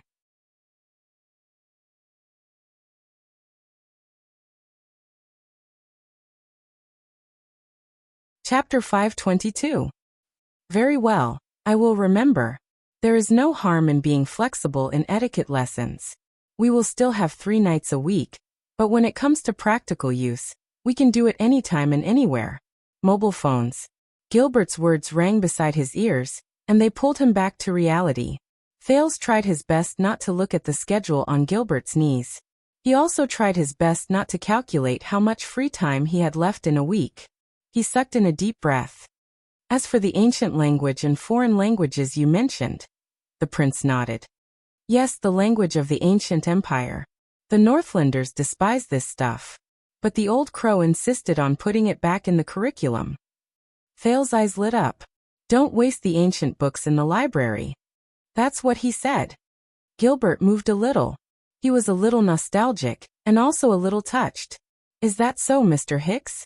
Thales snorted and smiled. He intended to lighten the burden of this class. Of course, with your foundation and years of conscious reading, the language of the ancient empire is still quite easy for me. As for my classmate, Thales shrugged. I'm afraid she doesn't think so. When he recalled how Saroma was staring blankly at a book titled Poems of Political Satire from the Era of Kings and City-States, written in the ancient language of the ancient empire, biting her nails and looking around. Occasionally, she would cast a terrified glance at him as he flipped through the pages quickly. Thales instantly felt incredibly happy. He decided that he would never tell her the secret to fast reading. Can't understand? Then I'll skip it.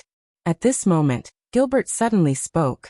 So, Mr. Hicks, are you teaching the language of the ancient empire or the modern language of the empire? Thales was stunned and hesitated. Let me think. However, Gilbert nodded without hesitation and began to write in rustling sounds again. I understand. You will need additional guidance for both languages of the empire. 2 languages. Thales suddenly felt a sense of sorrow, as if he had shot himself in the foot. The Foreign Affairs Minister looked up. And foreign languages? The prince looked at the increasingly fewer empty spaces on the schedule. He said with a bitter expression, does the Orc language count? Gilbert raised his eyebrows. With a look of understanding, he lowered his head and wrote, filling up the few remaining empty spaces. So you still need guidance for 3 languages. Ancient CIA, Ancient Reen, and the common language of the elves. Thales lifted his head in fear. I was just joking, Your Highness. Gilbert raised his head and laughed loudly. Except for the elves themselves and linguists, no one can speak the first 2 languages. Don't worry, you only need to learn the common elven language. As he watched her cross out a few more boxes, Thales wisely swallowed the question. So, does Ida know how to speak?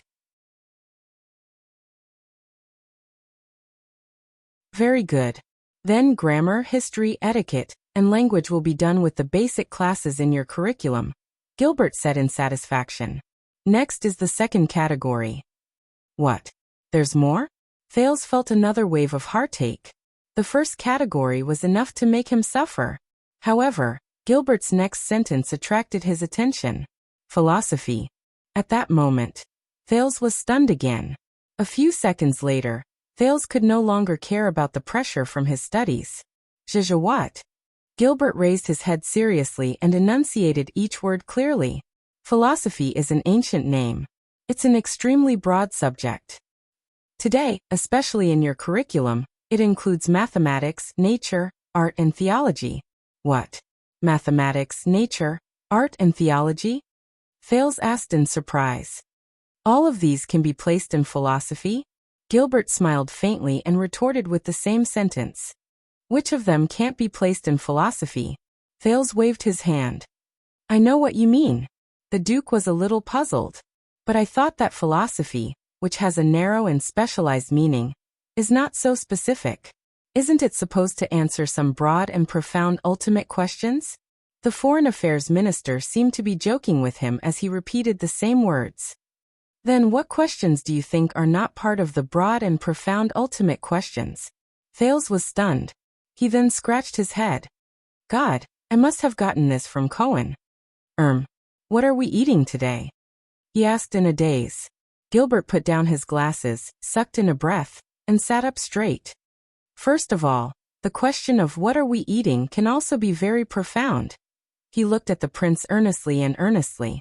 Secondly, Your Highness, as long as a scribe or a civil official who graduated from an academy works hard enough and is familiar with ancient books, he or she can also become well-versed in grammar, history, etiquette, and language.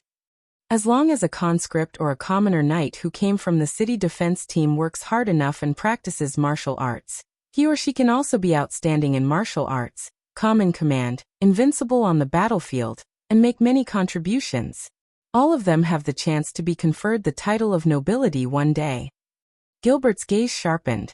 But how do you differentiate between the fact that you are a true noble with a long history and extraordinary significance, and the fact that they are not? Thales gave him an awkward smile in return. I don't really know. After all, it's my first time as well.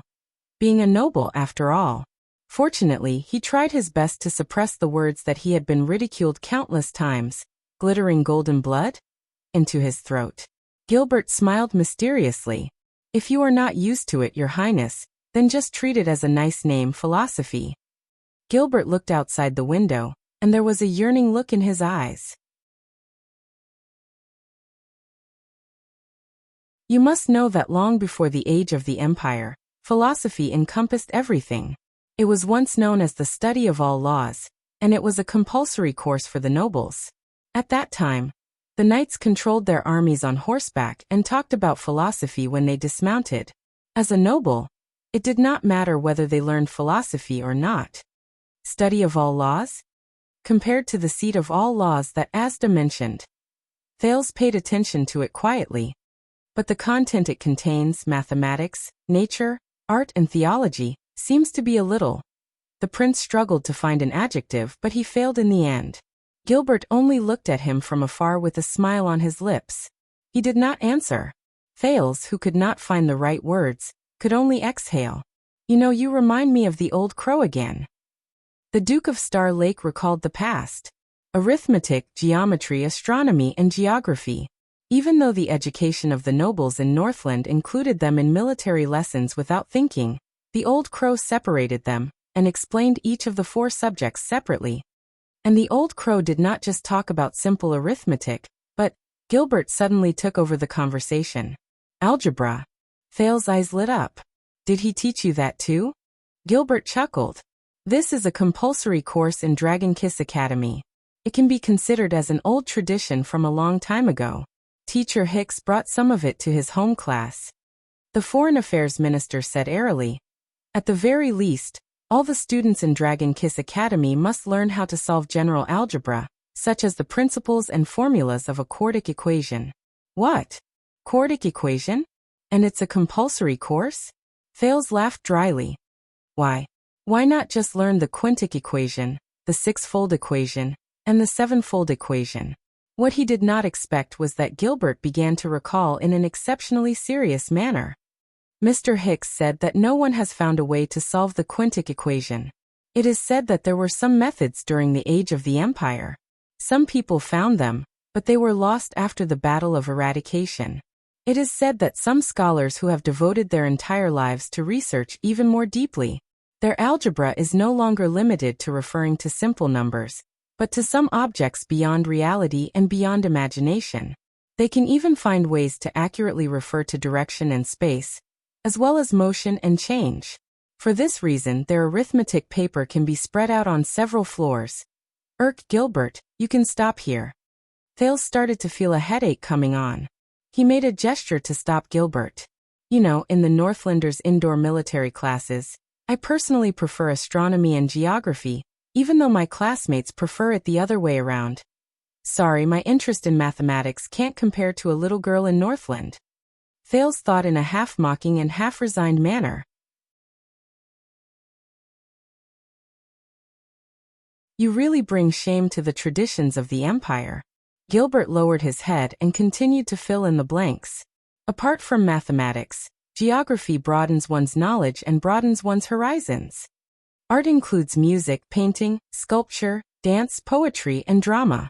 It cultivates one's body and mind, and cultivates one's temperament. As for theology, it is more abstruse. You will come to know about it. The weekly schedule required for them to be added together. Let me see. Thales became more and more tired as he listened. Gilbert furrowed his eyebrows and picked up the draft of the schedule. Oh, it seems like the schedule can't fit all of them. It's all right. I will go back and arrange the proportion of basic courses and philosophy courses, so that they can be mixed together. Thales closed his eyes, resigned to his bad luck. But he remembered something. He immediately opened his eyes and asked, "Wait a minute, Gilbert. Didn't you just say that there are 3 main categories?" Gilbert looked at him and revealed an expression that said that Thales was worth teaching. "Yes, the 3rd main category is practical. I will have to report this to His Majesty to make a decision." "What else?" Thales asked, not without sorrow. "Practical." Gilbert cleared his throat and continued to write notes on the piece of paper that predicted Thales' future fate. "Let me give you an example. Practical governing. This is especially needed by the big families with the title of Count and above. Military command and logistics, reporting and handling of government affairs, agriculture and business, finance and taxation, national politics and diplomacy, religion and relations between nobles, law and jurisprudence. But this is not something that can be taught by a normal teacher in an academy. Usually, it needs to be combined with reality and examples. It would be best if the students can personally experience it." After Gilbert finished writing something down, he raised his head, narrowed his eyes, and smiled. "You do not have to be anxious for now. Fill up the content at the beginning first." He looked at the schedule in his hands excitedly. Then grammar, logic, and rhetoric in grammar class. Then history class and etiquette class. I need to make some slight adjustments to the focus of these classes. 2 types of the ancient language of the empire, and the common language of the elves. I reckon that you have almost forgotten the basics of the latter. Then there is mathematics, nature, art, and theology. The rest of these 4 classes will be further subdivided according to your interests and the teachers you can find. For example, I recommend art. As for the specific choice of tutors, let me take a look. It will be best if I can find a different tutor for each class so that you will feel a sense of novelty and like to attend classes. I will have to make a separate note for practical classes. As he listened to his words, Thales' expression changed from fear, pain, and sorrow in the beginning to gradually becoming numb. "Very good. These are the 3 classes for you." Gilbert smiled so widely that his teeth were exposed. "I wish you a pleasant study." Thales glanced at the schedule that was almost filled to the brim, and his face instantly turned pale. "Do you think that I can handle all of them?" Gilbert shook his finger. He was full of confidence. No. Others may not know, but 6 years ago, I personally witnessed your learning progress. Your Highness, you can be called a genius." Wait. Thales' lips twitched. "I believe that these classes will be a piece of cake for you. Besides, 6 years ago, when you were still young, didn't you tell me this?" Gilbert blinked. He was filled with the gratification of finding a good student. "You love to attend classes the most." Thales' vision darkened. "Gilbert, did you misunderstand something? If he said that his brain was damaged by the Northlanders, would it be of any use?" But the Foreign Affairs Minister obviously did not understand his feelings. "Then I will take my leave first. I will come again tomorrow. You must be ready for your grammar class." Thales could no longer remember how he sent Gilbert away. He only remembered nodding and smiling in a daze, then nodding with a smile. When Thales came back to his senses, he was already standing at the door of the reception room. At this moment, a voice that was no longer unfamiliar rose from behind him. "Is it over?" Thales turned around in a daze. "Very good. The police station just sent someone over to chase away the uninvited guests who wanted to visit the Duke." The captain of his personal guards, Watchman Lord Mallows, was still smiling nonchalantly. Then you should have time, right? Thales looked at him numbly. He did not understand. Mallows grinned, and those who saw him felt as if they were bathed in the spring breeze. Get ready, Your Highness. Our training will begin tomorrow. Oh. Thales also returned to his senses in a daze. Wait. F***CK. Thales snapped out of his numbness. He turned around abruptly, and his eyes widened. F***CK what? Mallows frowned a little. Did Count Casso not tell you? Thales shook his head subconsciously. The watchman walked forward and sized up the Duke with narrowed eyes. Other than the complicated classes on the basics, philosophy, and practical matters, there is one more important thing for the nobles of Constellation. One more important thing? Mallows nodded and said with a smile. Since the Age of Kings, it has been the most crucial standard to prove the difference between nobles and commoners. Again, an ominous premonition rose in Thales' heart. He heard Mallows say with a smile, "Martial arts." Thales did not react, and was momentarily speechless. 3 seconds later, the prince took a deep breath. "No, I learn martial arts." What does that have to do with you?" Mallows interrupted him with a standard etiquette. "Unfortunately, I am Tormund Mallows. I have just been appointed by His Majesty to be your martial arts instructor." Thales was stunned. Mallows looked up with a beaming smile. "So, for 7 days a week, I need you to devote 7 mornings and 7 afternoons. Starting tomorrow, please move to the training field in the backyard punctually at 6 in the morning and 5 in the afternoon. Follow me and train well." He said the last few words with great delight. Thales stared at him blankly, unable to say a word. Mallows patted his shoulder and flashed a friendly smile. "Don't be hasty, Your Highness. We still have a long way to go." Thales sucked in a breath and walked forward numbly, completely ignoring the amused gazes behind him. But Mallows stopped him. "Your Highness, you may train moderately, but swords are blind." His smile was gentle and magnanimous, but in Thales' eyes it looked extremely evil. "If you bump into anything, please bear with me." Mallows bowed appropriately, smiled, and turned to leave. The prince was left alone in the morning light. At this moment, Thales felt complicated. His mind was gloomy. After a long while, he walked out of the guest hall with a haggard face. He was ready to enjoy his life as a parasite for the last time. The prince suddenly understood. "So, when I was in Northland, it was just this world's 9 years of compulsory education." Thales exhaled in pain. "Now I'm finally 14 years old. I should," Thales thought in despair. High school. Watching the Duke walk past with a numb expression, Doyle shook his head in the distance. Unfortunately, this child came when Mallows was being threatened by a fat noble, and was in a bad mood. But, Doyle sized up Thales' despondent look. "Oh, our second prince, the Duke of Star Lake, can't take it anymore?" His eyes darted around and he scratched his chin. After all, the female officials in the palace, they're still waiting to give him a lesson on gender. Royal bloodline, royal bloodline.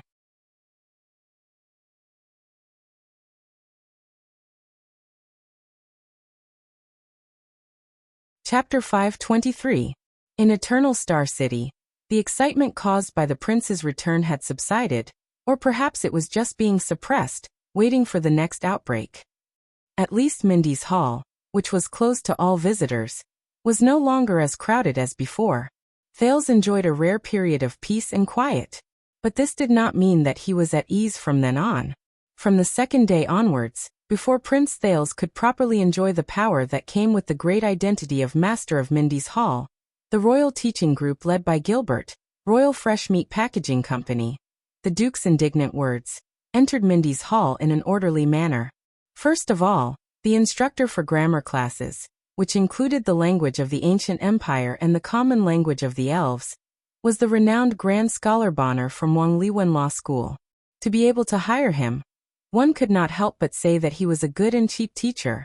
On one hand, Grand Scholar Bonner's bald head, which was so smooth that it could reflect light, saved a lot of lamp oil in Mindy's Hall and conserved resources. On the other hand, his soft, deep, and intermittent voice, "I'm dying of illness," the mean DD, who could never speak loudly again, Forced the entire Mindy's hall to maintain absolute silence during class hours, benefiting the environment. Third, his profound knowledge and wide range of fields almost compressed the prince's 5 subjects: grammar, logic, rhetoric, the language of the ancient empire, and the language of the elves, into one, allowing Thales to understand the answers to the following questions. How much would the language, which even has a completely different word order from the common language, such as the troublesome language of the ancient empire, and the damned common language of the elves, bring about changes to grammar? How would it affect the principles and expressions of logic? What kind of challenges would it bring to rhetoric? How would they affect the current language and way of speaking? How would they change people's habits of thinking? In the end, how would they cruelly and mercilessly nibble away at Prince Thales' precious sleep time? Your Highness, why you can't recite it all? Then sleep a little later. Anyway, you young people are lying when you say that you sleep early. You do everything but sleep in bed. What, it's not good for your hair? Oh, that's not important. Your Highness, do you know about wigs? Who in the palace doesn't wear wigs and fake breasts? What, you won't grow taller if you sleep late? Hey, Your Highness, won't you be tall enough if you wear the crown? The trembling scholar Bonner, whose words caused the prince's face to change color 3 times. Gilbert personally took charge of the history lesson. Compared to Scholar Bonner's extensive quotations and farsightedness, the Foreign Affairs Minister's goal was simple and clear: to turn Prince Thales into a humanoid version of From the Ancient Empire to Constellation, 2,000 Years of General History Encyclopedia. Index. Your Highness, I must correct your joke. It's just an index of the encyclopedia. It's enough to scare. Ahem, it's enough to show your erudition. The stern Gilbert. As for mathematics, it was perhaps one of the few subjects that could bring comfort to the Duke of Star Lake. Scholar Julio was rather surprised by Thales' level in geometry and algebra, especially when the prince had wasted 6 years in the godforsaken Extet. But what gave Thales a headache was that, as Julio's confidence in him grew higher and higher, in order to teach an unprecedented prince of mathematicians, after you're crowned, you must remember to allocate funds for us. Look, oh my, these naughty little formulas are so beautiful and cute. Don't they look like they're smiling at you? Scholar Julio, who kept waving his orchid fingers, the excited former was enthusiastically and rapidly expanding their course syllabus. For example, one day, Scholar Julio finally combined algebra and geometry, and began to plan for Thales to use algebraic equations to calculate the trajectories and changes of celestial bodies. These basic equations don't match up, do they? The movement of the highest star is too strange. And is it possible for us to grasp these immeasurable movements? A few scholars from Dragon Kiss Academy imagined that as long as we divide this movement process into different parts, and then continue to divide it, we will be able to get the answer. Let me show you the calculation formulas they came up with. Hey, Your Highness? What's wrong with you, Your Highness? Wake up, Your Highness. You should finish the questions first before you faint. Scholar Julio, who was young and promising but had turned pale, and the course materials they used had already expanded from the mathematical problems in ancient books to the actual figures of the people's lives. There were even a few times when Julio suggested that they might as well try to estimate the future annual income based on the country's previous annual income, or estimate the figures of all of Constellation based on the population growth in the Central Territory. Thales had reason to suspect that if he did not behave stupidly and slow down the course, it would only be a matter of time before a terrifying bell-shaped curve and a series of concepts appeared in his books. As for the nature course, thankfully, when the knowledgeable Lord Monton talked about astronomy, geography, culture, and customs, he was often humorous and captivating. If the prince did not often interrupt him and embarrass him. Why is the highest star in the east? What are the components of crystal drop ores? If we kill all the whales one day, we won't have any more eternal oil to use, right? Are werewolves and vampires really cursed monsters? Are they related to wolves and bats? Dragon-kissed land is a basin, so isn't its climate a little strange? Are the fog and whirlpools over the twin mist seas really formed naturally? There were so many witnesses to the legend of the sea monsters in the Devil's Sea. Has no one ever doubted it? Why can the beliefs of sunset and bright moon coexist with their temples and churches? Man-eating flowers are like great dragons. How do they deal with their energy consumption? Is the capital of triumph and the homeland of the empire really under the eye of the Sea of Eradication? How do the Blood Clansmen in Grand Banquet Hill rule? There must be different terrains and climates in the Great Desert, right? Is the desert city Caligari real? Why didn't the mighty force that created the Great Crack and Sink form a whirlpool and suck in the 2 continents? Where did the plague in the 3 kingdoms of the Mystery Sea start? Why is the interval between the 2 eruptions of Sanra volcano so short? Is it because of the direction of the ocean current that the speed to reach the eastern peninsula from different ports is different? The Prince's 100,000 Whys. As for the art class, after seeing and listening to the paintings meticulously prepared by the Duke of Star Lake and the lute performance, the prestigious master Urin gently told Thales, "Actually, you don't have to be a creative artist to learn art. You can also be an art appreciator. I think the Duke is very suitable to be an art appreciator who will leave his name in history, very, very suitable."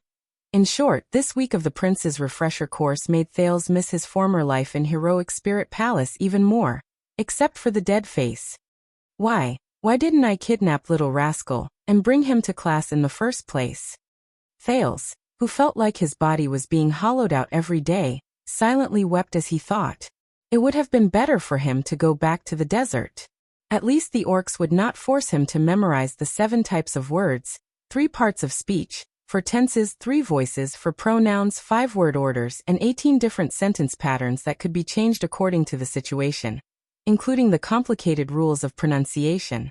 In comparison, the language of the modern empire of that nuisance of a general in the black track was too simple, or the 22 variations of the common pronunciation and intonation of the Elven language. God, that was practically a vocal music class. In Mindy's Hall, the pressure Thales felt was so great that he even forgot about the banquet 2 months later, not to mention the power whirlpool in Renaissance Palace. Even some of the special classes that were supposed to be slightly easier were the same. Like now. Do you feel it, Prince Thales? As your weapon, it is so firm, straight, and tough, yet it does not lose its tenacity and elasticity. The gentle and easygoing voice rose from his left ear and slowly circled to his right ear, making him itch. But it is also so impulsive, wild, and has endless desires. It cannot be held back, longing to release itself, to behave atrociously, to conquer. But you cannot easily obey it. You must control it and not let this wild horse out of its cage easily. Thales' cheeks were red, and his breathing was rapid. He had no time to pay attention to the voice beside his ear. Exert strength in your waist, hold it steady with your hands. Yes, that's it. Maintain this posture and direction. Try to straighten it, do not tremble. Sweat flowed down Thales' cheeks. He suddenly trembled. Oh no. The voice became stern. I know this is difficult, but you must persevere. Straighten it. Straighten it. Raise it higher. Don't let it fall. But Thales could feel that he was already. No. An uncontrollable numbness spread throughout his body. Oh no, oh no. I can't persevere anymore. Thales felt dizzy. He was about to. Finally, with a dull thud, the practice sword in Thales' hands fell onto the sand along with the weight while hanging on the blade. The Duke of Star Lake breathed rapidly. His arm was sore and numb, and his gloves were drenched in sweat. Footsteps rose. Mallows walked up from behind him, and stared at the sword on the ground with a contemplative look. The time is a little short? Thales swung his sore arm in frustration. He stomped his feet on the training ground that was temporarily emptied in the courtyard to soothe the numbness. It's fine, the prince said resentfully. I'm just not used to it. Northlanders don't teach like this. They tend to train against each other. Mallows snorted softly. Then perhaps you should go back to Northland? Thales was instantly rendered speechless. The setting sun shone on the courtyard of Mindy's Hall, elongating Mallows and Thales' shadows on the ground. Behind them, Doyle stood under a pillar and said something to Glover beside him. Obviously, our prince has not gone through systematic training. Doyle shook his head. Looks like the Northlanders who are good at fighting are limited in their abilities. Glover pursed his lips. That's right. At that moment, Thales was listlessly attending the martial arts lesson, personally taught by Lord Mallows. Obviously, after an entire day of torturing his brain, the Duke was not very interested in his personal guard captain's lesson of standing in a stance. But Mallows seemed to be enjoying it. Sword forms and sword stances are important parts of ancient knight training. The watchman still had that polite smile on his face. He was not troubled by the prince's failure and attitude at all. Especially the 17 knight swords. This is a classical and orthodox knight technique. It has been passed down in the palace since the Empire. After Constellation was founded, it went through the careful research of countless masters, and it became what it is today. Under the gaze of a few royal guards who sparred with him, Mallows walked into the field and elegantly picked up the prince's metal practice sword. He hesitated for a moment, and did not pick up the weight-bearing wheel as well. Every movement and posture has been carefully considered and verified countless times. Mallows turned the sword around and handed it over. He was gentle and elegant, and there was not a hint of impatience. And you need to pay full attention to it, carry it through to the end, and execute it to the extreme. Let it be deeply embedded in your body, and become instinctive. Thales, whose mind was still filled with word order, cases, and arithmetic formulas, sighed and took the sword that Mallows handed over. But when Thales pulled, the long sword did not move at all. Thales was shocked and snapped out of his listless state. He raised his head and found that the sword was held firmly in Mallows' palm. He did not let go, so that at any moment during the battle, you can return to the most familiar and safest posture. Mallows stared at him deeply and started to become serious. For example, every time you attack, no matter what the outcome of the battle is, you must instinctively and quickly return to defend and remain alert. In the next second, Mallows suddenly let go. Thales swayed a little due to inertia before he stood firm. In the face of this rather unfriendly reminder, Thales forced a smile and swung the sword in a familiar manner. Even when the enemy is dead? Mallows' gaze turned cold. Even when the enemy is dead. Thales was shocked. Mallows continued. I guess the Northlanders did not teach you about the rear attack. Even if you cut off your opponent's head, his body will still retain inertia, and he can completely continue to complete the move he made before he died, such as cutting off your head. Thales paused for a moment. In fact, the Northlanders did. The young Duke turned his eyes and noticed that Doyle and Glover were watching from afar. Doyle even yawned rudely. But you know what they have to face is the orcs' near-death counterattack. Thales shrugged. He decided to make a bet on this topic and quickly complete his portion for the day. If they let that kind of counterattack come out, regardless of whether they block it or not, and whether they block it with a strong or weak sword, it is basically a matter of time. There is not much meaning in returning to defend. So they emphasize on offense as defense, and they advocate suppressing the situation and pursuing the enemy while they are victorious. They believe that the most perfect battle is to make the opponent unable to fight back from the beginning until the end. Thales shook his head. Nicholas the Star Killer, Tolja the Fire Knight, Monty the Raven of Death. Among the Northland elites he met, there did not seem to be many who were particularly good at defense. On the contrary, in Constellation, from the Fortress Flower to the legendary Wing, and even the Knight of Judgment in the Prison of Bones, as for the Kingdom's Wrath, all right, that was an unusual existence that even the Northlanders were wary of. But Mallows looked at him with a profound gaze. He then took 2 steps forward, pressed down on Thales' shoulder, and moved closer to his ear. Then you better remember that your life is much more valuable than most people's. What you need to do is to survive, Your Highness, and not to die a moment later than your opponent. Survive. Mallows' tone was wary and mysterious. He sounded a little like a ghost story, and it made Thales shudder subconsciously. Also, most of the opponents you will meet in the future, if there are any, will be humans. Mallows let go of Thales' shoulder expressionlessly. When you face their attack from behind, it is very important to be able to return to defense in time and intelligently. Mallow's smile had long since disappeared. After all, what you learned is sword fighting, not suicide fighting. Thales frowned. He could sense Mallow's displeasure. It seems that my carelessness just now has offended him? Mallows walked out of the arena and said coldly, "Return to the posture you were in when you received the sword and put on the weights. Try to persevere for another half an hour, and let your body get used to it." Half an hour? Thales' face instantly turned sour. He had only experienced 12 hours of training since 6 in the morning. Does he still want to eat dinner? Mallows did not even turn his head around. I know that this process is very boring, empty, and tiring. There is no opponent and there is no goal. Only you. The watchman's words contained a hint of coldness. There is only loneliness, desolation, forbearance, perseverance, and no helpers or enemies. Thales exhaled. In truth, your greatest enemy is living in your own will. Mallows turned around abruptly. His tone was incredibly firm. Kill it. Take back your will. Thales could not help but raise his eyebrows again. Really? Why did the lines in this training session sound so much like an inspirational story? But even though he criticized in his heart, Thales could only do as he was told. He pulled out the standard knight's posture for receiving the sword, and tried his best to make his body meet the requirements. It's just that my mind is a little adrift. Thales thought in resignation. Soon, in less than 10 minutes, it should be almost time, right?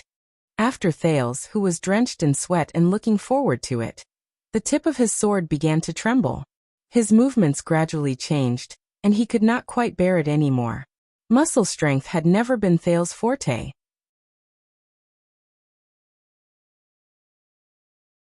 But this time, Thales secretly called out to his most familiar comrade.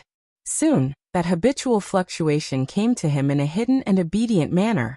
It spread to his right arm, soothed the soreness and burden in his muscles, and endlessly injected new energy into it. Thales gritted his teeth and exhaled. Not bad, I feel much better. The trembling at the tip of his sword also slowly subsided. He tried to stretch his body and return to the most standard knight's posture for receiving the sword. Outside the field, Mallow's eyes lit up as he observed attentively. He started to nod. Even Glover and Doyle's attention was drawn to him. Wow, I underestimated him just now. Doyle scratched his head. The Northlanders do have some skills. Even though he did not use Hell's senses, he had more or less enhanced his hearing, and he delivered these words into Thales' ears faithfully. The prince's lips curled up. Not bad. Mallows walked into the field with great interest. Not bad, Your Highness. In fact, it far exceeded my expectations. Thales could not help but straighten the line from his arm to the tip of his sword. Then, Mallows nodded in understanding and smiled mysteriously. It's really not bad. The watchman's gaze swept past Thales' steady arm and standard posture. In his most gentle and elegant tone, he gasped in admiration. Where's the power of eradication? At that moment, Thales, who had been focusing all his attention on maintaining his sword posture, was shocked. What did he say? The tip of his sword trembled slightly. On the other side, Glover and Doyle looked at each other with puzzlement in their eyes. Mallows smiled softly, but he suddenly extended his hand and seized Thales' sword hilt. Suddenly, the sin of Hell's River, which was already active, surged up, causing Thales to instinctively pull his wrist back. A huge force surged over. Mallows' expression first changed, then he curled up the corners of his lips and let go of the sword hilt. It was as if he had discovered something. Thales took 2 steps back due to inertia and looked at Mallows in shock and bewilderment. Thud. There was another muffled sound. The weight-bearing will slid off the sword again, and rolled hopelessly on the sand for the last time. The captain of Thales' personal guards exercised his hands calmly and nodded slowly, as if he was still reminiscing about the contest of strength with the prince just now. But his expression calmed down, as if he had understood the truth. Thales understood something and found it increasingly hard to believe. Since 6 years ago, since the first time the strange power known as the Sin of Hell's River awakened in his body, other than Blacksword, whose power came from the same source, no one had ever taken the initiative to discover his secret in the past 6 years. It did not matter whether it was his enemies in Northland and the desert, or his old friends in Constellation. Thales was also happy to hide himself and preserve his trump card. Whether it was against the Star Killer, the Raven of Death, or against Shadow Shield, this trump card that he revealed at the very last moment had a pretty good effect. But Thales stared at Mallows in a daze. Today, the sin of Hell's River. Finally, he was discovered. You're tuning in to the Lee May's Sword of Destiny YouTube channel. We're so grateful for your support, and don't forget to subscribe to join us on this incredible journey through captivating stories. Your generosity through donations truly makes a world of difference, as it's the primary source of revenue that allows me to expand and enhance this channel for you. Thank you from the bottom of my heart for being a part of this adventure.